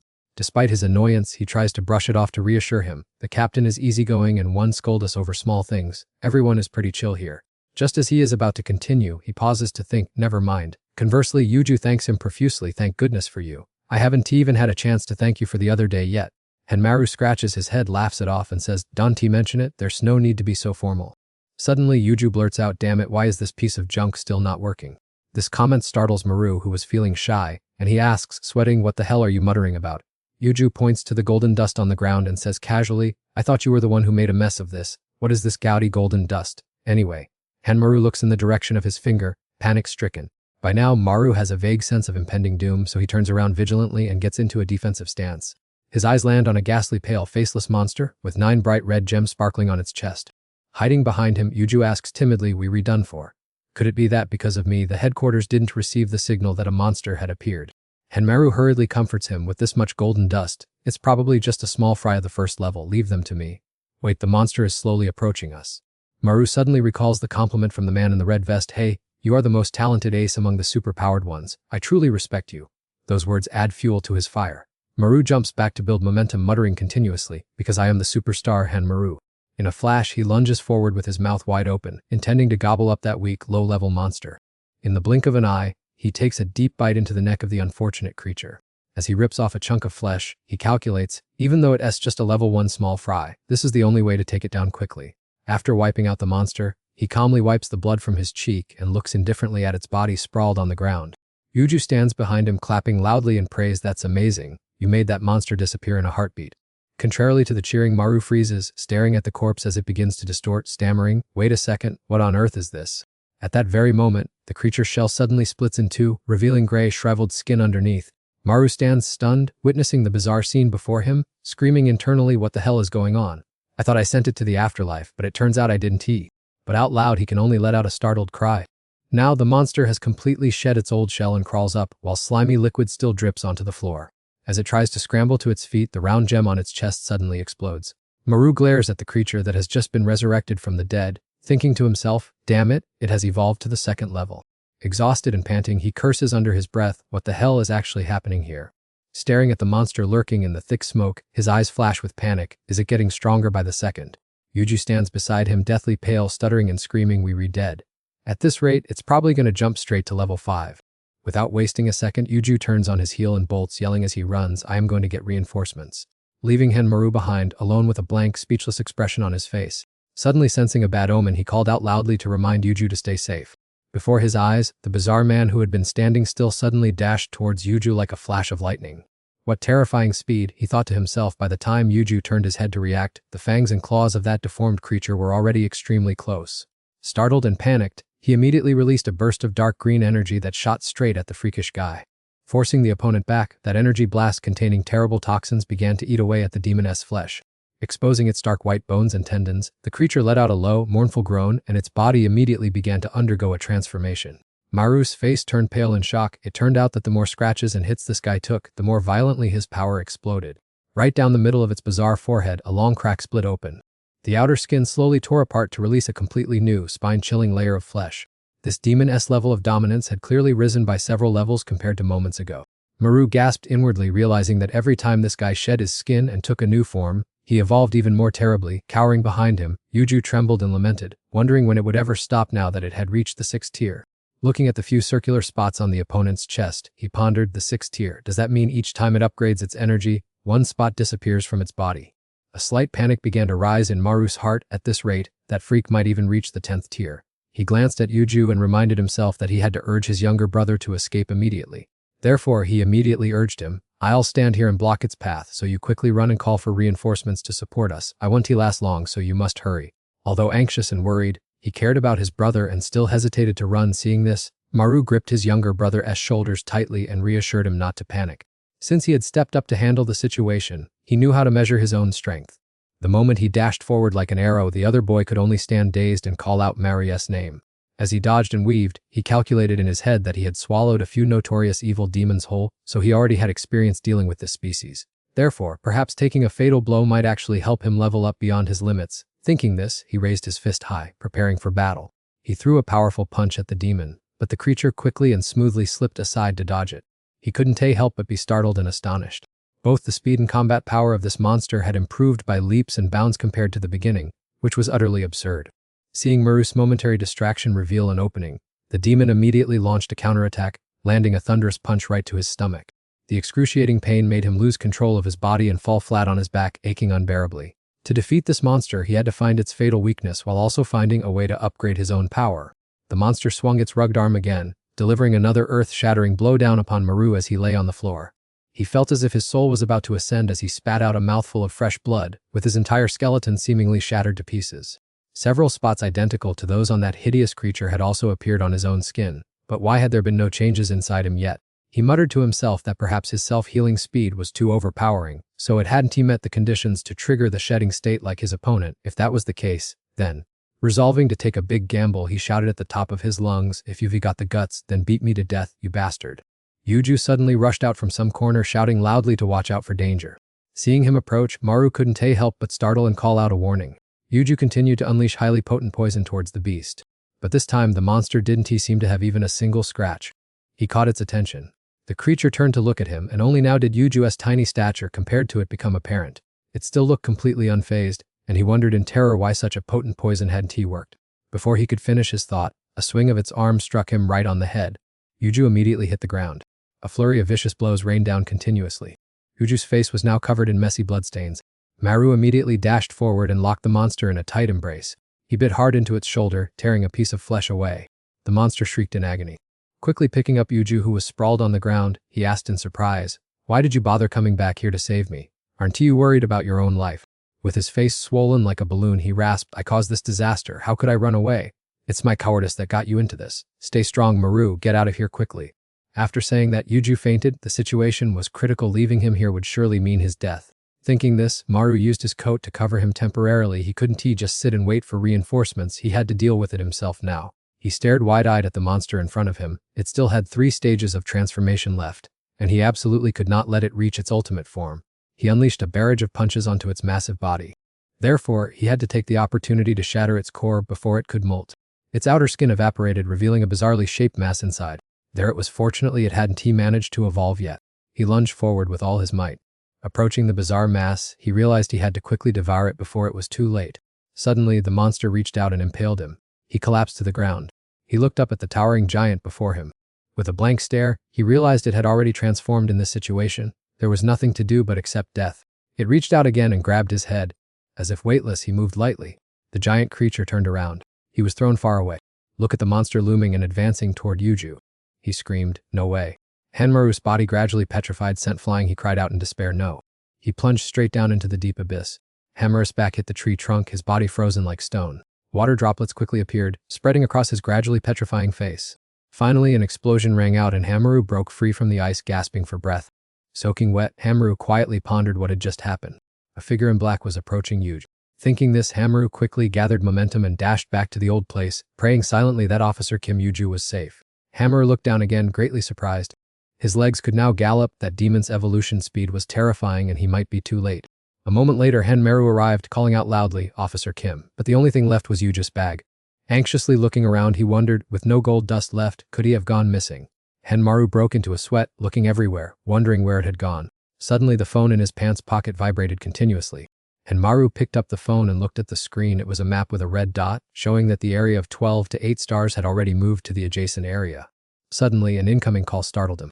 On the other end of the line, Deukman answered. While adjusting his coat, he said, "Hanmaru, did you see that the 7th demon has appeared?" He replied, "That's right, I was about to let everyone know."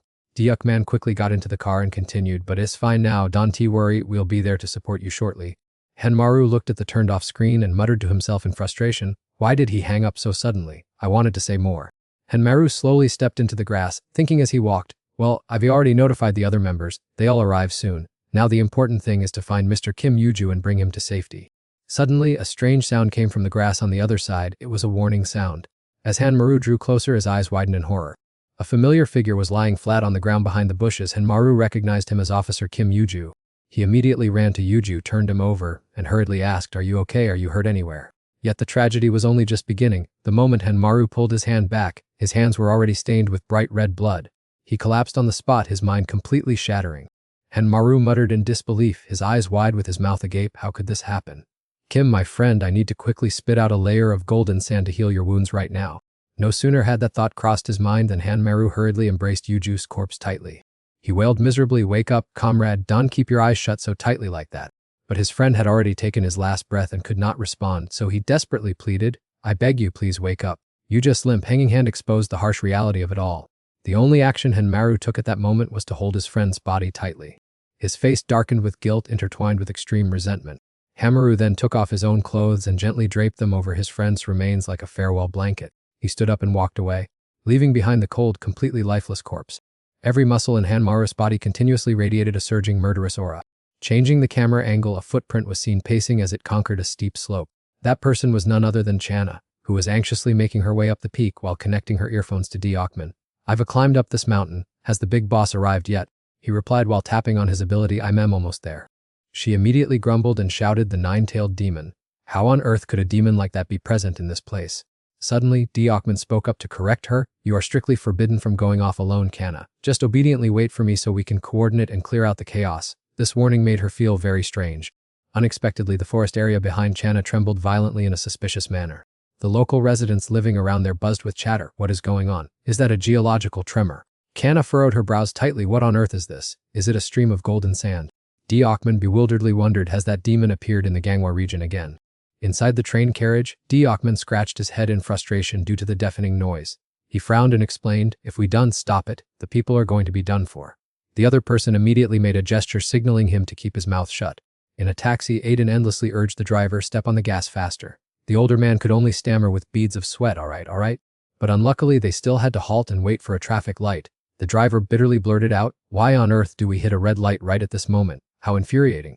Returning to the forest, Channa sprinted at full speed up the mountain, thinking there was no longer any time to wait for her teammate.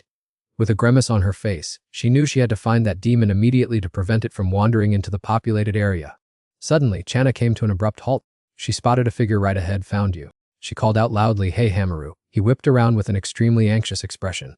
Hanmaru shouted loudly for her to go away. Don't come near here, turn around and leave right now. She asked in surprise, what are you talking about? What are you trying to do? He still looked skeptical. You should go back quickly. Hanmaru warned, I will handle that demon right away, which made Channa even more curious. She put her hand on his shoulder and gently advised, calm down, tell me clearly first. I won't go anywhere until you explain. Tell me quickly, what just happened? He explained, it is a demon capable of evolving to a higher level every time it is severely injured.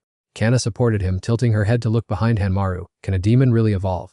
From within the hazy smoke, a tall figure gradually emerged. It was a high-level demon with a sturdy body covered in thorny armor plates.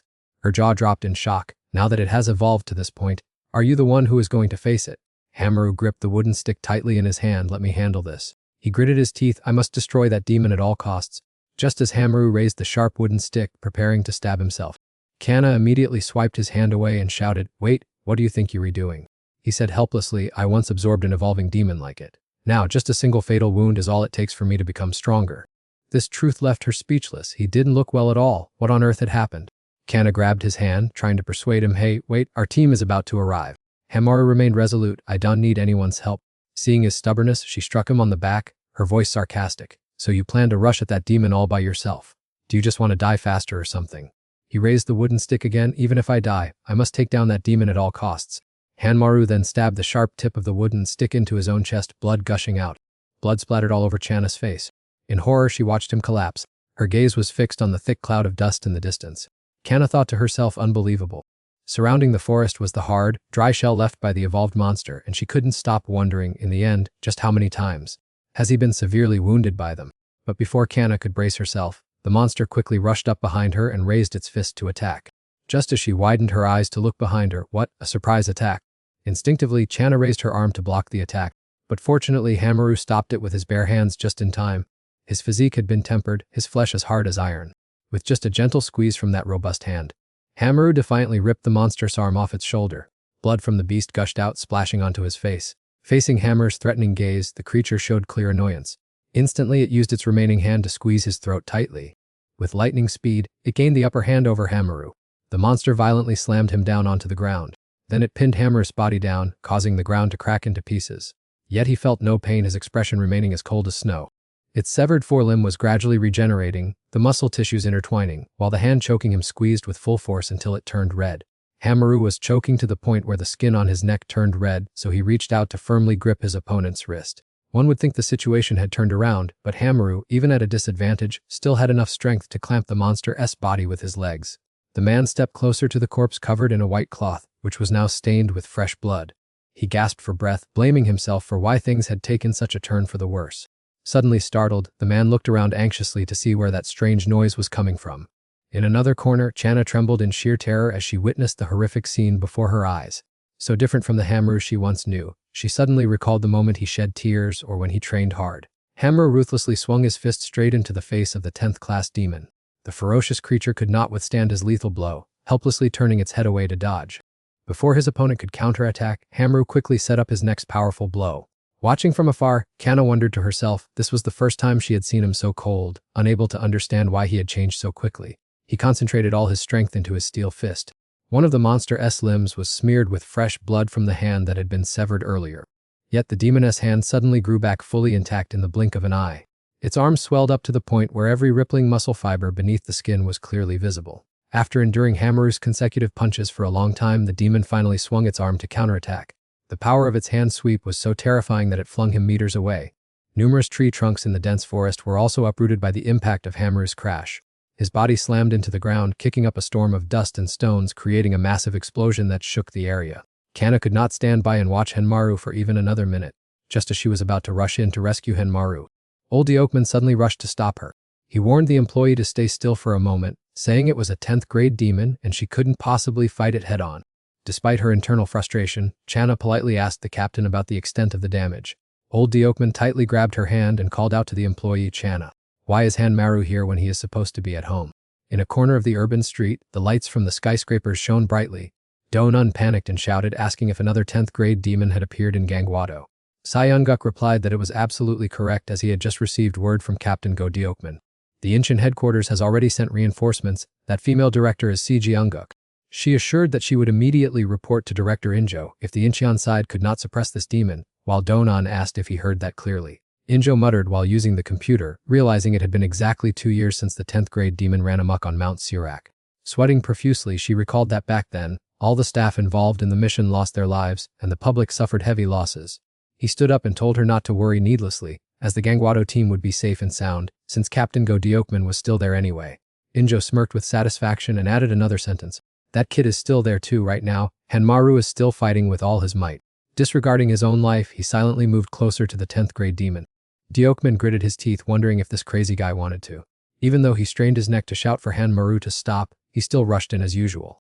Hanmaru leaped into the air with the intention of launching an attack from above. The 10th grade demon was no pushover either, quickly taking a defensive stance to wait for a chance to counterattack. Neither of them was willing to give an inch to the other. They kept throwing powerful punches at each other. Around their hands, a brilliant light burst forth, illuminating a corner of the sky. It seemed that Lady Luck did not bother to smile upon him this time. One of Hanmaru's arms was shattered after that reckless move. Seizing the golden opportunity, the demon grabbed him by the neck and squeezed tightly. Having just lost one arm, Hanmaru looked completely helpless and unable to fight back. Old Deokman grew anxious and worried. The situation was bad, and they couldn't just let him keep fighting like that. With his helpless hands no longer usable, he had to use his legs to lock down the 10th grade demon.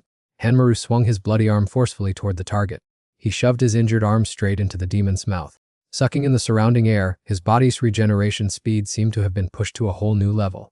Thanks to that intense absorption process, his arm was gradually healing. The blood from his arm began to flow backward and gather at the wound. The exact moment his hand was fully restored was also the moment the demon's life was ended. Observing from a distance, the other person could not hide their astonishment upon seeing him pierce the monster's head with his bare hands. He pulled his bloody hand out of the 10th grade demon's skull. Without any warning, Hammuru rushed forward and bit the opponent's neck, leaving it no chance to resist. He tore off a patch of skin on its neck, causing blood to splatter everywhere. Kanna's face grew pale. It seemed the demon had completely lost its ability to regenerate. Despite that, Hammuru still had no intention of letting his target go. His eyes and face at this moment were ice cold, without any excess expression. Hammuru kept delivering flurry after flurry of devastating punches to the demon's face. Unable to witness this horrifying scene any longer, Deokman hastily shouted to ask him to stop. Kanna slowly stepped closer to where the two were struggling. She swung her arm and severed the monster's head with extreme decisiveness. Having lost its head, Hanmaru also stopped punching, his blood-stained hands beginning to tremble violently. Kana rushed over, hugged Hanmaru tightly, and whispered that everything was finally over. Ji-won rushed over to ask if all the trouble in this place had indeed been resolved. It seems this exploit does not belong to the captain or the other civil servants, does it?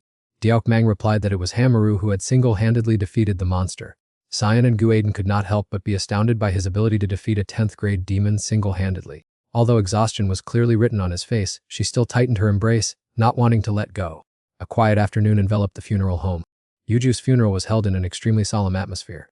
His family was plunged into immense grief at this sudden departure. Everyone present silently bowed their heads, not a single person uttered a word. Though unspoken, Jo Hyek's heavy expression spoke volumes about his deep sorrow. Kana huddled outside the mourning room, hesitantly asking if everything was all right. With a choked voice, Okmang replied, "The memory of that event still haunts me relentlessly." Kana continued to question, "What about the incident with Mr. Kim Yuju? How did it turn out?" Okmang lowered his face to the ground and mumbled, "The headquarters has handled everything. Fortunately, his body was still intact, not yet gnawed on by any enemies." Okmang stood up abruptly, his voice filled with worry. "Perhaps this place is no longer a safe haven." Kana softly asked again, "Strangely, we still haven't been able to contact Hanmaru." Okmang confided he submitted his resignation and then vanished. "This matter is quite serious, we must report it to our superiors immediately." Kana tried to plead, "Please give me some time, I will find a way to persuade him." But Okmang coldly brushed it off, "He will never come back. I've experienced that feeling before, so I understand it very well. Back when I was in Sil, a 10th-tier demon suddenly appeared. In that fierce battle, countless comrades were lost forever. Only I survived that storm." Okmang started walking, seemingly intent on moving forward. Watching Okmang leave, the scene of comrades falling plunged me into despair. Back in reality, Hanmaru lay listlessly on the bed, the tragic images of that day still deeply etched in his mind. Even though several days had passed, Hanmaru's mood showed no signs of improvement. Suddenly, a tiny damp spot appeared on the ceiling. From inside that damp spot, a blood-stained arm reached out. That arm gripped tightly onto both edges of the crack in the ceiling. Indu broke through the wall, stepping out with a blood-drenched body. Hanmaru was utterly terrified, his face turning pale. Then he approached, chuckling, and said, "I only came here to talk to you. Don't be so scared." Maru startled in extreme panic, "How on earth did you get in here?" As Indu took off his dirty clothes, he replied, "I came here right after finishing some tasks at the scene." He casually reached for a towel nearby. As Indu looked in the mirror and wiped off the remaining blood from his body, he said, "I heard that after the incident with civil servant Kim Yuju, you locked yourself in your room and wouldn't come out." Hearing this, Maru felt a surge of self-pity, his eyes avoiding contact as he looked around. "So did you come here to blame me and hold me responsible for what I did?" Now Indu was wiping the blood from his neck with the towel, explaining to Maru, "That's not it. As special civil servants, sacrifice is unavoidable. Kim Yuju was too weak, so it's not surprising he lost his life." Hearing Yuju's death mentioned, he was suddenly startled and panicked, constantly asking himself, "What on earth is he talking about?" Seeing him so confused, Indu shouted to snap Maru out of it. "I am just worried about you. If you keep going like this, how will you ever complete this job in the future? And even more dangerously, you will become a replica of your father." He slumped down next to Maru. "Don't follow in your father's footsteps anymore, listen to me," Indu whispered with a voice full of anxiety, bringing his face close to him. Maru asked, his voice weak and innocent, "So you know about my father?" Indu replied, "That's right, your father and I were once comrades, or in other words, we both served as captains in the same platoon." He asked curiously, "Really?" Indu reminisced thoughtfully, "In the past, when we fought the demons together, those were truly unforgettable memories." And then came the year 1990. The sound of gunfire and explosions echoed through the sky. Indu, who was 30 years old at the time, was patrolling when he suddenly gasped in shock, "What is going on?" They couldn't understand how their opponent was so strong, appearing completely unharmed by bullets. That stranger, brandishing a spear in his hand, advanced straight toward them. Hansuan, 30 years old, who was also Maru's father, shouted angrily, "Everyone shoot him, quick." In that moment, Indu stood frozen to the spot, completely motionless. He ran over and struck Indu to bring him back to his senses. "Wake up, get into combat position now," a voice rang out in Indu's head. At the same time, another of their comrades fell under the enemy's brutal attack. Suwon hurriedly pulled the pin of the grenade. He urged, "Hurry up, throw it." Then Suwon mustered all of his strength to throw the grenade at the most critical spot, followed by a flurry of other grenades being thrown. As soon as it hit the ground and exploded, everyone shouted together, "Take cover." A terrible explosion occurred right there. Thick smoke and dust rose from the explosion. Only after a moment did they start to check the condition of the stranger. They made their way through the smoke and dust, approaching the monster. Suwon ordered the other members check to see how he is. He stared in amazement at the scene before him, panting with exhaustion. Though only faintly, they could still make out its shape through the smoke screen. Looking closer, that monster had lost half of its body but was still sluggishly alive. It smirked with amusement. And Indu wondered immensely, what the hell is going on? The entire regiment was shocked to realize that the wounds on the monster's body were gradually healing themselves. The urgent situation forced them to squeeze their triggers, firing frantically in an attempt to finish it off quickly. However, with just a light leap, the monster escaped the encirclement, tearing the soldiers into pieces. Suwon stood frozen in place with horror, unable to believe his eyes. In the confrontation with the demon, the platoon was almost completely decimated, and Indu woke up in a pool of rancid blood. The strong smell of blood and the tragic scene left his mind numb. Indu endured the pain, dragging himself closer to Suwon, anxiously asking if he was okay. Instead of replying, he kept unconsciously muttering that everyone had passed away. Suwon collapsed to the ground, his mouth trembling as he uttered the words yellow sand. His face was distorted and tears streamed down his cheeks in terror, knowing that the demons had still not let them go. Despite Indu's strained calls, Suwon just ran off to find a way to rescue everyone. "Come back here quickly," he froze at that desperate call. Indu silently watched his receding figure. He anxiously asked Suwon where he had run off to, forcing him to search everywhere. Right at that moment, a terrifying event occurred, leaving him in utter shock. Yet another monster emerged from the thick yellow sandstorm, revealing its hideous form. Indu helplessly and desperately screamed for Suwon to retreat quickly. However, he only turned his head back, looking at him with a thoughtful gaze. He firmly uttered a farewell, asserting that he had to stay behind to stop it. Bewildered, Indu screamed and asked what on earth he was talking about. To his surprise, Suwon vanished right before his eyes, leaving behind a faint purple smoke. A pitch-black crack suddenly appeared, leaving Indu stunned and frozen. A pair of bizarre eyes stared at him from the void. An arm suddenly reached out from inside, leaving him no time to react. That brutal hand pierced through Indu's body, making him scream out in agonizing pain. Indu thoughtfully recalled that it was at the very moment he was attacked by the demon that its blood merged into his body. He continued to recount his journey of gathering those in similar situations to establish a special organization to fight the monsters. Maru curiously pressed for more details about his father's whereabouts. Indu recalled the day he visited the house, when the father had declined the invitation to join the organization. The house was shrouded in a gloomy atmosphere. Maru played alone while his father's mind was unstable due to the influence of the demon's power. "Your father seemed to have only a single desire at that time," he guessed to himself. "Do you mean we have to travel to the underworld?" Maru asked in surprise, his eyes gleaming with skepticism. "So we have to go down there." He recalled the past. No wonder when he earnestly called for his father in the past, he didn't take care in the slightest a father who abandoned his children. Indu understandingly encouraged, "Your father chose the path of turning himself into a demon to gain more strength. Only then could he defeat the monsters." But Maru did not want to accept this truth. He struggled and resisted. "What are you talking about, father? Turning yourself into a demon?" He bluntly replied, "The blood of the demon race already flows in our veins. With that blood we can freely set foot in the underworld without any obstacles. And the only place to enter it is the mysterious gate that leads the Rakshasas to the human realm." The scene shifts to late at night in a quiet apartment. Maru intently reviewed the old photos taken with his father. He questioned himself, so father chose the way to enter the underworld to become a demon. Maru suddenly remembered Indu's advice in this battle: "If you give up and feel too weak, I will have to regard you as a lost cause. Become stronger and Dande lose your mind like your father." Those words made him seriously reevaluate himself. The scene changes to the office of the Kangwa investigation team. Deokman's eyes flashed with irritation. He looked toward Maru's empty desk and spoke, "Is he still off work today?"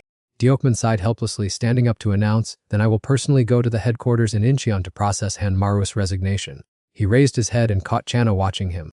She hurriedly stopped Deokman, "And I will go to his house too." But before Channa could finish, a familiar voice rang out, "I'm sorry, everyone. Sorry for being late." That voice was none other than Han Marus. He still looked quite exhausted as he walked in. His sudden appearance surprised everyone in the office.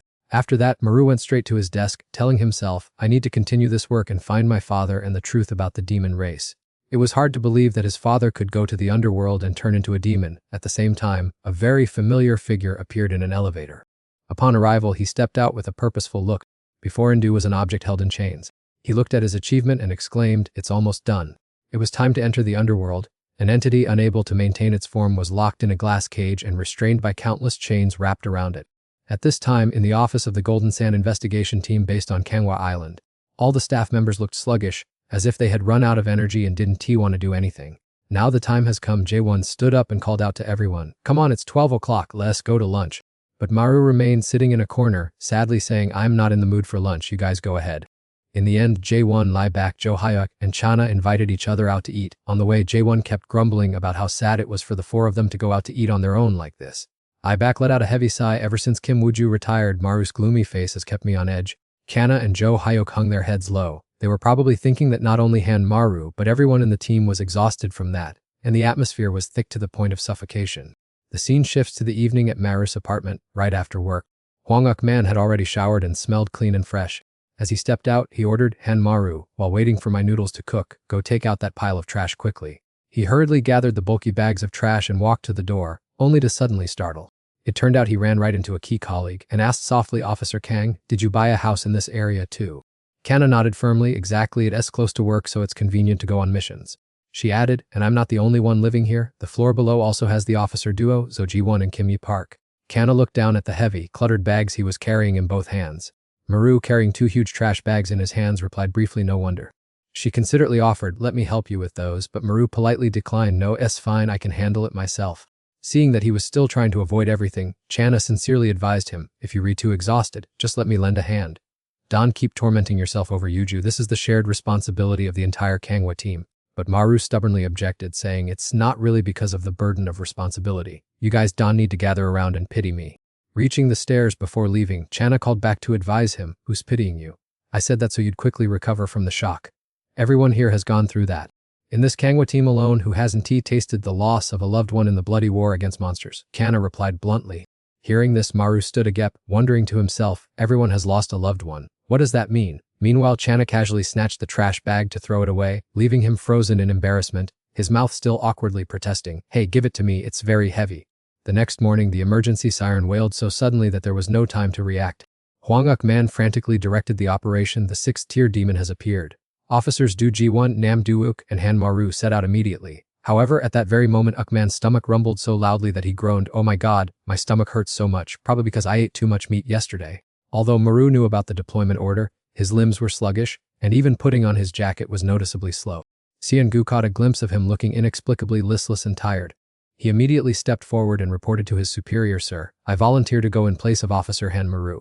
Maru gasped in bewilderment, and before leaving, Seon-gu added a sarcastic remark, "If Officer Han Maru causes an accident, it'll be a hassle, so it's better for me to be safe than sorry." Hearing this, Maru was completely devastated. Back and Ji-won rushed over to comfort him, with the latter turning to scold Seon-gu furiously, "You need to know your limits." Ignoring J1's torrent of scolding, he smirked disdainfully and thought to himself, "Looking at his miserable face really irritates me." Then the trio of J1, Jo-hyuk, and Seon-gu left the office together and headed straight to the scene.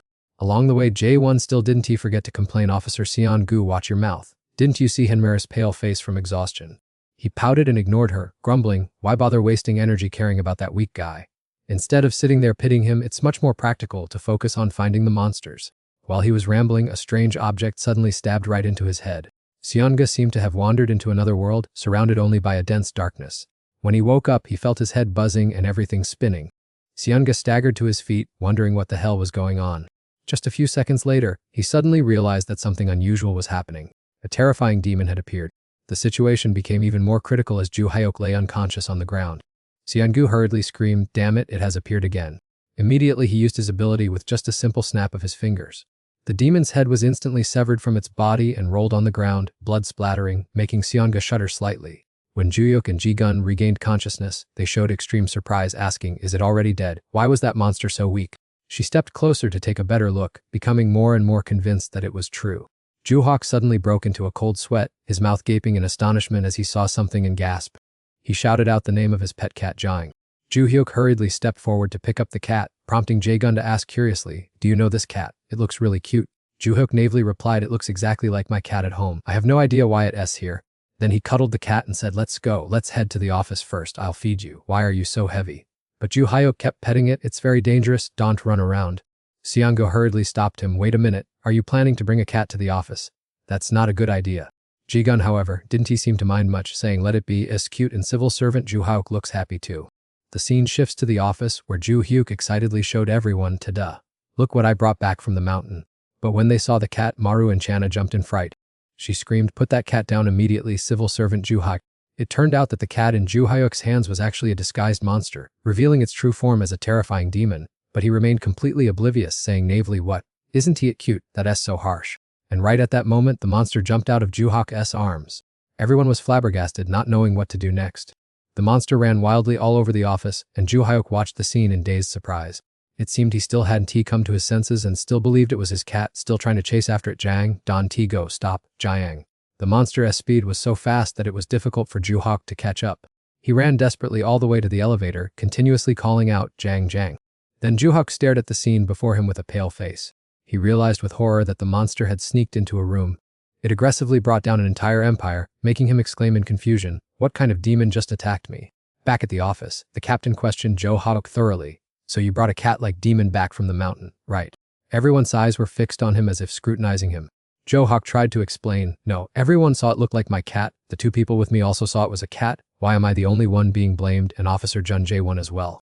But before he could finish, J1 interrupted. "Let's put aside who is right and who is wrong for now. The appearance of gold in the building means the demon is definitely still here. Let's start checking from the door over there quickly. I will handle this side." G1 observed the outside of the door carefully and realized it seems like it has the ability to create illusions. Everyone be careful. After that, they opened the door and cautiously stepped inside. Jo Hyuk exclaimed in astonishment, "Oh my god, is this an illusion? That's really interesting." Channa quickly noticed, "Look over there, the cat demon is there." Trying to see through the dense golden mist, the monster was hiding behind it. Now it had transformed into a terrifying giant monster, indeed a spider rakshasa.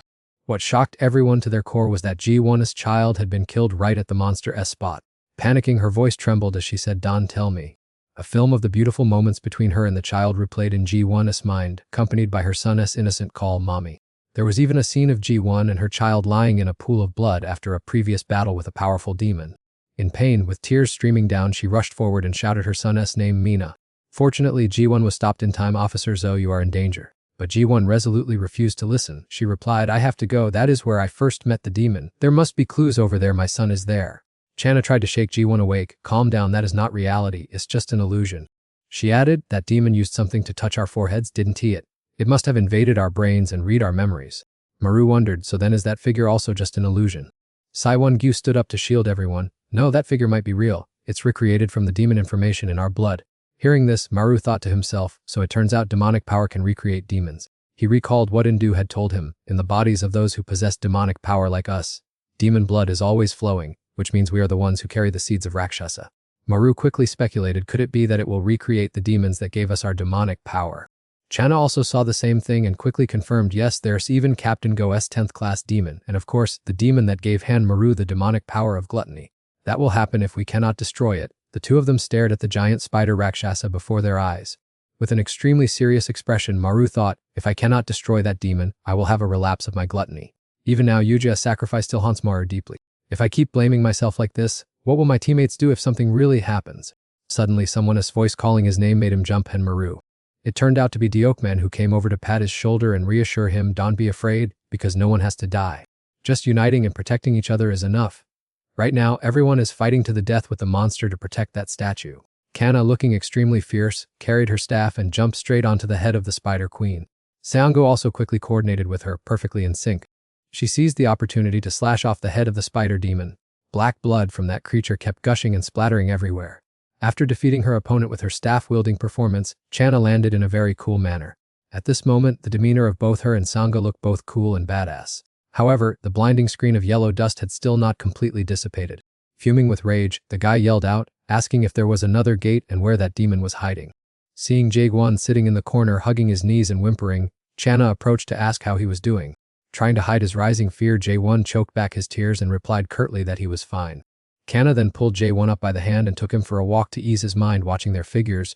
Maru silently worried about Princess Ro, who had just lost her child to the demons. Those demons are truly despicable beyond words. The hatred in his heart towards the Rakshasas has now grown even deeper. Right after that, Seongo stood blocking the door, urging everyone to hunt down that demon if they still wanted to make it out alive. He then pushed open the door and stepped into the room, which was still hazy with smoke and yellow dust. Just as he stepped inside, Maru suddenly realized that this was the memory realm of Princess Kim Epak. Seeing that scene, Princess Kim's eyes welled with tears as he choked out, "My wife." He reminisced about the brief, sweet moments he once had with his beloved wife. He recalled when the Epak couple was infected with mold, and she ultimately lost her life to the monster's wicked ability. Amidst all this, Ju Hyuk suddenly shouted in alarm that the demon was clinging to the ceiling. Sure enough, a hideous creature was clinging upside down to the ceiling, preparing to lunge down. It let out a few spine-chilling growls. Then it shook its body, sending dozens of mold spores fluttering down. Maru panicked and tried to spit out the spores that had just fallen into his mouth. It was too late, they had already made their way into his stomach. He desperately forced himself to gag and spit out the poison, but to no avail as the fungus had already begun to spread. Panic-stricken to the point of tears, Maru thought to himself that with the mold consuming his lungs so quickly, he wondered how the others were doing now. Unfortunately, at this moment, his teammates shared the same fate, getting infected by the mold spores and collapsing to the ground. It was all too late. Maru tried his best to throw up all of that monstrous stuff, knowing full well that only his body could endure this super speed recovery. Hastily wiping the tears from his cheeks, he still forced himself up, determined to put an end to this threat immediately. Maru rushed into the life and death battle, leaping high into the air as if to crush the hideous monster. He gritted his teeth and tore through the rough skin, ignoring the frantic screams of the mold monster. A fatal bite to the neck caused bright red blood to splatter everywhere. Both of them fell into the deep crevice below. Finally, that evil entity was shattered into pieces of fine dust. The cloud of dust gradually dissolved into nothingness. As he chewed voraciously, Maru grumbled to himself about how difficult demonic energy was to absorb. Seeing his teammates starting to wake up, Maru quickly asked them if everyone was okay. Everyone was throwing up to the point of tears, while Zohik feebly muttered that he had almost died. Kana also called out Maris's name in an exhausted voice. The whole group turned their eyes to the corner where Ibak was sitting huddled up, sobbing uncontrollably. He choked out that his beloved wife had lost her life to that bloodthirsty demon. Tears rolled down Ibak's face as the pain of losing his wife overwhelmed him. Seeing this, Maru clenched his fists and recalled the advice Channa had given him. It turned out that all the members of the Kangwa team were suffering from the pain of losing loved ones. Only now did Maru realize that he was not the only one suffering, so tormenting himself was pointless. Seeing Maris's unusual attitude, Xianga grumpily yelled at him, ordering him to stop immediately. "Stop getting in my way." Maru felt a pang of sorrow upon hearing that, thinking about how he had just woken up in the midst of such a dire situation. Xianga nonchalantly stepped forward, intending to open the next door. Maru quickly shouted to stop him, not knowing what kind of demon might be hiding behind that door. The other guy didn't care and barked back that if they encountered any, they would just kill them all. Ignoring the warning, Xianga still decided to fling open the wooden door. Maru squinted through the yellow dust and wondered who was standing tall over there. It turned out to be the figure of Xianggu from his youth, standing there waiting. Startled to realize it was his memory, Maru shouted a warning, making Xianggu swear in annoyance and tell him to back off. Out of the yellow sand-covered dust, a monster's deformed hand slowly reached out. That terrifying hungry ghost had finally made its official appearance. However, Xianggu did not flinch. Instead, he stepped closer and begged it to grant him demonic power. Screaming in front of it, he roared that he must surpass his powerful father. Witnessing this scene, Maru was completely baffled because he couldn't accept that the guy suddenly wanted to absorb demonic power. He was truly out of his mind. However, Xianggu frowned and argued stubbornly that it was absolutely critical, as only by doing so would he have enough strength to face his father alone. Suddenly, the hungry ghost snapped its own arm with a loud crack. Sure enough, Sanga's leg also snapped, making him scream in excruciating pain. The hungry ghost monster raised its fist again, preparing to swing it straight at his past self. Unable to watch this any longer, Xianggu decided to step in, thinking it was time to put an end to this farce. After a light warm-up, he gently snapped his fingers. Instantly, the monster's arm dislocated and snapped off. Xianggu looked at the demon and arrogantly declared, "Go to hell." However, the furious hungry ghost grew a dense cluster of multiple limbs. The hands intertwined and unleashed a superpower to crush Xianggu. The overwhelming power immediately sent Xianggu crashing to the floor. But Xianggu jumped back up incredibly fast, refusing to surrender and rushing back in to fight to the death. Channa immediately drew their sword and rushed in to reinforce him. The duo J1 and Deokman couldn't just stand by and watch, so they braced themselves and rushed in to assist. At that very moment, the hungry ghost pulled off an even more deceptive trick. Maru widened his eyes with a mix of provocation and worry, feeling the tension rise to a breaking point. Then the evil demon simply snapped its fingers lightly.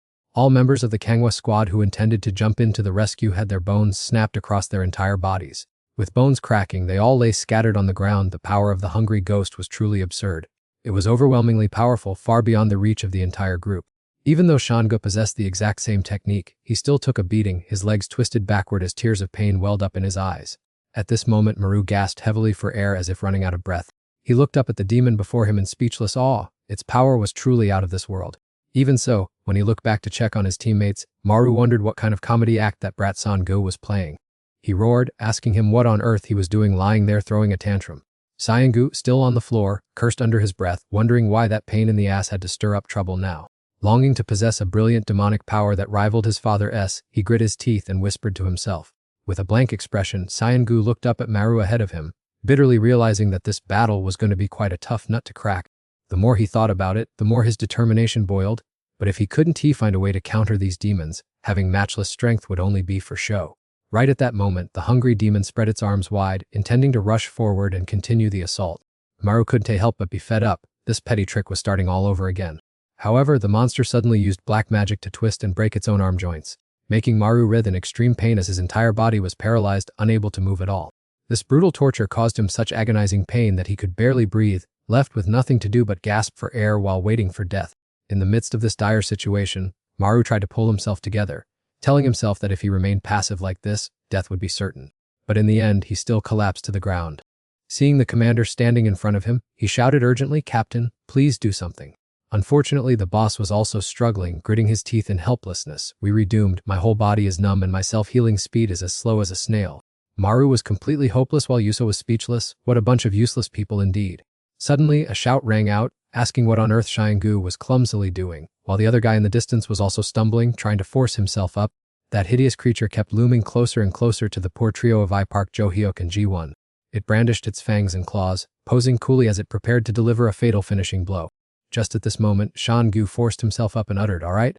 He gritted his teeth in frustration, so hard that fresh blood trickled from the corner of his mouth. Just as it was about to act, the monster was caught completely off guard when a figure rushed out of nowhere, using sword aura to slice off its arm, leaving the monster utterly bewildered.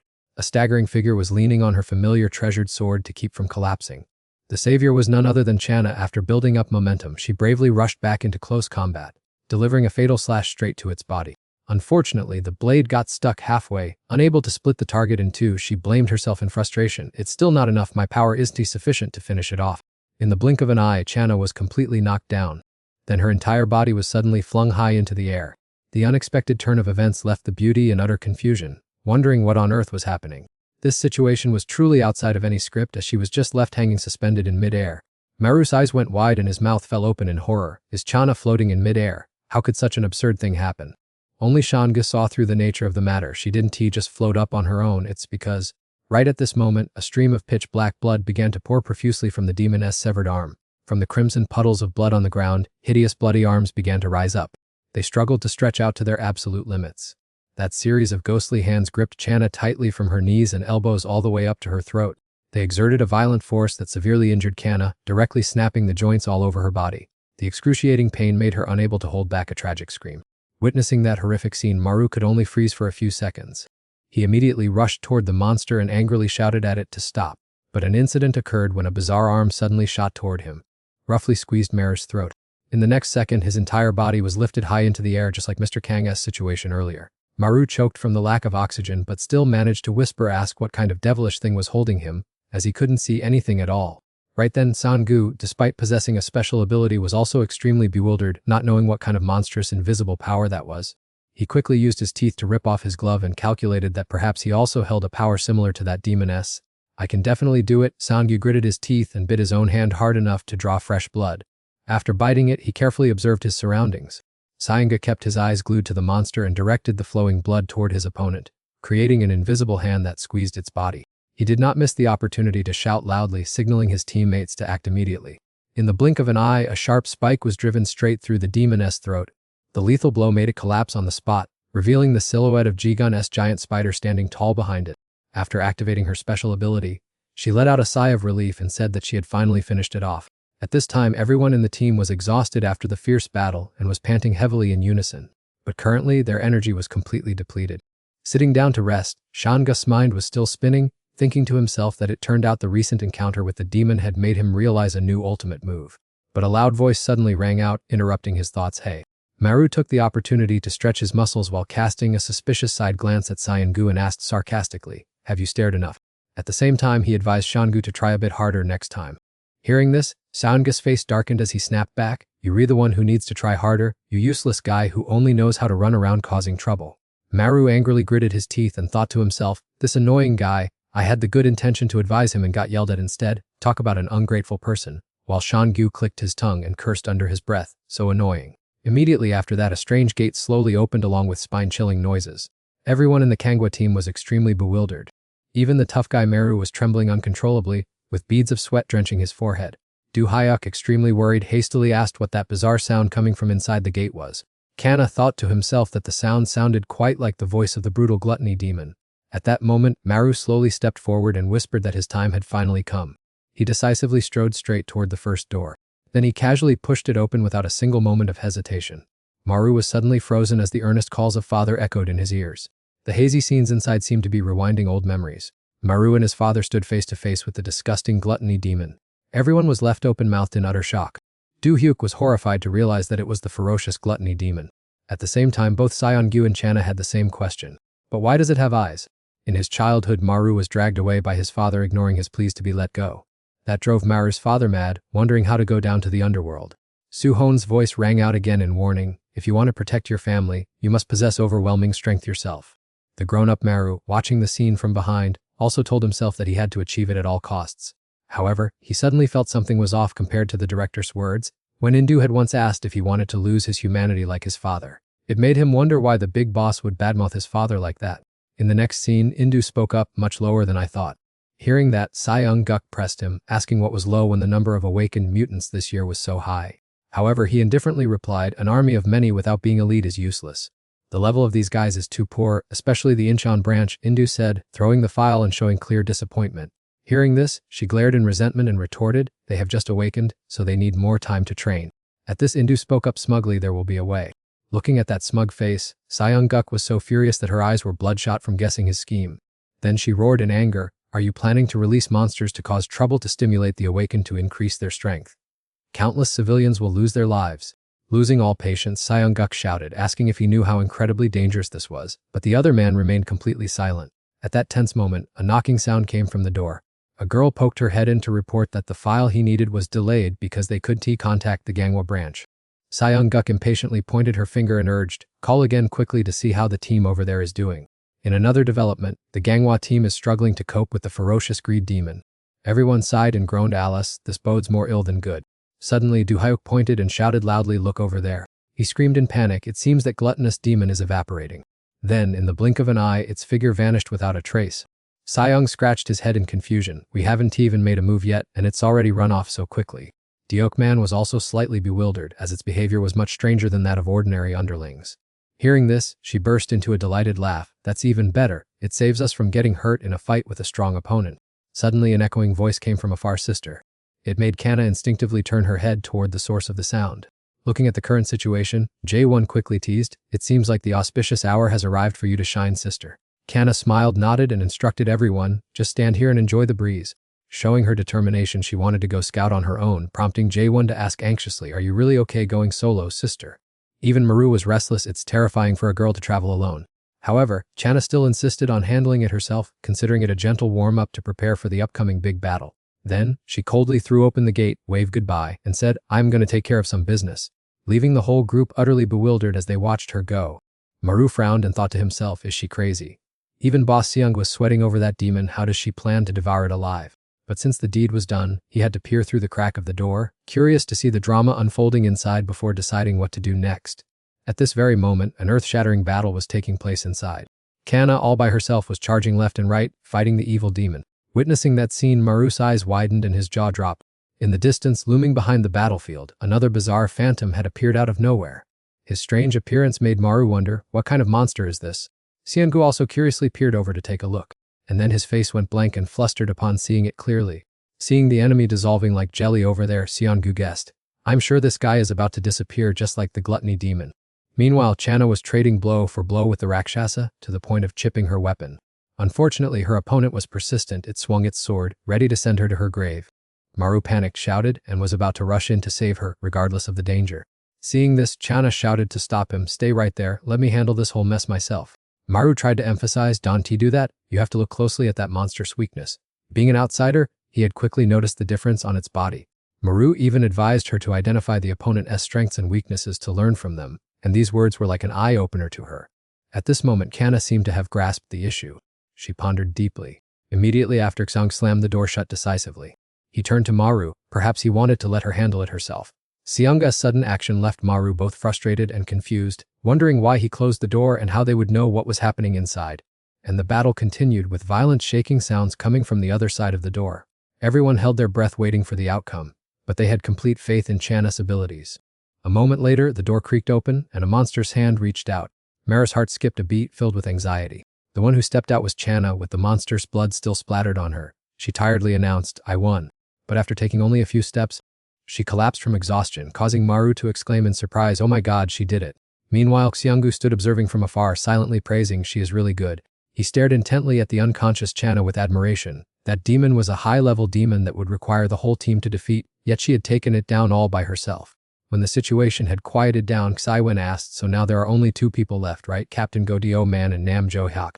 Hearing this, he replied, that's right, but why are there no more doors left? Xianga then explained, because the first time we met that demon was in the mountains. He continued, I noticed its power is quite similar to Officer Nam's. Jo-hook recalled and admitted that's right. At this point, he recounted the past a year ago. When I was looking for my lost pet in the mountains, I ran into that demon. So now only Dokman has not encountered his demon yet. Gehan turned to ask, then what about the ability of the shadow demon that the captain possesses? Yawning casually, he replied, didn't really pay attention, I just fight it when I see it. His confident words left the whole team speechless. Strength really makes a difference. This time, everyone had to face their own challenges. After that, Jock chuckled. Alright, luckily no one had to face that demon. Dokman also smiled in agreement. That's right, it's good that everyone is safe and sound.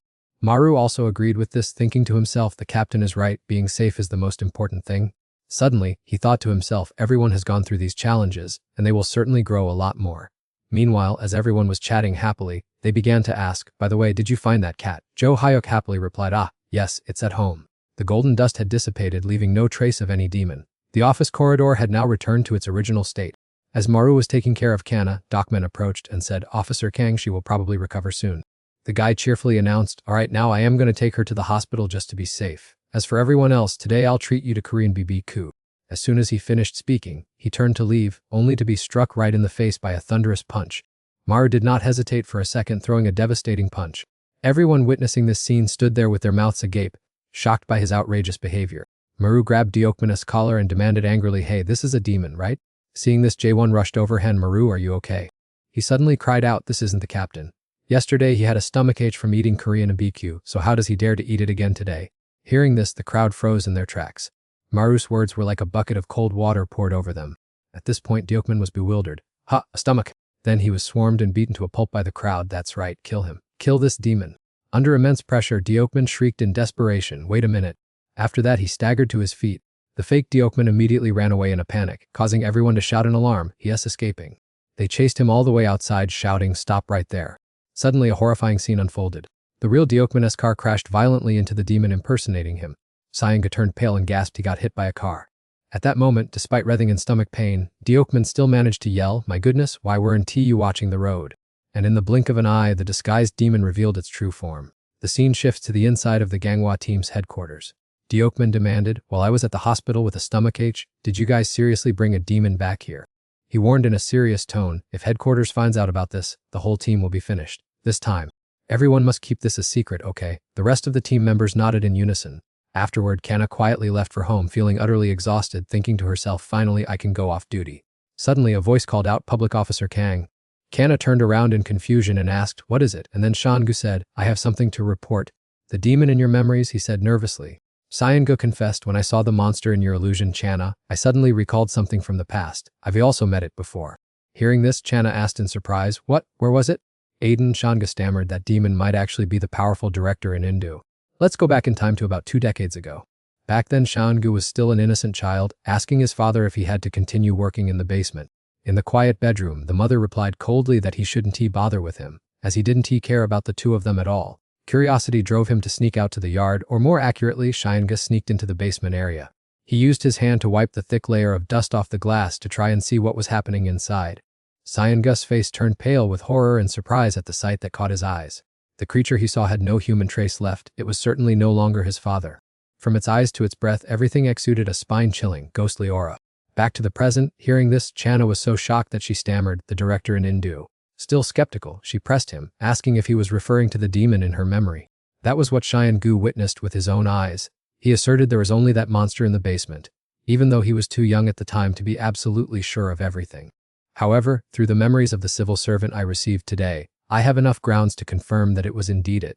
Kanna's eyes showed clear shock. If the Indu director is truly that demon, why did he just stand by and watch my family get slaughtered without lifting a finger to save them? Massaging his arm, Soundga pondered, to be honest, I am also very eager to find the answer to this question. In a serious tone, he said, my purpose in becoming a special civil servant is to expose the secret of that Indu director. Looking at his hand, which held an extraordinary power, he continued, only when I possess a powerful demonic ability will I have the chance to work at the SIL headquarters. Suddenly, Kanna stepped closer to him. She focused intensely on questioning whether he had any solid evidence, or if he was just relying on a vague memory. Yet, San-Gus' resolve remained ironclad. I will definitely prove that my speculations are completely well-founded. He hesitated for a moment and then admitted, even so, I still need a source of support. Kanna immediately questioned, a source of support. The scene shifts to the headquarters building of the Yellow Dust Prevention Agency in Seoul. In the meeting room, civil servants Kang Chana and Han Maru were both present. Maru suddenly woke up in a panic, her face darkened with annoyance as she replied that she had repeated it over and over on the way there. Maru yelled and pointed straight at Sangu. I don't understand why I have to get involved in this crazy plan just because of this guy's groundless speculations. The room suddenly fell dead silent, no one dared to utter a word. A moment later, Indu appeared with a leisurely manner, apologizing for keeping everyone waiting because the meeting had run longer than expected. He calmly sat down and asked, so, what is it that you want to say? Maru's arrogance vanished as he forced a smile, but Sangyu immediately cut in and asked directly when civil servant Kang Chana received her demonic ability. The director was also there, right? Hearing this, Maru felt as if struck by lightning, gaped in astonishment, and then interrogated them directly. Indu's tone became much less welcoming, slamming the table with a bang and demanding to know the meaning of those words. Seeing this, Chana had to explain that there was still another demon in the room at that time. Eavesdropping that it was the director himself, the surrounding atmosphere suddenly became thick and tense like a stretched string. Indu's face darkened, and he uttered a dissatisfied, sarcastic remark about who would ever believe the absurd stories of Shangu Aiden. He glanced at him and brought up his deceased wife, accusing him of imagining his own father as a demon because of his mother's death. One shock after another hit Maru's head upon hearing Indu call the other person his father. Sayanga slammed his hand hard onto the table. He screamed that his mother must not be mentioned. What he cared about right now was his true face. Suddenly remembering something, Sayanga turned to Han Maru and told him to spit out the gold sand to expose the director's true identity. Completely passive in this situation, Maru gritted his teeth in resentment as he realized he had been tricked into coming here by that brat just for that purpose. Although on the surface he seemed to be advising against it, Indu was actually threatening them, warning that if Han Maru spat out gold sand outside of business hours, the Manhwa team would immediately suspend his protection. At this point he really grew anxious and Shangu's words from just now slipped away completely. Realizing that both sides were getting nowhere, Chana stepped in to intervene and asked to stop there. She sadly shared that although she desperately wanted to clarify the death of her loved one, she absolutely could not let it affect Han Maru. He was utterly stunned to see her willing to set aside her painful hatred for his safety. A flood of memories rushed into Maru's mind from when they encountered the solitary Rakshasa at civil servant Kang's house. He suddenly asked her in a low voice if she really wanted to know the truth. The scene of her family being slaughtered by the spider Rakshasa appeared vividly before his eyes. Maru clenched his fist so hard against the edge of the table until they bruised, determined to face that harsh truth. The two exchanged determined glances, subtly signaling a grand plan. Regaining his once fiery spirit, Maru released the gold sand while boldly declaring that he would back Shangu Aiden from this moment on. Sayangu also responded with an equally determined demeanor. Indu sighed warily as if watching a ridiculous headache-inducing farce. He calmly smirked and asked what kind of farce he was planning to put on with his father. Every word and action of Shangu oozed extreme resentment. He had never once considered him his parent. While glaring and gritting his teeth, he channeled the supernatural power that had been kindled since the day he was abandoned by his mother and sibling. Indu seemed immune to those sharp words and did not even bother to care. The tempered glass behind his back suddenly cracked and shattered into tiny pieces. Seizing Shangu's explosive burst of power, he took the opportunity to dash forward. So he lunged straight at Indu, intending to shove him off. Strangely enough, Indu did not bother to dodge or resist, simply letting his opponent do whatever he wanted. Sayangu had to use all his strength to shove the man, who was as big as his own father, face first onto the ground. Just like that, Indu's thin body fell freely into the void. Kana ran over in a panic, scolding him, asking if he was trying to assassinate the chief, while Maru turned pale with fear, shouting that there was no yellow sand outside to save his life. But Sayangu was not the least bit worried. He confidently declared to just wait and see the show. On the contrary, Indu kept an extremely cool head, his lips curling into a mocking smile. He narrowed his eyes slightly and muttered in annoyance. Meanwhile, Shangu knew well that the real game had just begun. He looked up and cheered, "It's showtime." A dark, murderous aura suddenly appeared right before the trio's eyes. Indu, who had just been heartlessly shoved into a freefall, reappeared with his body covered in bizarre, pitch-black cracks. His eyes flashed with a brilliant golden light amidst the thick cloud of sand. At this moment, Maru and Chana shared the same thought of astonishment. He was actually emitting yellow sand, exactly as Sangyu Aiden had predicted. Hearing the unusual noise, Ranyu rushed in and demanded to know what was going on and where the pile of yellow sand had come from. She looked up in shock and stammered, "Chief, what on earth is happening?" Indu landed on the ground silently without saying a word. Seeing him ignore them and walk away, Chana called out, "Hey, we are still seriously talking to you, Chief." She wanted to clarify everything, suspecting that the chief had been involved in her family's tragedy years ago. At this point, Indu finally deigned to notice the people around him and retorted, "Is it just the three of you who suspect me, or does the entire Manhwa team feel the same way?" Everyone turned their eyes toward him, filled with vigilance and resentment. Sensing their attitude, Indu laughed scornfully. "Silence means consent, right? Kids these days are truly troublesome." Suddenly, a bizarre source of energy radiated from his palms. A massive power with the ability to bend space itself.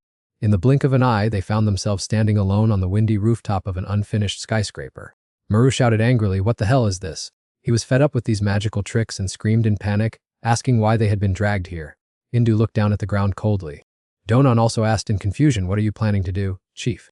Having reached this point, Indu laid his cards on the table, bluntly stating, "I only had to act because you guys keep being nosy. Besides," he cast a sly glance toward them, reminding them not to let blood and guts dirty his workplace. With just a slight closing of his two fingers, Indu released a dark mist. He muttered softly, and a rift in space opened, releasing a bright red beam of light that swept across the room. Indu's swing of his hand sliced the open air in half. Donan screamed, telling everyone to quickly dodge that void slash. Hearing this, the whole group quickly ducked to avoid it. Maru's face was as tense as a violin string and sweat poured off him like rain. The scene at this moment looked like nothing less than them prostrating themselves and bowing to Indu. Her face was deathly pale and extremely bewildered as she asked the director if it was normal to act so crazily. His extremely annoying, indifferent attitude showed that he only wanted to eliminate those who knew too much. He explained to the big bosses that he was clearing out useless people, but unfortunately, Donan and the division chief were caught in the crossfire. Although they had struggled through thick and thin to slay demons, Indu still spoke bitter words and turned his eyes toward the twins. He also planned to send Maru off, saying that getting rid of him early would save trouble if he happened to fall into the hands of the demons. The young man angrily questioned him in return, asking why he would be so easily caught by demons. Indu once again moved his hand to cast a stream of dark magic, while his mouth continuously mocked the weak crowd, saying that a single slip-up would mean their doom. As soon as he finished speaking, Indu's hand reached out from the rift in space, lurking right behind Shango and Channa. The girl immediately turned her head out of natural habit. In just the blink of an eye, the heads of the three people, Shun and Channa, were severed from their necks. Maru's eyes widened in horror as he witnessed the gruesome scene before him. Mrs. Donan looked down in stun at her two hands. She stood alone in a corner right behind everyone's backs.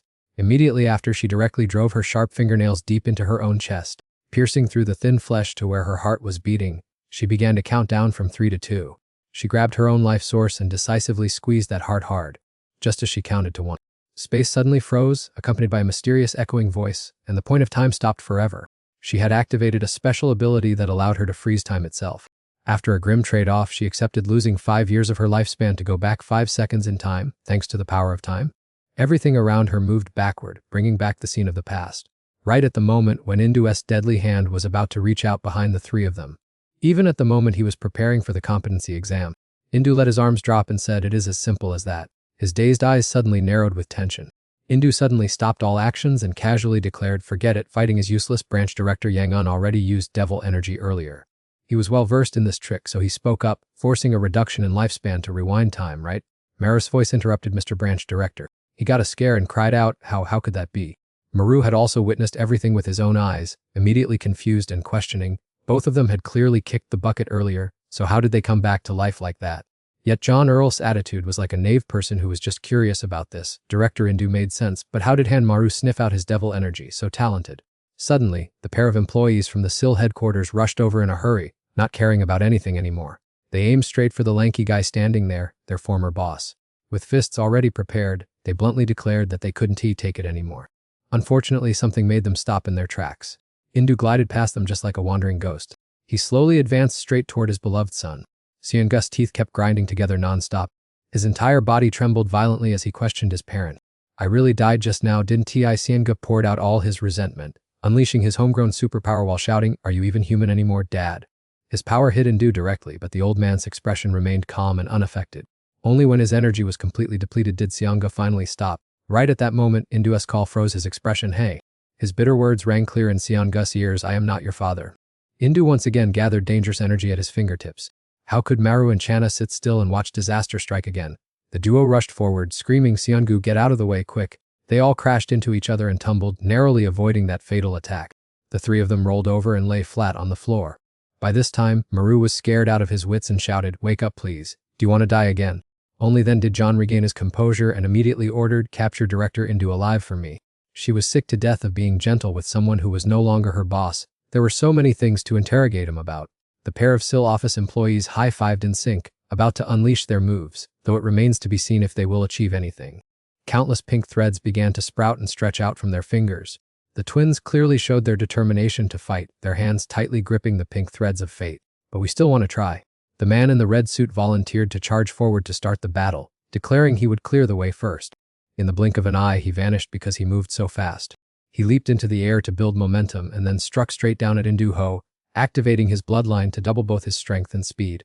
Indu responded with a spatial slash, this time not defending but actively attacking. A sharp homemade arrow flew out from between his fingers. The arrow grazed the top of his head, leaving him frozen before he could react. Maru was so astonished that his jaw almost dropped to the ground.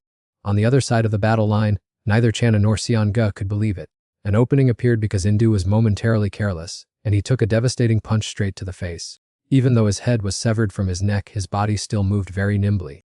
The head on the ground laughed out loud with glee, shouting that it had worked.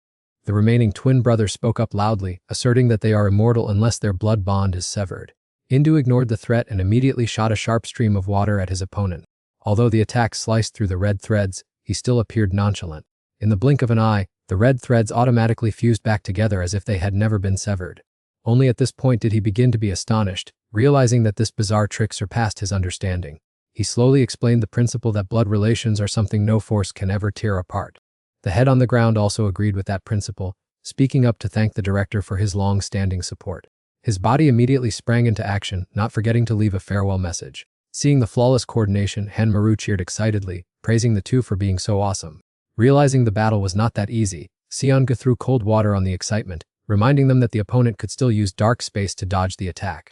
Channa quickly added that the real goal was not to attack him. It turned out that countless red threads had tightly wrapped around Hindu's body. The bald employee bit down hard on the thread, shouting that this was the moment. The other rushed forward using all his body weight to pin him down tightly. Being bound so tightly caused Hindu's arms to be stretched out to both sides. Observing from a distance, Don firmly directed in a powerful voice, demanding they aim straight for the director's arms inside Hindu and strike. Channa entered the battle extremely quickly. With a razor-sharp sword strike, she sliced his arm right in two. Even though his other arm was tightly bound by silk, it still could not escape Seonga's distortion ability that twisted it out of shape. Having executed the slash effortlessly, Channa was confident of victory because he was now armless.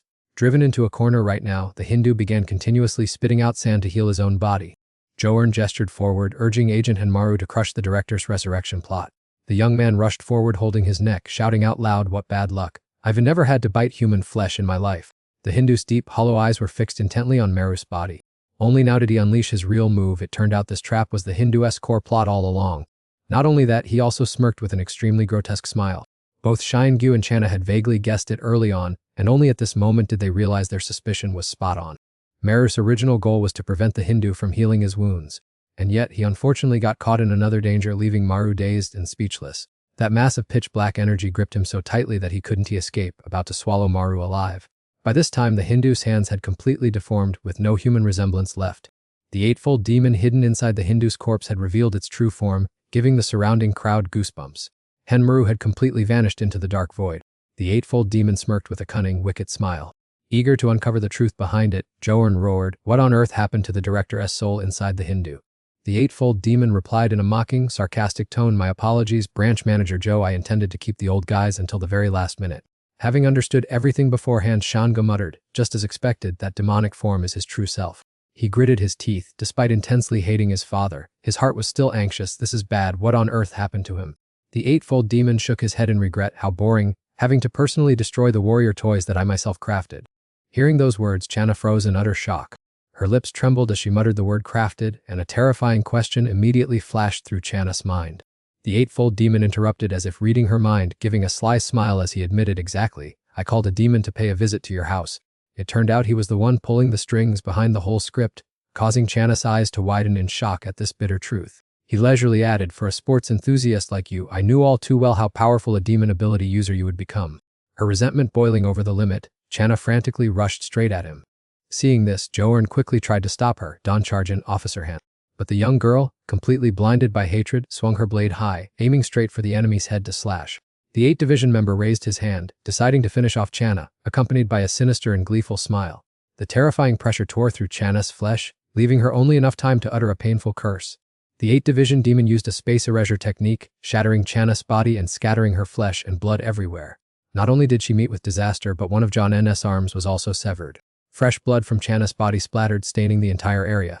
Then, a supernatural phenomenon occurred. The surrounding scene seemed to be paused. All events were now under John N's control. Once again she was forced to activate her time manipulation ability. John was determined to rewind the flow of time to prevent a tragic end for everyone. Rewinding by exactly 5 seconds. John's hand gently rested on Channa's shoulder. She warned in a grave voice, "Don't act rashly and attack if you don't want to lose your life in vain." Channa couldn't control her anger. She screamed frantically, "Then what on earth are we supposed to do?" John glanced at the triumphant 8th Division demon and sighed. "I don't know either. He has become terrifyingly strong since he transformed." She showed clear helplessness. "Our strength is currently too meager. Just getting close to the director is already a difficult task." Channa calmed down and suddenly had an idea. "Maybe Henmaru has a plan. How can we bring him back here?" Deadlock was obvious on John's haggard face. "It's impossible. If he has fallen into Director Indo's obsession space, there is no way out." The space shifted to a much darker area. Maru was thrown into this place and let out a painful groan. Everything around him was just a deep blackness, like a horizon with no way out. Maru's face grew pale from exhaustion. He gasped for breath after running for a long time without seeing any end. He raised his head to look forward, as if he had just caught a faint glimmer of hope. He hurriedly stood up and rushed toward the strange light not far away. Maru's feet moved unconsciously on their own. He ran with his head down, as if trying to chase after that light. However, Maru had to stop dead in his tracks because he realized it was not the exit he had thought. A familiar figure with messy long hair was looming right before his eyes, blocking his way. Henmaru asked softly, "Is this Director Indu?" Hearing the call, Indu slowly opened his eyes and looked toward him. It was Shanga's father. He spoke in surprise. "Who dares to set foot in this realm?" Maru replied that he had been brought here while fighting someone who looked exactly like him. "Who is that young man?" Hong wondered. Indu looked pale and exhausted, without a shred of vitality, his face gaunt. His words sounded just like a demon that had just escaped from hell. Maru exclaimed in surprise, "A demon with eyes, and it can even talk." He warily explained that because he belonged to the 8 divisions, his status was higher than that of ordinary demons. Indu also revealed that he was one of the 8 demons granted special powers by the Rakshasa Great King. They were all creatures far superior to ordinary demons, vastly different from those left with nothing but the instinct to slaughter. This was already very clear from the Rakshasas that Henmaru had faced. Whether it was the Mirror Demon or the 10th grade demon, no matter how strong they were, they fell far short of them. Even the language Rakshasa demon was no exception. The 8 division demons were like upgraded versions, possessing their own distinct thoughts and wills. The scene shifted to Channa, who swung her sword and shouted, "If the branch director sacrifices herself, it's all over. Protect her." However, as soon as her words finished, everyone in the blink of an eye was sliced in half by that demon. Jianan knew she had had to experience this scene countless times. She repeated her familiar action, squeezing her own heart to use her demonic ability to rewind 5 seconds. But tragedy still struck. Channa's head had been severed from her neck. Jianan touched her heart once again. 5 seconds before, everything returned to the starting point. Jianan's hand once again squeezed her heart. They returned to 5 seconds prior, their bodies whole as if nothing had happened, and then in the blink of an eye, Xiangus's arm was severed. Jianan from behind once again witnessed her team member being decapitated. Deep within the endless black hole of the 8 division demon, the story was gradually revealed through Indu's narration. Due to possessing the demonic power of the Rakshasa Great King, they had extremely overwhelming power. He made everything clear. If you encounter one of the 8 divisions, do not act hastily. Those with demonic powers from ordinary demons cannot possibly defeat the 8 divisions. In the real world, Jianan had sacrificed too much of her lifespan to witness this.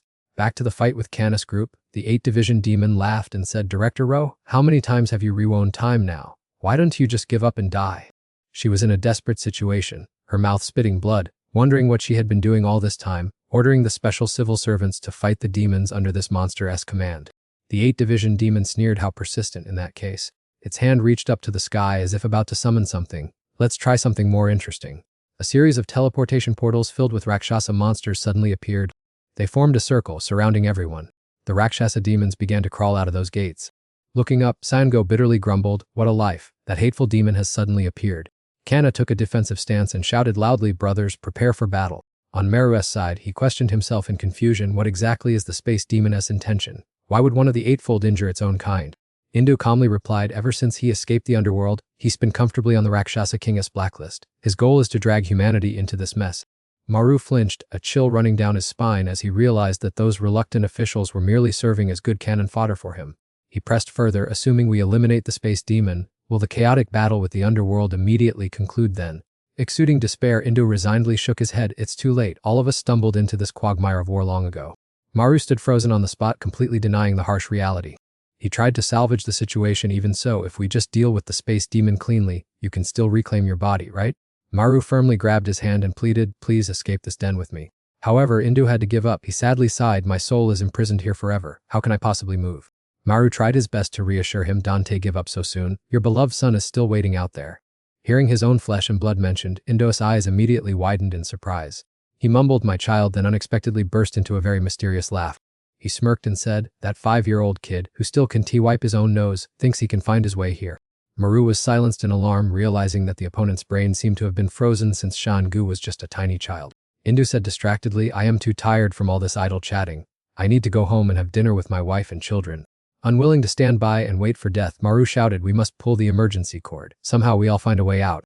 Indu shook his head in exasperation. The one who had been imprisoned for years dismissed it. Foolish dreams. This dungeon isn't so easy to escape. At the unfinished construction site above, a series of bizarre gates began to emerge ominously. On this side, Channa and her teammates were straining exhaustedly, exerting all their strength to resist the evil monsters. The Eightfold stood watching with folded hands. Seeing the script play out perfectly, he joyfully exclaimed, at this point, even demons would have to surrender. A perverted smirk still on his lips, he said, well then, let's close down this show right now, shall we? Right in the middle of close combat with the pack of Rakshasa, a bizarre spatial rift unexpectedly tore open right in front of Channa. Her sixth sense told her that something ominous was about to happen. The ground they stood on seemed to be shrinking. A mysterious black streak shot through the monsters, constricting the combat zone on the spot. A stream of dark energy pierced a long, winding path through the ruined structure. The Eightfold smirked with delight, lightly waving his hands to control it. Now their space for survival was cordoned off, and the dimension continuously convulsed. John and Un stood staring wide-eyed at the terrifying sight, utterly helpless. She despairingly whispered to herself, wondering if everything was already over. Suddenly, a human hand reached out from the gate. The figure of the stranger dashed through the gate, closely pursuing the demons behind. She looked back in confusion, utterly unable to understand why he appeared here. Channa's eyes widened in astonishment, completely unable to believe the sight before her eyes. Maru jumped down majestically, shouting triumphantly about his successful escape before charging straight into the demon's encirclement. Just moments ago, the branch manager had firmly asserted that no one could escape, yet now seeing Maru appear, she cried out Henmare's name in astonishment. How could anyone escape from that dark space? She glared at him resentfully, her fists clenched as if she wanted to beat the demons to a pulp to vent her anger. Rewinding to a few minutes prior, Maru and Director Indu were busy arguing, with the latter insisting that there was absolutely no way to escape from this place. Even though he had not found an exit yet, Maru remained optimistic and firmly declared that they would leave this place. Right at that moment, a dark, wrinkled hand suddenly rested on his shoulder. The demon bared its hideous teeth, preparing to pounce and tear Maru to pieces. But he was quicker on his feet, landing a devastating punch right to its face. Despite having defeated his opponent, Maru still wondered in bewilderment what was going on. Could this place be harboring demons? Maru felt extremely bewildered. Suddenly recalling a conversation from a few days ago, while eating shredded pork skin with Jo Hyuk, Maru began to connect the dots. The two had argued fiercely when Maru asked in a panic whether the first gate would close in 3 days, and Jo Hyuk calmly confirmed that there had indeed been many strange incidents in Bun lately. He went on to say that luckily, the director had used the dark space to seal the first gate. Admitting that Director Indu was incredibly talented, Jo Hyuk highly praised his abilities with an expression that gave people goosebumps. Thinking back now, Maru could only swear in frustration, feeling as though he had been tricked. As he kept rushing through the darkness, he suddenly saw a faint glimmer of light from the gate at the end of the path. The closer he got, the more brilliant and compelling that aura became. Maru realized that this was indeed the escape route he had been searching for all this time. Knowing there was no other choice to escape the dark space, Maru tried reaching his hand through that beam of light. In the end, Maru had no choice but to summon all his courage and throw his entire body into it. However, just as he stepped over to the other side, what caught Maru's eyes was a strange, gloomy landscape, making him cry out in shock, wondering where on earth this place was. The space ahead was dead silent, enveloped in a coldness that caused his body to react violently. A suffocating sensation washed over him and Maru gasped, struggling to catch every breath of oxygen. The golden dust particles hovering around here are so dense that it is suffocating. The gloomy voice echoing from the underworld startled Maru, drawing his attention. It had finally returned. Right in front of him was a bright red demon exuding intense murderous intent. The demon slowly raised its head. Its huge eyes looked as if they wanted to swallow Maru whole. Below his feet were dozens of other grotesque minions. They simultaneously turned their eyes at the command of the Demon King, locking their gaze onto him. Maru was still bewildered and did not understand, but his intuition warned him of the terrible things to come. The young man panicked when the ground suddenly shook violently, not understanding why everything was trembling like this. Behind the thick haze of swirling dust in the distance, a giant silhouette was becoming clearer and clearer. The aggressive demon army chased frantically right behind Maru. The sudden appearance of the monsters made him startle and scream aloud. Faced with the overwhelming force of the demon army, Maru's only option was to run as fast as his legs could carry him. Unfortunately, in this barren wasteland full of rugged gravel, there was nowhere to hide, and even he had lost his sense of direction. Fortunately, Maru found an escape route when he discovered another portal beneath the cliff. He was extremely excited, and seeing the life-saving portal, he decided to go through it to see what would happen. Without any hesitation, Maru immediately threw himself down into the deep abyss. The foolish demons also followed him, jumping down one after another. As he was about to reach the portal, Maru thought to himself that the hope of survival was right before his eyes. A brilliant band of light shone brightly before his eyes. Then Maru landed in a completely new world. He cheered excitedly because he had successfully escaped from the clutches of the evil demons. The demon leader also quickly realized that he had appeared right behind his back. Just when it seemed that Maru's punch had knocked it down, the demon evaporated and disappeared. He possessed incredibly sharp reflexes, so he managed to leap high into the air in time. Both of them looked at each other with intense, murderous glares. Everyone present there cheered his name in astonishment and Maru.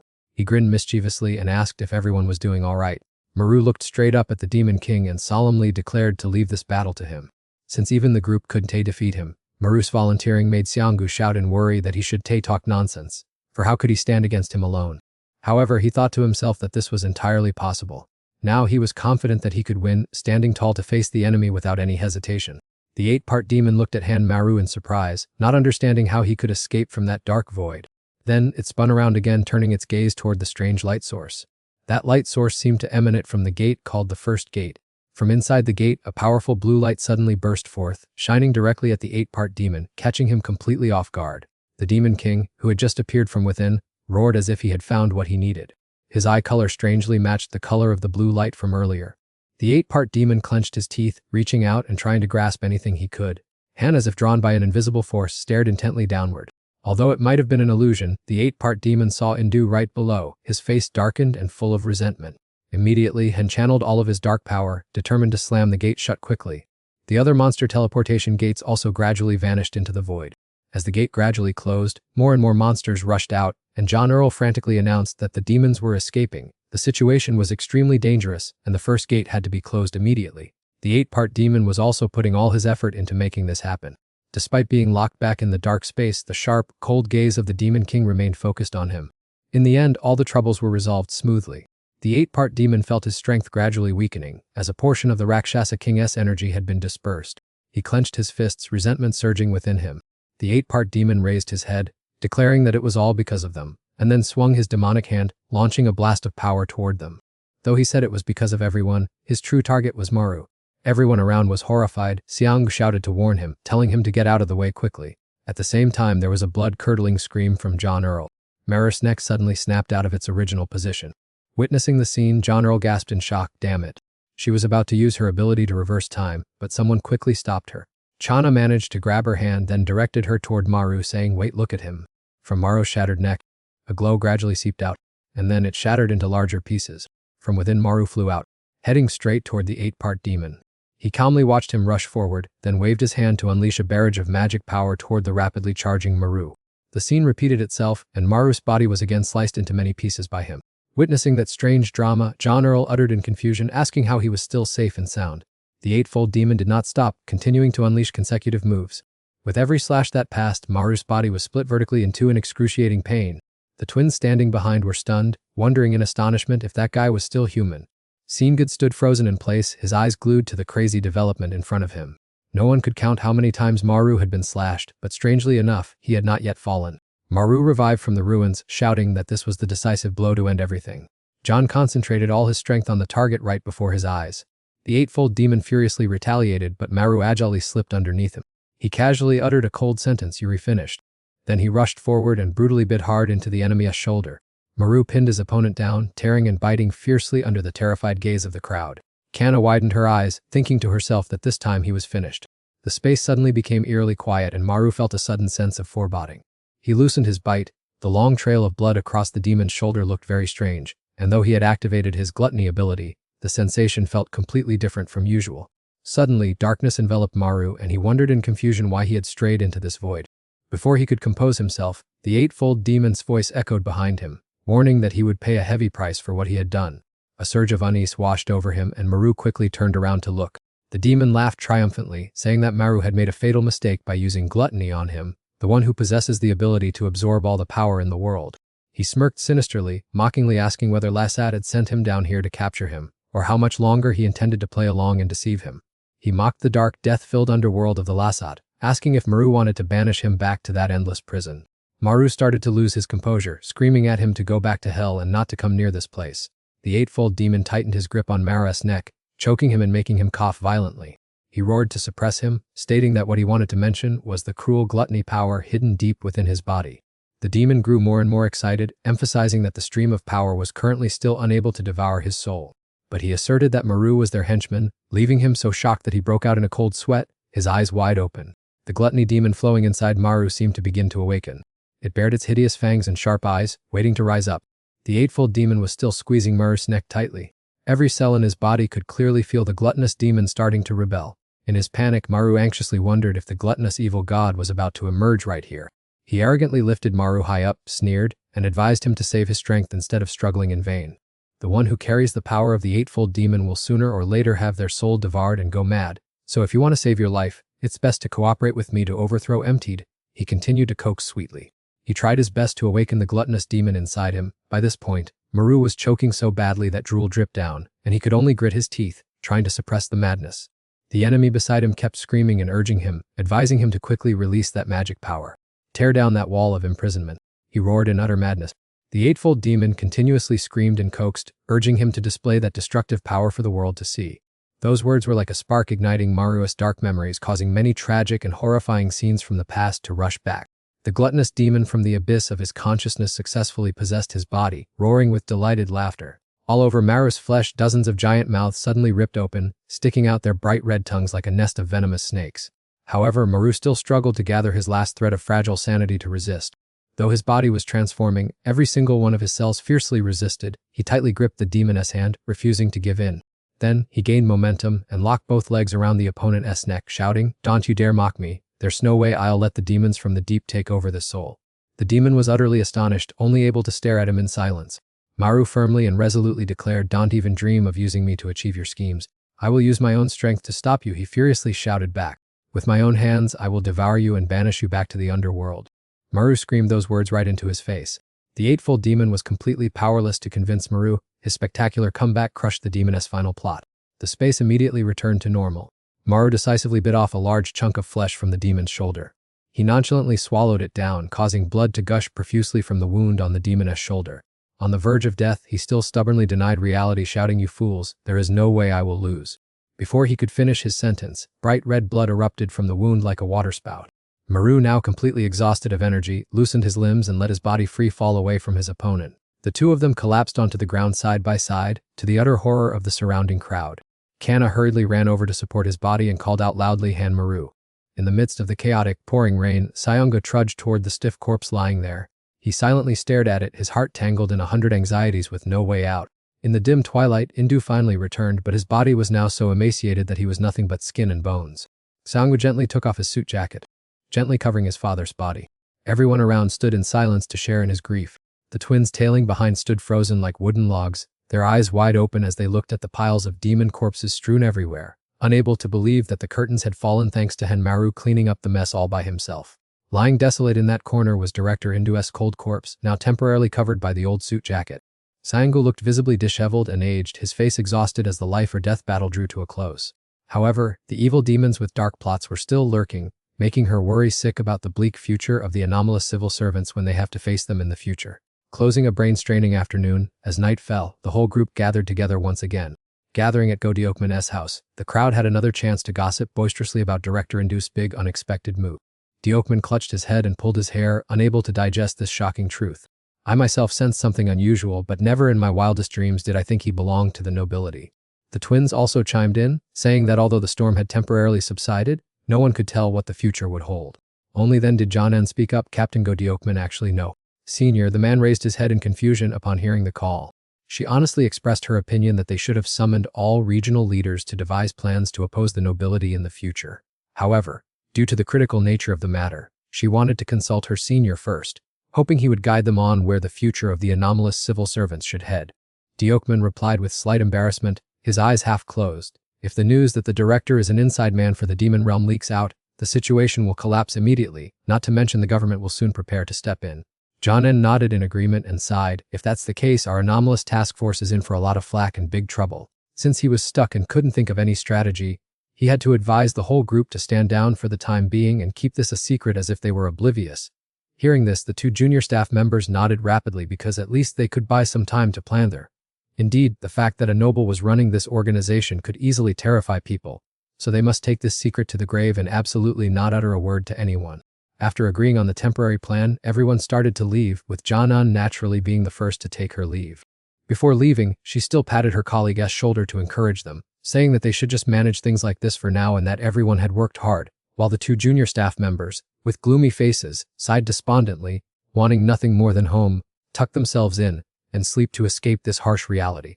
Just as John-en was about to step out the door, Deokman suddenly called her back. "Hey, John-en." He fixed his eyes intently on John-en. Deokman said gently, "You have worked hard. Don't bother calling me senior in the future, it's too formal." He cast aside his serious expression from earlier and wore a bright friendly smile. "I didn't expect you to look so worn out after this fierce battle, which makes me feel bad. I hope you're holding up." Deokman's tone was filled with genuine care and concern. Time flew by and soon the full moon hung high overhead at the hour when all things fell into silence. Both Seonggu and Maru were fast asleep in the middle of Captain Ghost's living room. "You keep grumbling. Why don't you get the hell home instead of choosing to stay here at my place?" Seonggu only replied with an indifferent attitude. "I'm exhausted and done to have the strength to drag my body anywhere." The fact that he comfortably occupied the chair while Maru had to sleep on the floor was so unfair, not to mention Seonggu nonchalantly told Maru to go sleep in his room. "Having someone sleep with me makes it hard for me to fall asleep," Maru grumbled. "My room is too messy, so I usually sleep out here. Besides, I have no desire to sleep with another man." Maru suddenly sat up and asked Seonggu if he was asleep yet. He didn't even bother to turn around, only snapped at him to shut up and lie still. Only then did Maru's voice turn serious. He hesitated and said, "Actually about this. I happened to meet your father." As soon as those words were spoken, Seonggu was shocked. He sprang up as quick as lightning and asked, "How could that be?" Maru recounted when he was swallowed by the space demon and taken to that place. He seemed to have sunk deep into the endless darkness. "I tried to rescue him but failed." The more he spoke, the heavier his heart became. Maru tightly clutched the blanket to try and calm his welling emotions. He mumbled an apology. Hearing that, Seonggu froze like a statue. However, he also gradually accepted the cruel truth, so he did not react any further. He just quietly lay down, turned his face to the wall, and said, "It's not your fault. Go to sleep." Maru still tried to add that his father also sent a message saying he missed him and his mother very much. The image of Indu kept lingering in Maru's mind. He advised Seonggu not to hate him anymore from now on. He remained silent. It was clear that Seonggu was going through an intense internal struggle. Having unburdened his mind, Maru also lay down and felt his heart grow much lighter. But his mind still wandered about the effort to live on and let go of worries. It was just that his final words continued to haunt him endlessly. The words of the 8 demonic tribes echoed in his ears, warning that they would soon rise from the underworld to invade humanity, and now they would have to fight them alone. He smirked smugly and declared, "Your humanity's end is near." Will humanity have enough strength to face the 8 demonic tribes, who possess immeasurable power? Maru startled awake, sweat drenching his body. Elsewhere, the demon army was gathering to receive orders from the demon king. "Step forward, the one who has absorbed my power. It is time for our expedition to the human world," he said to a demon in the form of a samurai. The next morning at the company office, Yam-guk was utterly panicked upon hearing the terrible news. Did Director Indu really sacrifice himself? What the hell is going on? Jong-un remained calm to defuse the situation. "It is exactly as I just explained earlier. Within the ranks of the demons, there are even high-level demons." She frowned and glanced around tensely. "Those brutal demons have taken the director's life." Jong-un sighed, her hair graying from life's hardships after the fierce battle. Today, the top officials of the nation's special civil service gathered for an emergency meeting. My Gyeong-sik put on a tearful face of infinite grief. "Oh dear, he truly had a short life." Irritated by his ridiculous drama, a woman raised her voice steelily and shouted, "Hey, Division Director Mi Gyeong-sik, this is no time to sit there and wail." Squad leader Hwang Ja-hai sharply expressed her view, "We must quickly elect a new director to plan to give those damn demons a lesson." Gelato boss Jong Pyo quickly intervened to stop them. "Wait a moment. That is indeed important, but reporting the situation to the South Korean government is much more urgent." Ja-hai roared in response, "What do those government high-ups know anyway? The cruel demons are about to pour right through our doors." Not to be outdone, Jong Pyo dismissed her words immediately. "Our operating budget comes entirely from the government's pockets. If we don't explain it clearly, they'll wipe out our organization in a heartbeat." The two sides kept shouting back and forth at each other, with neither willing to back down even a single step. Jong-un ran her hands through her hair in frustration. "All right, let me think about it. As soon as Director Indu is gone, this place descends into utter chaos." She thought anxiously, if Director Indu's secret identity as a demon were exposed, everything would blow up, not to mention Henmaru's overpowered abilities. Just imagining it made Jong-un feel 10 years older. Just as Jong-un was racking her brain, a sweet, flattering voice rang out, "Dear sister." Hearing that made her blood boil even more. "Stop calling me with that sweet voice. Please call me Captain Jody, he grumbled, pouting after being scolded so miserably. Only now did Mi Jiaong Sik regain his serious look and get straight to the point. But who on earth is the demon who killed Director Indu? He asked as he sat down leisurely. At the same time, in another corner, Maru was gritting his teeth, drenched in sweat. Damn it, how did it end up like this? Looking like someone exploited to the limit by capitalists, Maru furiously pounded the keyboard as if he wanted to smash it to pieces. I must get this work done quickly. Delaying it will ruin everything. The demon tribe is already closing in, yet I still have to sit here and type out paperwork reports. Even J1 was so frustrated she groaned to high heaven. Doing this pile of reports is exhausting to death. Maru still had to grit his teeth and work hard to keep up with the schedule. It was indeed tiring, but after all, this was the duty of a special civil servant. After so much hard work, a clicking sound rang out as he pressed the send button. He let his exhausted body slump against the back of the chair, gasping for breath. Finally done. Honestly, chasing report deadlines shortens your lifespan even more than fighting demons. Daeuk Man stretched excitedly. You guys worked hard. Now let's disperse and go home for a good sleep. Hearing that, Maru's eyes widened in surprise. Oh, can we really go home? Right at Maru's apart. Jo Hauk and Seongu had even brought their entire pile of luggage over. Daeuk Man poured a bucket of cold water on Maru by informing him that to cope with the demon threat, these two guests would move in together. And since the attic was still empty, there was plenty of room for the whole group. Hearing this, he excitedly raised his hand to volunteer. In that case, let me claim a spot in that attic. But before his intention could be realized, Daeuk Man cut him off. Don, you want to share a room with me? Maru froze awkwardly at the tough question, glanced at the messy pile of belongings on the floor, and thought to himself, of course not. Why does this old man always put me on the spot?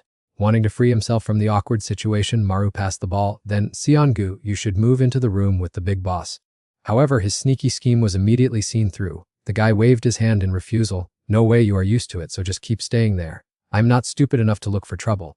Being rejected so coldly deeply hurt Daeuk Man's feelings, so he grumbled, since nobody wants to, let's play rock, paper, scissors to decide, killing 3 birds with 1 stone. This left Jo Hyuk asking in bewilderment, wait, do I have to play this childish game too? Sparking a bit of hope, Maru eagerly declared, alright, whoever chickens out and doesn't play is admitting defeat. Watching the 3 of them battle it out, they looked no different from 3 gods of war competing against each other. The life or death rock, paper, scissors battle ended with a result of 2 rocks against 1 scissors. The unfortunate one to get hit was none other than Jo Hyuk, who was now lying flat out on the floor. In contrast, Maru was absolutely thrilled, and the room's dynamic was immediately and clearly divided. As he entered the private room with Seongu, strolling behind him and looking at his back, Maru suddenly fell into deep thought. Sharing a room with this kid was indeed a bit awkward. Looking from behind after the incident with the director of Indian origin, he seemed completely gloomy, which kept Maru watching him quietly. Thinking a few casual words of comfort might ease his mind a bit, Maru took the initiative to call out, hey there. However, the rapid knocking on the door outside interrupted his thoughts, and Maru had to clatter over to open the door and see who was visiting. It turned out his comrades from the Kangwa team were already standing there, hands full of food and drinks. The whole group rushed in, shouting excitedly, let us party, guys. Finding it bothersome, Maru intended to politely decline, saying they didn't need to throw a party, but J1 brushed it off and said, we must. Our colleague Seongu is feeling down, so he needs a lively atmosphere to cheer him up. Hearing that, Maru thought about it and realized it was indeed true. It turned out that everyone on the Kangwa team was so kind-hearted, but the joy was short-lived as disaster struck. A glass of beer spilled all over the table, accompanied by a startled scream, oh my goodness. J1, completely drunk, had stumbled and knocked it over, so Maru hurriedly started cleaning it up, saying he would wipe it clean. As soon as he stepped into the kitchen, Seongu heard Daeuk Man pounding, nagging, scolding, Miss Jo, why are you wasting alcohol like that? He even tried to force a spoonful of hot fish cake soup on Seongu to taste. But the young man, who was a neat freak, kept dodging and quickly refused. Wait, it's too dirty, let me clean up this place first. At the same time, Lieback strolled out of the restroom. He cheerfully asked why the water wouldn't deflush, saying the toilet must be clogged again. Seongu went mad and went to unclog the toilet, working furiously while grumbling and cursing in frustration. Seeing him cleaning so furiously, J1 praised him in admiration. Seongu is so full of energy lately, doing everything with passion, while only Maru understood the situation. What energy? He's just furious. Only then did he suddenly remember, wait, where is our colleague Channa? The bright full moon cast its brilliant light over the streets. Channa stood alone on the balcony, lost in a mess of tangled thoughts filling her mind. Maru stepped closer and softly asked what she was doing out here. Startled a bit, Channa replied that she was just getting some fresh air, and he asked her again if something was bothering her. But then Maru clicked his tongue and said, lately, you do look quite gloomy. Channa also fell silent actually about that. Under the lonely moonlight, she said softly, defeating the demon that harmed my family feels like revenge is complete, but now I feel empty, completely lost, and don't know what to do. Listening to Channa open up, Maru understood her feelings to some extent. Channa sighed and continued to open up, even if I get revenge, my family won't come back to life. Deep down I feel truly empty right now. After rambling for a while, she suddenly remembered and looked at Maru's facial expression. She suddenly flashed a heart-meltingly gentle smile. Then, she actively brushed aside the gloomy atmosphere to check in on him, but this sadness of mine is just temporary and will go away on its own. How about you, Maru? How have you been since the incident with the director? How do you feel suddenly knowing that you possess dark power from the elite of the demon race? Kana inquired curiously. Our boy scratched his head and replied very honestly, honestly, I don't really care about it much. Even though I know that those who possess high-level demon powers usually suffer the bitter end of having their souls stolen, I still haven't found a suitable cure yet, Maru calmly expressed. Hearing that, Xiang immediately chimed in to join the fun. Don't lose sleep over such a trivial matter. I swear those demons stand no chance of touching your soul. If you ever go crazy, I'll give you a few love taps to snap you out of it, he said, slowly walking over. Maru stared at him in utter bewilderment. Xiang sidled up to the two of them to gossip, but seriously, I have a bad feeling about this. Looking toward the deep basement area of the headquarters, Xiang thoughtfully continued sharing. It happened about a few days ago, right at the headquarters located in Seoul. That was when the whole group went down to the secret basement together. A truly hair-raising sight met their eyes. Jianan stepped forward to answer their questions. That is the dark creature that has been kept hidden for so long. Even high-ranking members of the Esper organization would have heard of it unless it was on a need-to-know basis. Maru's eyes widened in shock as he asked, this is clearly top-secret national security information, yet she revealed it to us so easily. Man also scratched his head in confusion. Why did they have to hide it so thoroughly? What on earth is the origin of this freak? Unfortunately, Jianan was also at a loss. I have no idea. Searching for its origin everywhere for so long has yielded absolutely nothing. No sooner had she finished speaking than she knitted her brows slightly, however. Before being sealed into this eternal, dream-filled sleep, that monster spoke. The army of darkness will break out and paint humanity in blood sooner or later, Jianan muttered, pressing her hand against the glass barrier to look at the creature inside. Recalling that chilling memory made all three of them shiver and break into a cold sweat. Was humanity really about to declare war on such a terrifying force? Returning to reality, the feast was suddenly missing three familiar faces, prompting Man to look around and ask, are you guys sneaking out for some fresh air? And also called out loudly, hurry up and come inside to join the party with everyone. The three of them filed back to the table together, and Maru thought to himself, oh well, so be it. Why exhaust myself worrying about tomorrow? What will come, and when it does, my teammates will surely stand by my side. As soon as he showed his face, Man warmly threw an arm around his shoulder and pulled him in. The city view out there was still bustling and peaceful. That night, the whole gang drank heavily together. Ji-won tirelessly and enthusiastically poured drinks nonstop, while Maru threw all his worries aside because he realized that only by letting go could his mind be at ease. Having just settled the chaos with the director, he was sure that the storm wouldn't hit anytime soon. By now, he was also dead drunk, pouring the inverted cup of alcohol over his own head. While he was still busy joking around with some colleagues, a brilliant yellow light suddenly flashed in another corner. Landing softly on one foot, the original Archdemon finally revealed itself. Possessing a human appearance and samurai armor, the demon lord calmly looked down from above. That person was none other than the immortal demon. Casting his eyes over the city below, he leisurely concluded that the time to knock on the human world's door had come. The headquarters was suddenly pierced with a huge hole. Several office workers inside were so panicked that they let a stack of documents slip from their hands. One guy stared wide-eyed at the armored demon proudly squeezing through the hole and muttered, what on earth is this? The immortal demon casually strolled down the hallway to the bewilderment of the office workers, wondering what kind of demon could have made its way here. The surveillance department finally snapped out of it and hurriedly called for reinforcements, alerting that a demon had visited the headquarters. Several demon power users quickly rushed up to the 51st floor. The switchboard operators frantically inquired about where Director Donon was at this hour. The scene immediately cuts to the National Intelligence Service. A closed-door discussion was taking place, and the other side reported that Director Indu had lost his life to Bat Bo. The head of the Ministry of National Defense immediately questioned the next course of action. Mrs. Donon bluntly analyzed that with the power of Bat Bo, their future fighting style must be completely revamped. She emphasized that this ultimate move could easily lead to civilian casualties, so the government must have an appropriate countermeasure. However, he dismissed it immediately, saying they should just clean up quietly as they had always done, rather than complicating things with countermeasures. The Army Chief of Staff turned up his nose and said that discretion is the best policy since our country is not at war. Donon added another question, what about allied countries? Our nation is not the only one plagued by demons. Unfortunately, the director of the intelligence service dismissed it with a harsh tone, saying that Director Doan did not need to worry about that. The uncooperativeness of the leadership made Donon choke with anger, but she still had to be patient, just as she bitterly thought they were going to cover up the information. Her phone on the table suddenly rang repeatedly. Donon quickly stood up to request a temporary pause in the meeting due to a sudden call.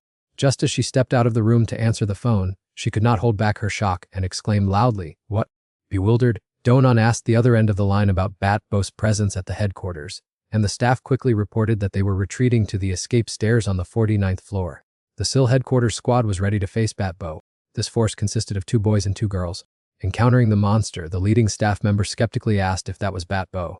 While the group was still busy observing Bat-Bo, the immortal demon also stared back at them with a brilliant golden light. After a few seconds of scouting, the SIL team made sarcastic remarks about his strange eyes and the thick amount of golden sand, wondering what trump card he was hiding. Keep a cool head?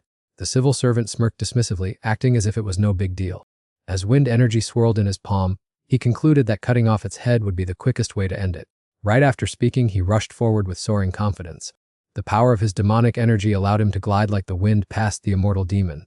In the blink of an eye, its head was severed from its neck and fell to the ground. Seeing the fight end so quickly, the remaining demon energy users scrambled to ask if it could really be that easy. But things are never that simple. Right after taking down the babu, the male civil servant suddenly clutched his face and screamed in agony. Fresh blood poured relentlessly from his body. Even with the naked eye, one could see his flesh being torn apart piece by piece. And that wasn't all. The flesh and blood from his body seemed to move on its own, rushing straight toward the immortal demon lying on the floor. This horrifying scene of flesh and blood absorption left the demon energy users completely frozen in shock. In just a split second, nothing was left of the male civil servant's body but a stark white skeleton. It turned out to be body regeneration. Only when they saw the immortal demon stand up completely unscathed did they realize the shocking truth. The female civil servant on the left, waiting no longer, drew her ability bow and shouted, "We have to stop it with firepower." Sizzling hot fire arrows simultaneously pierced straight into the demoness body. The moment it was injured, the girl suffered the exact same tragic fate as her first teammate. Every bit of flesh and blood on her body was automatically sucked dry by the babu. It used that very flesh and blood to heal its wounds. This was the bizarre karmic retribution ability of the babu. With only 2 left of the 4-person squad, the girl tremblingly blurted out that it was impossible to kill, while the other realized with horror that the demon could speak human language. The immortal demon leisurely walked forward and asked, "Where are they all?" Its eyes gleamed coldly, demanding to know where the babu was hidden in the demonic space. If they couldn't fight, they had to defend. Demonic chains shot out from all directions, intertwining. The remaining male civil servant's hand crackled with electricity, and the girl emphasized that she didn't understand what it was saying, but they absolutely had to stop it. The other also nodded in agreement and shouted, "Let's attack together." Bolts of electricity and demonic chains surged straight toward the babu. This time, it did not stand still to take the hits, but decided to launch a proactive counterattack. With an expressionless face, it muttered, "If you don't want to talk, then so be it." The immortal demon pulled a sword directly out of the tattoos on its own body. A streak of bright red light flashed right in its hand. The female government employee only had time to let out a shriek. The immortal demon muttered a few words and then set off. The sword in his hand swung, drawing a razor-sharp line. The last 2 members of the SIL management team were severed cleanly. The flesh of the 2 civil servants split into 2 pieces just like that. Not only that, the space on the 49th floor was also split in 2 by the flow of sword energy, creating a deafening explosion. The crowd on the street startled, wondering what on earth was exploding out there. They pointed together at the headquarters building that was collapsing. "There is a very powerful figure in the skyscraper. Everyone get out of the way quickly." A female mutant pressed her hand to the floor, releasing a bright red power to heal the bloody cracks on the 49th floor. Luckily, her self-healing ability was perfect for this situation. However, this was only a temporary measure. She broke into a cold sweat and secretly prayed for Director John to fly over immediately. At that exact moment, a white car was speeding recklessly down the road. Boss John turned to ask his twin assistants how the situation at the headquarters was. Listening to the report was indeed nerve-wracking. Inside the skyscraper, blood was flowing everywhere at this moment. The other end of the line continued to report that Bat-Bo possessed a bizarre immortality ability. On every floor he passed through, staff sacrificed themselves to block him, but Bat-Bo was not afraid of anyone and was preparing to head down to the basement to rescue his comrades. Upon hearing this, John did the math immediately. Was he aiming for the demon in the basement? She anxiously glued her eyes to the road ahead, calculating that it would take another 20 minutes to drag herself there. With the situation urgent, John opened her contacts to call Senior Devour Man. In another development, Maru's housewarming party was still in full swing. In the blink of an eye, Devour Man answered the call from Director Joe. He listened seriously and said, "I get the situation, go ahead," while the crowd at the party bewilderedly asked the captain what serious thing had happened. He hung up with a face as grim as a funeral. Devour Man delivered the bad news that Bat-Bo had just ambushed the SIL headquarters. This shock caused the tipsy Maru to sober up halfway. "What do you mean, Bat-Bo? It was just the other day and now it's already like this."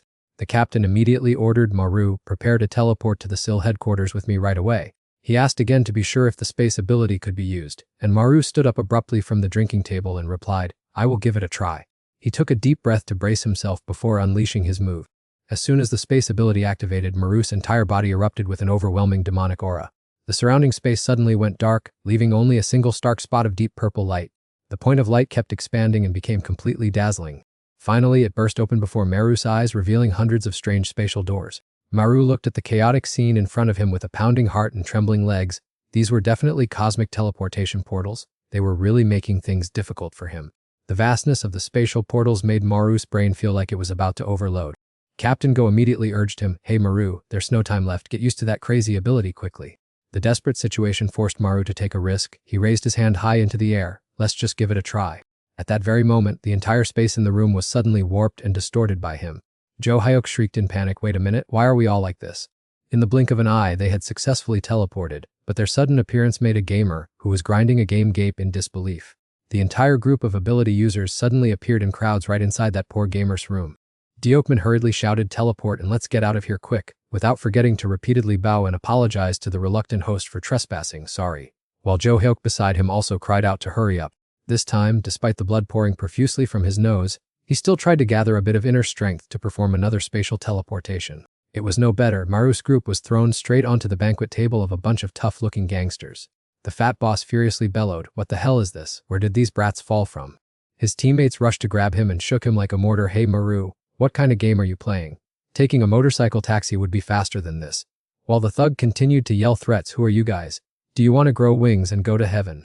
With blood still pouring profusely from his nose, Maru thought, "Damn it, how on earth do you use this stupid spatial ability anyway?" Thanks to its self-restoration ability, the headquarters building still stood firm even though it was riddled with cracks inside. Scattered across the floors were the bodies of office workers mercilessly slaughtered by the immortal demon. The self-healing power was spreading day by day and gradually shifting down to the lower floors. In an empty hall, only 3 employees remained, holding their ground and fighting back. The female ability user with the self-recovery power asked, "In the end, how many shooters do we have left here?" The short-haired girl who possessed the small flame replied, "Counting the 3 of us, there is no one else left to fight." She added, "At stairway number 8 on the 2nd floor, 2 ability users are holding guard, and that is all the manpower we have." The scene transitioned, and the immortal demon looked at the last 2 stubborn people with eyes full of contempt as if they were insects and exclaimed, "How utterly tedious. Fighting with you humans is indeed completely pointless." Hearing that provocation, the male employee on the left immediately unleashed his demonic power to transform. A flock of jet black crows was immediately summoned by him in rapid succession. This was the signature ability of the Black Crow ability user. The birds raised their sharp talons and dashed forward at high speed. The male employee transformed into a giant crow's head to attack, while shouting loudly to his teammate, "Run quickly." The immortal demon ducked down as fast as lightning to dodge the opponent's vicious peck. He deftly dodges the flock of crows, firmly grips his sword, and approaches the surviving official. The office worker's hands begin to turn into solid blocks of steel. The young man intends to use his eerie energy to block the sword key from the immortal demon. The immortal demon's sword suddenly flashes with light. The sharp sword strike cuts the 2 people in half right before one's eyes. The speed of the attack is so fast that they haven't even had time to close in on the immortal demon. Both are mercilessly slashed in half. His power is too terrifying. The 2 candles around the short-haired girl suddenly flicker out. The girl whispers in panic, "This can't be." The situation is getting worse. She quickly reports to her teammates that only the 3 of them remain holding out at headquarters. The scene shifts to a small town on the outskirts of the city. Maru's nose begins to bleed continuously once again. Kana asks anxiously, "Are you really okay?" She says angrily, "If you can cast the teleportation spell, just say so." Maru quickly wipes his bloody face and asserts firmly, "I can do it." Demonic energy begins to swirl beneath their feet. Maru quickly assures them, "Right now." His eyes are full of determination and resolve, rest assured. Once again, Maru ventures into the multi-path dimension, determined because he has gradually sensed how to cast the teleportation spell. His finger touches a precise point on the coordinate system. He has gradually grasped the laws of space. The glow on Maru's chest shines brighter, but he still needs a little time to perfect it. The entire headquarters has been wiped out, with only 3 people left who refuse to surrender. What must happen has happened. The immortal demon finally makes his way to their floor. He coldly looks up at the 3 people in front of him and asks, "Are you the only ones left?" The immortal demon bluntly declares, "Just answer my question and I will spare your lives." He pulls another weapon out of the tattoo on his arm and demands, "Where is our demon race being imprisoned?" The young office worker quickly steps in front to channel his energy and tells the person behind him to focus on reinforcing the entire building. A shield of water quickly envelops the surroundings. He warns her loudly not to let it collapse and endanger the citizens, as he is using a defensive skill.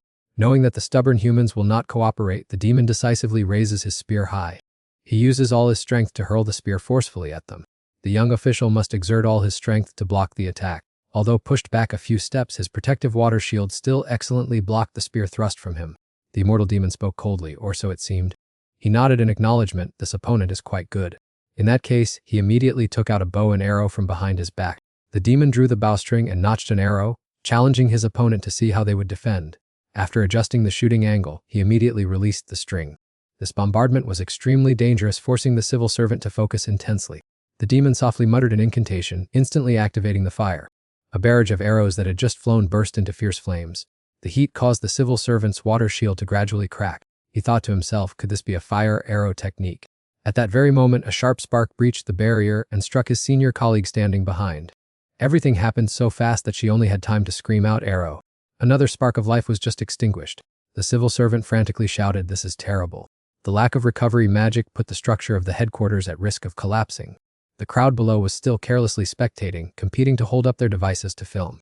The female civil servant sighed softly in dismay, cherishing the last remaining spark of the soul.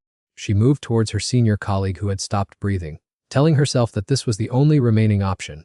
She gently cherished her own flame of life. She softly whispered into her senior colleague's ear, "I will give you this life." The candle of survival that seemed to have burned out now suddenly lit up again. The senior colleague woke up with a start, her eyes wide in bewilderment. The girl who had just woken up asked in shock, "What is going on?" She looked in shock at the empty outfit of the colleague who had just been beside her. It was truly unbelievable. The heart-wrenching scene before her left her completely stunned. The senior colleague trembled and stammered. "Is the barrier about to break? Quickly activate the magic." His voice was urgent. The building was about to collapse. The senior immediately regained their composure, placing their hand on the floor to activate their self-recovery ability. She groaned in pain. Damn it. Witnessing her comrade's sacrifice, she couldn't hold back her tears honestly. The immortal demon over there was leisurely drawing his bow. This time he went big, shooting 3 arrows at once. The civil servant squinted, observing warily. The 3 arrows had just left the bow and quickly split into dozens of other arrows. He took a few steps back, thinking to himself, fire arrows again. The number of arrows was so large that he was worried he wouldn't be able to block them all. He risked his life, using both his shield and his own body to shield his senior, wondering if this was the end of the line for him. In a moment of despair, he suddenly heard a familiar voice asking if everything was all right. He was stunned to see Maru appear and use his spatial ability to stop the barrage of fire arrows. Maru's appearance seemed to light the last ray of hope for the 2 surviving civil servants. All the fire arrows were completely swallowed by Maru's spatial ability. For the first time, a look of astonishment was clear on the immortal demon's face. He stared at him and exclaimed, "So it is a spatial ability." A smile appeared on the demon's lips as he realized it. He did not hesitate to offer praise. "You are the one who possesses the gluttony ability, aren't you, brother?" Maru glanced at him warily. "Brother." He turned to ask the captain who was stepping out of the spatial gate, "What is he talking about? I am an only child." Maru hastily unleashed his spatial technique. Deokman grabbed his hand in panic. He rushed forward, shouting a warning, "No, be careful, Maru." The captain reminded him that the opponent had an immortality ability and wouldn't be easy to finish off. But by then, Maru's technique had already cut off one of the opponent's arms. Despite losing an arm, the immortal demon remained completely indifferent. Maru was shocked to hear the captain explain, "If any part of his body gets injured." Even before Deokman could finish his sentence, the consequences struck. Maru screamed in pain as his own arm was having its blood drained and flesh torn. The captain sighed warily, "He will just drain someone else's blood to heal himself." Maru clutched his bleeding arm and grumbled, "Why didn't you say so earlier?" To which the captain added, "Don't be careless, because he can also create clones to fight." Pursing his lips, the young man wondered to himself how on earth he could get rid of this guy. In contrast to the chaotic crowd, the immortal demon still maintained an annoyingly calm expression. All eyes were now focused on the immortal demon standing tall in the middle of the battlefield. Han rolled his eyes contemptuously, grumpily asking about the whereabouts of the gluttony demons. Maru thought to himself, could he be referring to his subordinates under his command? And why did he ask such a weird question? The immortal demon casually replied that he must escort the 2 of them to meet the Rakshasa Great King. Maru smirked, raising his face in defiance, questioning who on earth would be free enough to follow him. With no other choice left, he had to resort to using force. "In that case, the only way is to drag you away," the immortal demon said, unsheathing a pair of sharp swords. He leaped off the ground, rushing like an arrow toward Maru's position. It seemed that this immortal demon really wanted to take his head. Yet, as soon as the tip of the sword lightly touched Maru, it instantly snapped in half like a blade of grass. His body was so tough that the enemy's blade shattered upon contact. Maru's face hardened with murderous intent. He was racking his brain to find a way to deal with this without using swords. His demonic energy was too unusual. Suddenly, Channa rushed out of nowhere, swinging her sword in a rapid attack. Perhaps she was aiming for a vital weakness, hoping that striking the brain would shut down his regenerative ability. However, the moment Channa closed in, she suddenly froze for a puzzling second. Hen looked at Channa with a cold and murderous expression.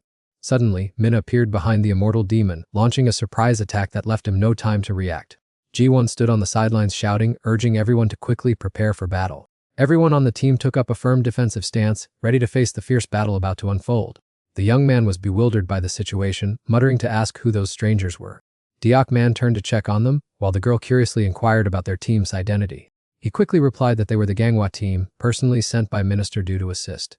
I will evacuate everyone from here, but the building needs to be restored immediately to ensure the safety of the citizens. Suddenly, Ji-won screamed in panic, stopping their next move. Unfortunately, Minna's legs were brutally slashed by the immortal demon. With a mother's instinct, how could she remain calm before such a heartbreaking scene?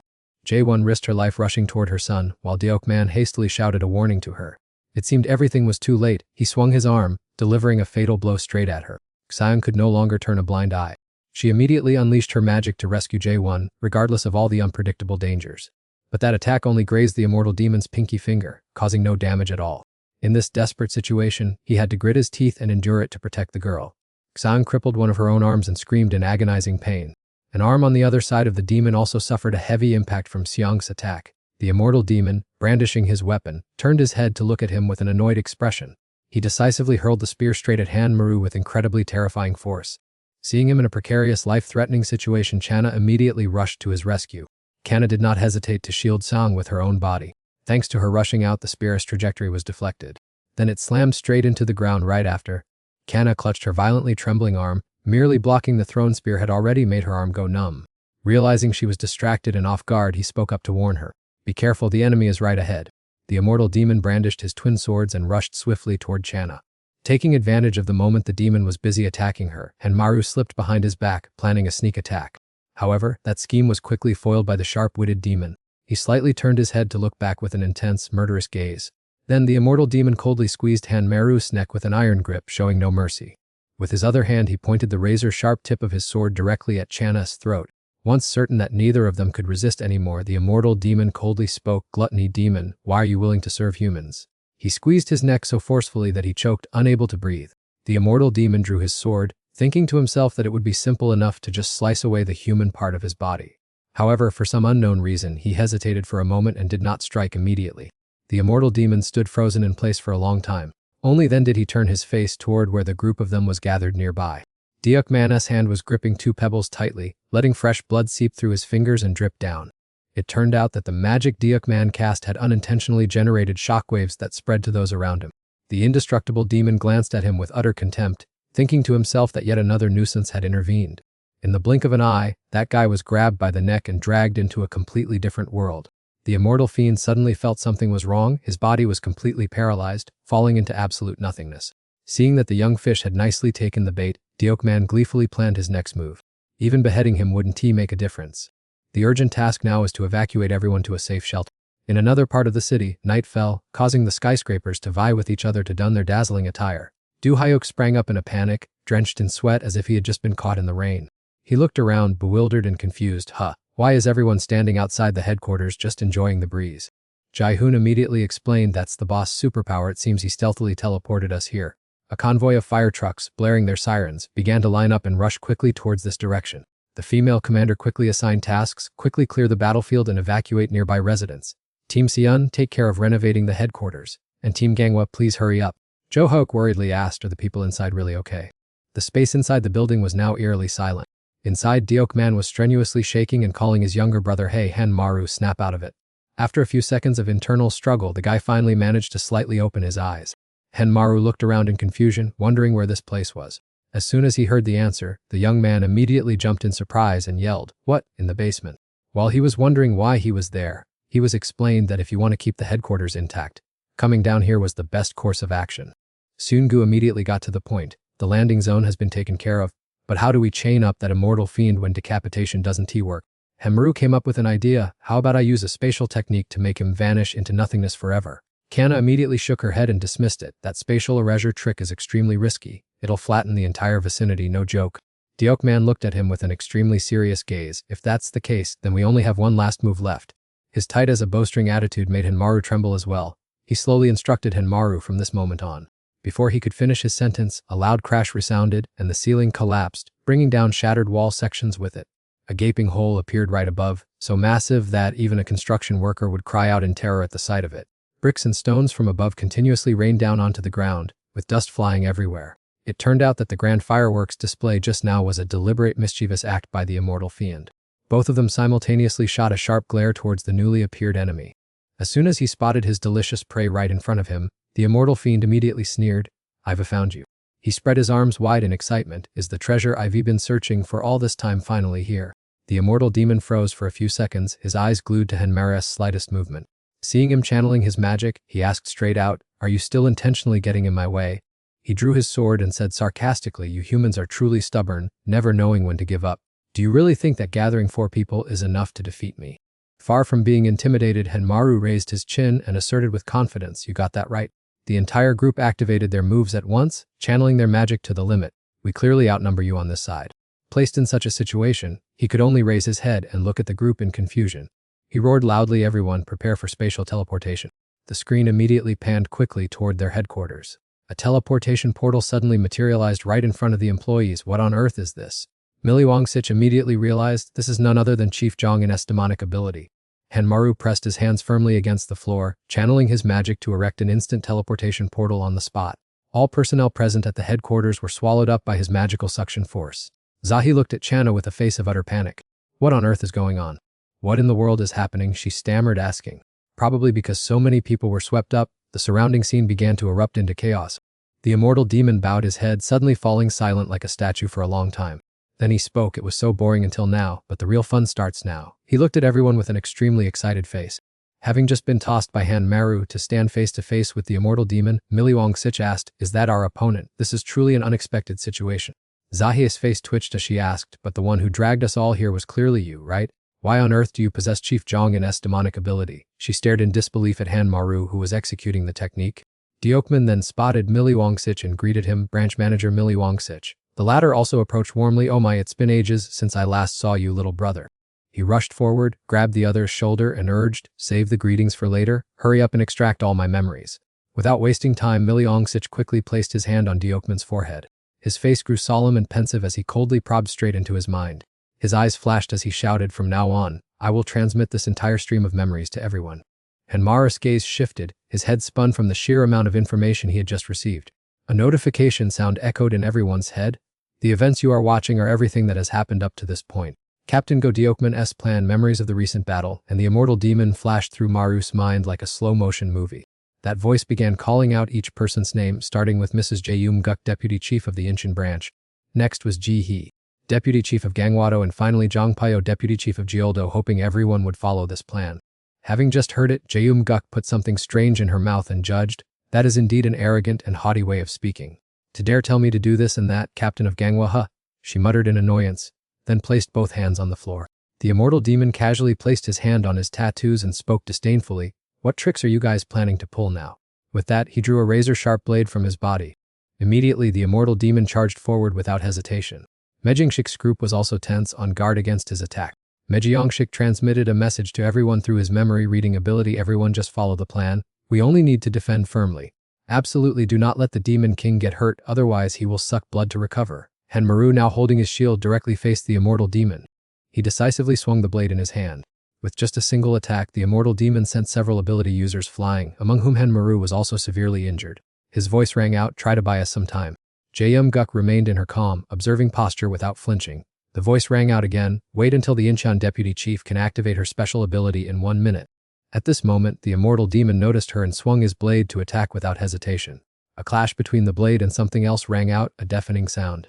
The immortal demon also stopped his actions to see what had blocked his attack. "No matter the cost, we must hold out."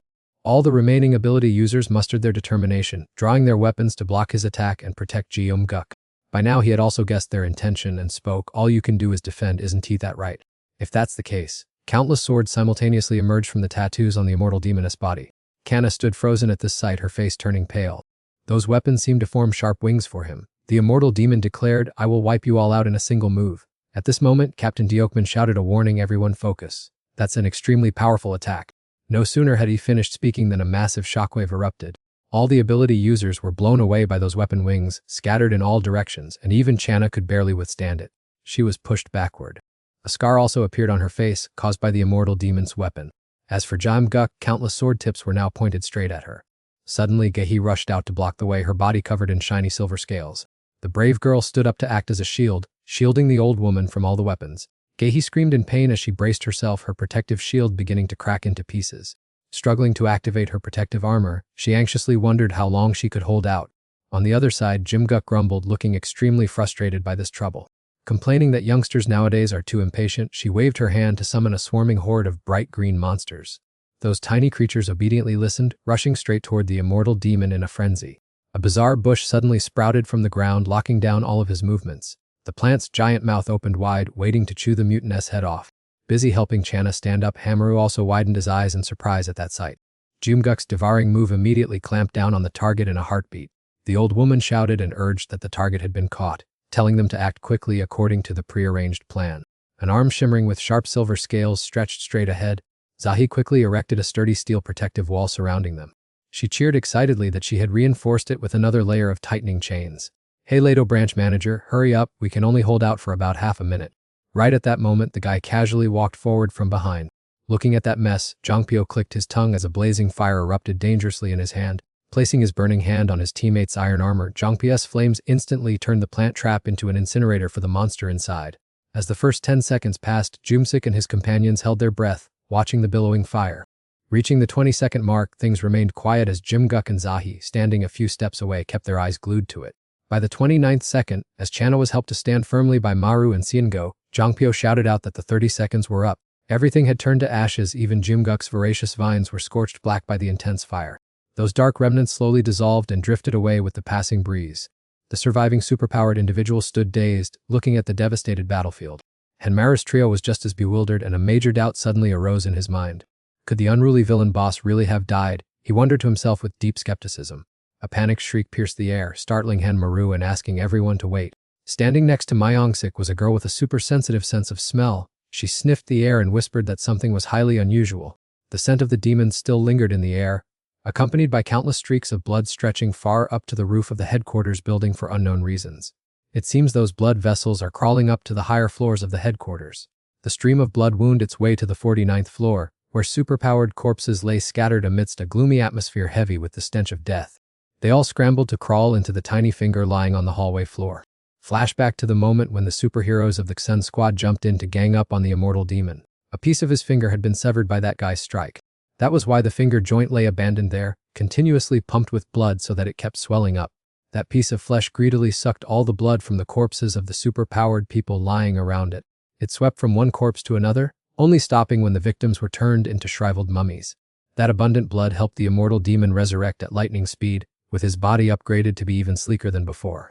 Standing from afar, Hamaru felt something was wrong and blurted out, "How on earth is that possible?"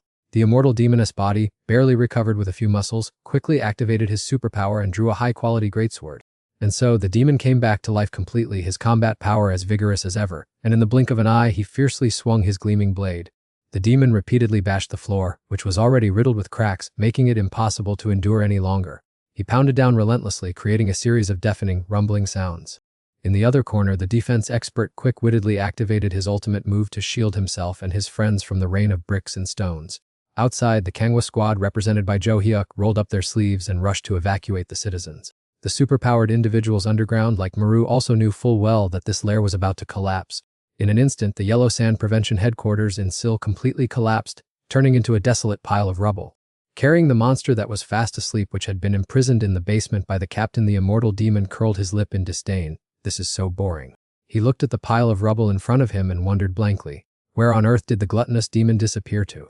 Hearing that, Seongu and Chanang quickly covered Maru's mouth to prevent the demon from sniffing him out.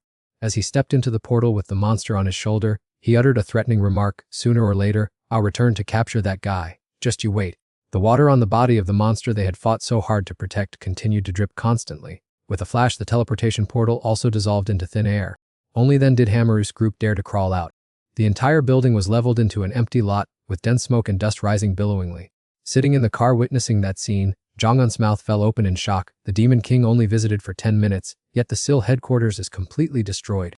Not to mention the monster locked in the basement was also taken away. The trio of Seongu, Maru, and Chanang staggered up to dig through the rubble in search of their teammates. He was still in shock, unable to believe his eyes. blankly thinking to himself, we have been utterly defeated, what are we going to do now? The scene shifts to Seoul after the collapse of the Golden Cut Room. A TV reporter announces that the special agency building has just been violently attacked, stating that it is clearly a terrorist plot or espionage sabotage, no joke. Immediately after, a commentator seriously assesses that this is nothing short of an alien invasion, even though the station still tries to reassure the public that the government has confirmed it was merely a normal gas leak.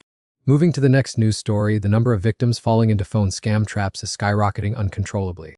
The screen broadcasting that news report is, in turn, being displayed on another smartphone. Han Maru is sitting lost in thought in the restroom, his hand scrolling through some hot news updates on his phone. Suddenly, while he is watching intently, his phone rings, interrupting his train of thought. Han Maru quickly answers with a hello to his mother. On the other end of the line, she is sitting on the steps, anxiously asking if her beloved son is safe and sound. Hearing that the headquarters of the company her son works for was hit by a terrorist attack, she questions him in a panic, though her tone sounds reproachful. Underlying it is a deep, lingering worry and affection. Hearing this, he quickly reassures his mother that he is far away in Gangwon and is very safe, while not forgetting to ask how her health has been lately. Receiving her son's answer, she breathes a sigh of relief and replies with a smile, saying she was restless and worried because he often goes there. His expression suddenly drops and his lifeless, wary eyes clearly show a sense of sorrow and dejection. Han Maru recalls the horrifying clash with the immortal demon the other day, wondering what the consequences would have been if that villain had run amok and slaughtered innocent people. His eyes widen as he imagines a worst-case scenario that could very well have happened. Maru's only living relative would definitely have to face a disaster many times more horrific.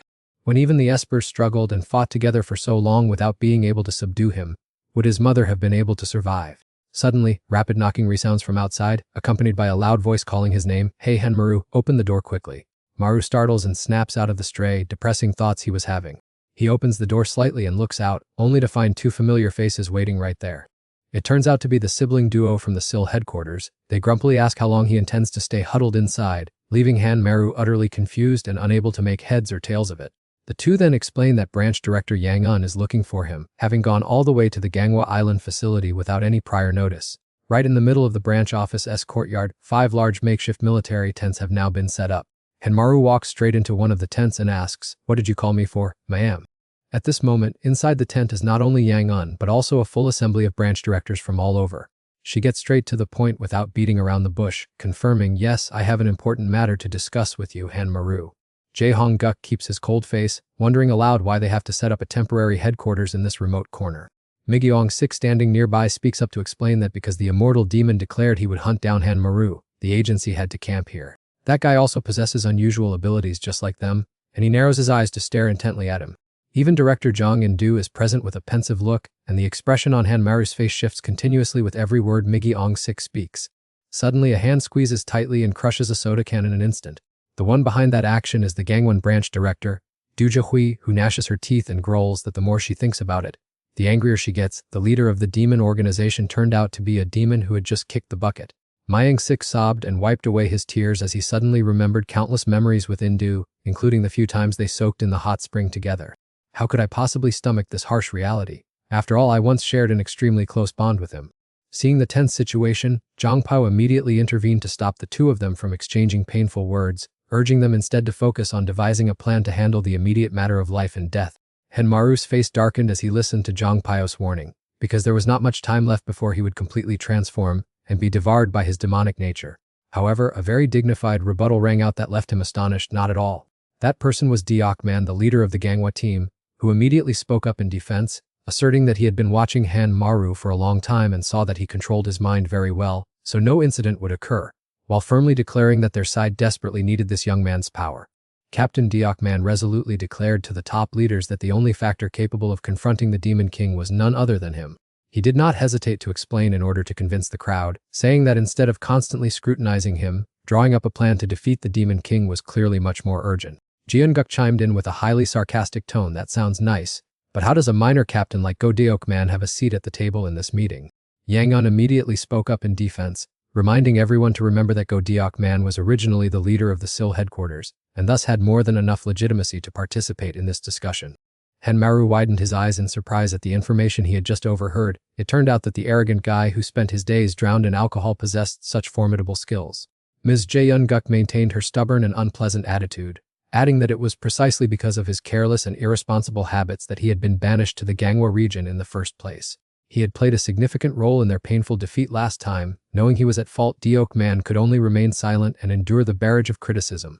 Waiting until she finished venting, he slowly explained that because they had deployed too hastily last time, they suffered a setback. But this time they would definitely make more systematic arrangements, prompting Jia Hai to curiously ask for specific plans since the sole goal was to completely destroy him before his resurrection. Ji-Eun Guk grumpily expressed her frustration. The crucial point is that he will harvest fresh blood to resurrect, and I can only hold him back for a brief moment because my personal ultimate skill requires time to charge up. Ma Young-sik immediately shouted back, "Your plan will also go down the drain." The coordinated attacks among the leaders barely left a scratch on the Demon King. Tiny hand slammed down hard on the table.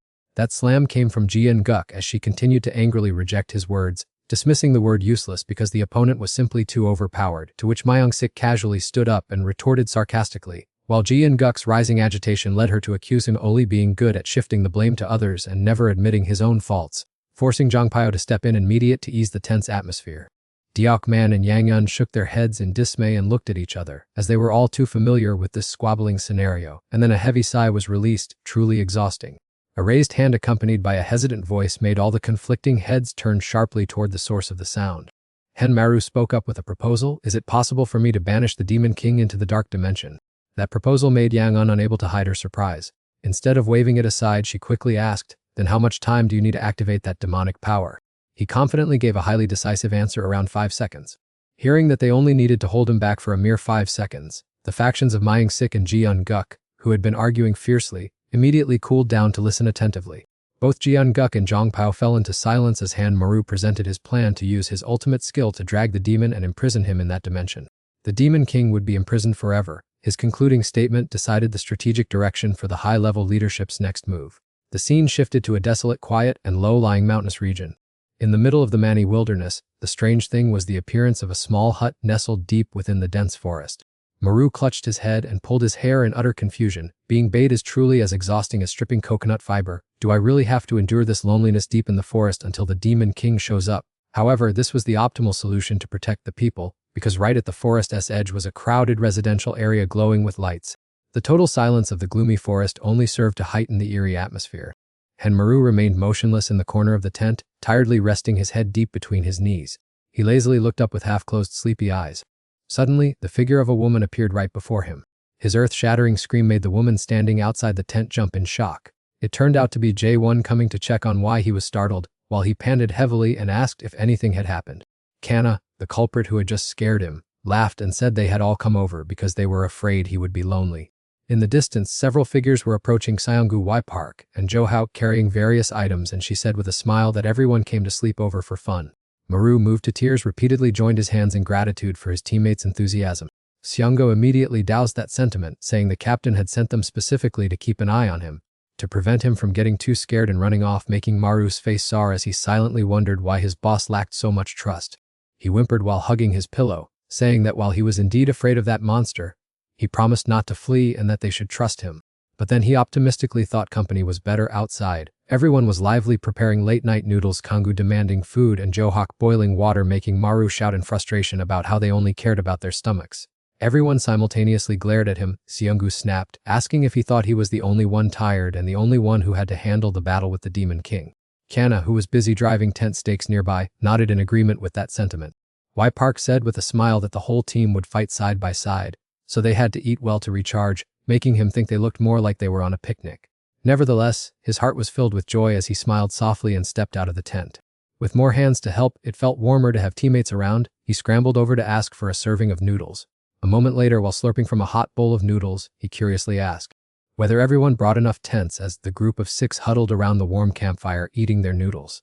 Jo Hyuk asked Jae-won while chewing if she had her own tent. She casually shook her head, saying she would share with Kana. So there would be no separate tent for the men. The statement caused Seonggu, Jo Hauk, and Maru to instantly freeze in place. Consequently, that night the 4 men had to endure cramped conditions, with one person complaining about the lack of space and another telling others to move over. Pressed down by Xiong's massive frame, he whimpered for everyone to just go home. Drenched in sweat, he tried his best to push off the heavy arm resting on him and silently wished it would be better to be taken by a demon. At that moment, an extremely bizarre whirlwind suddenly whipped up outside the tent.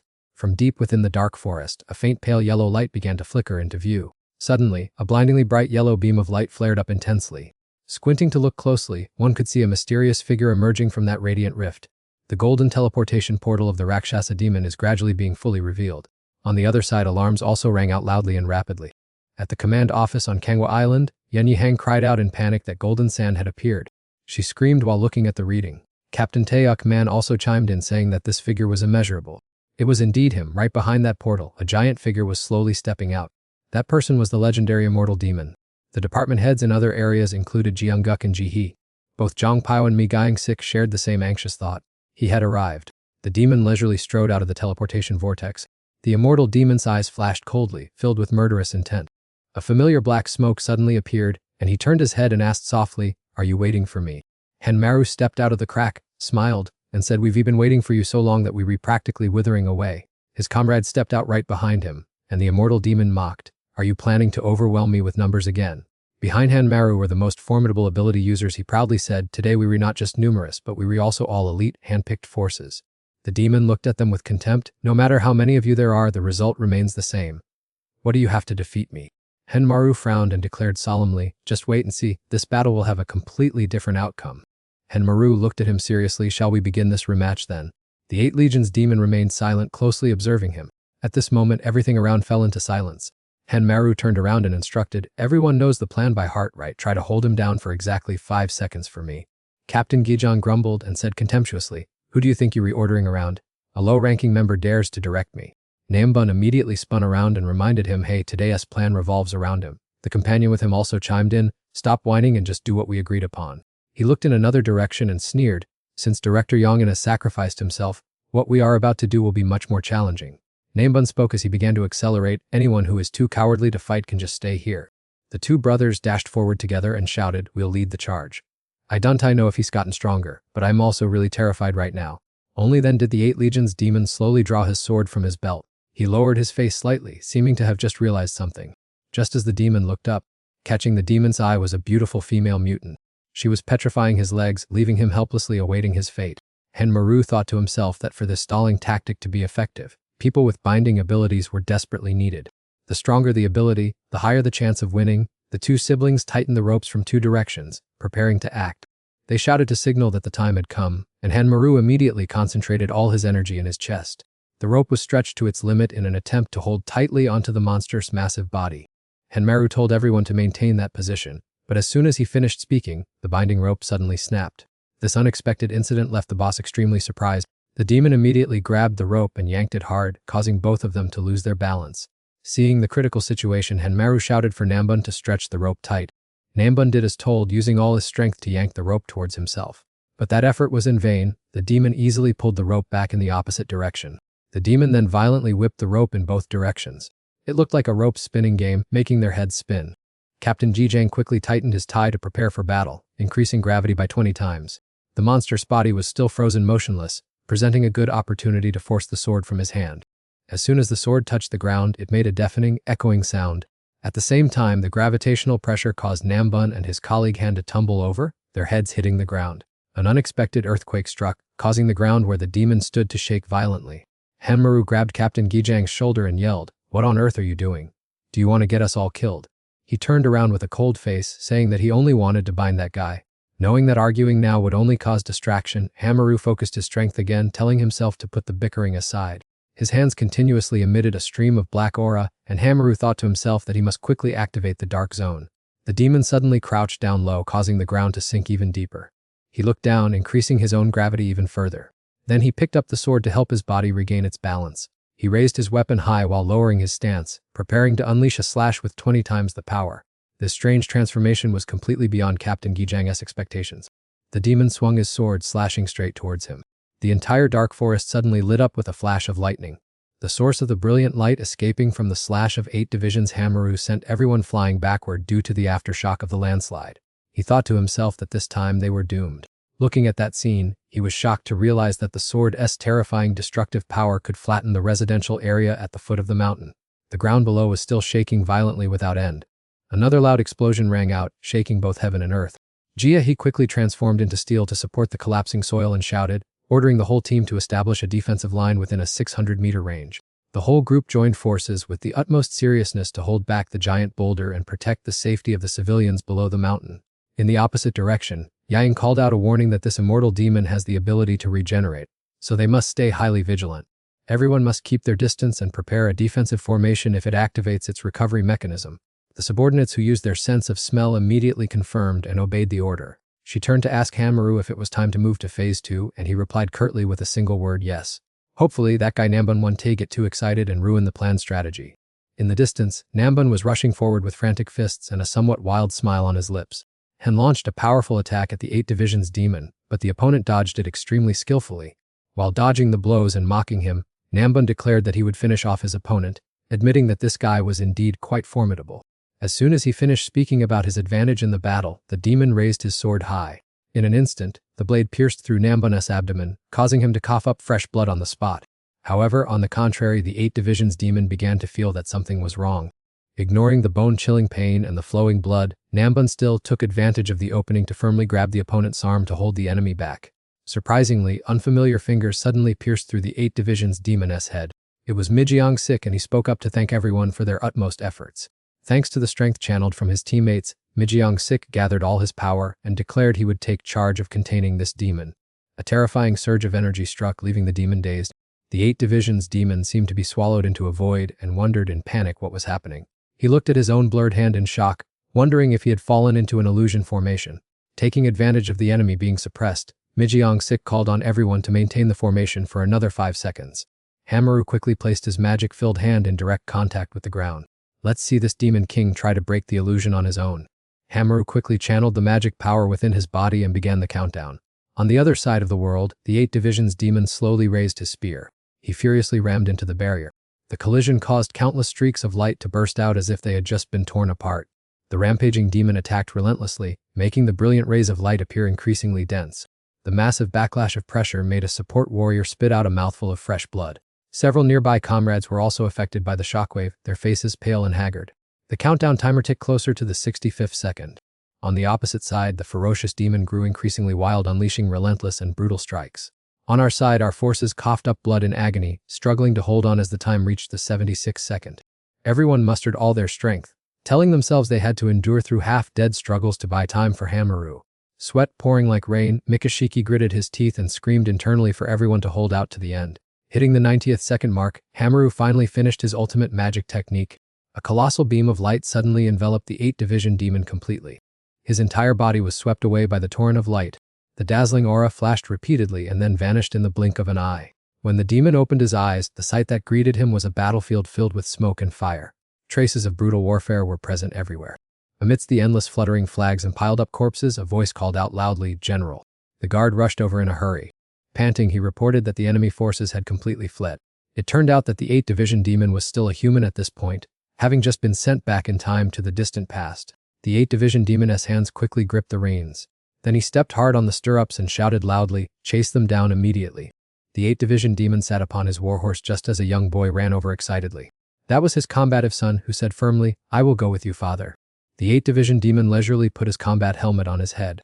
He suddenly froze for a brief moment. Reaching out to gently stroke his son's head, he saw the boy flash an innocent and pure smile. After all, the 8 Division demon finally smiled in contentment at the present reality. And so, all three of them marched together under the glorious dawn of triumph.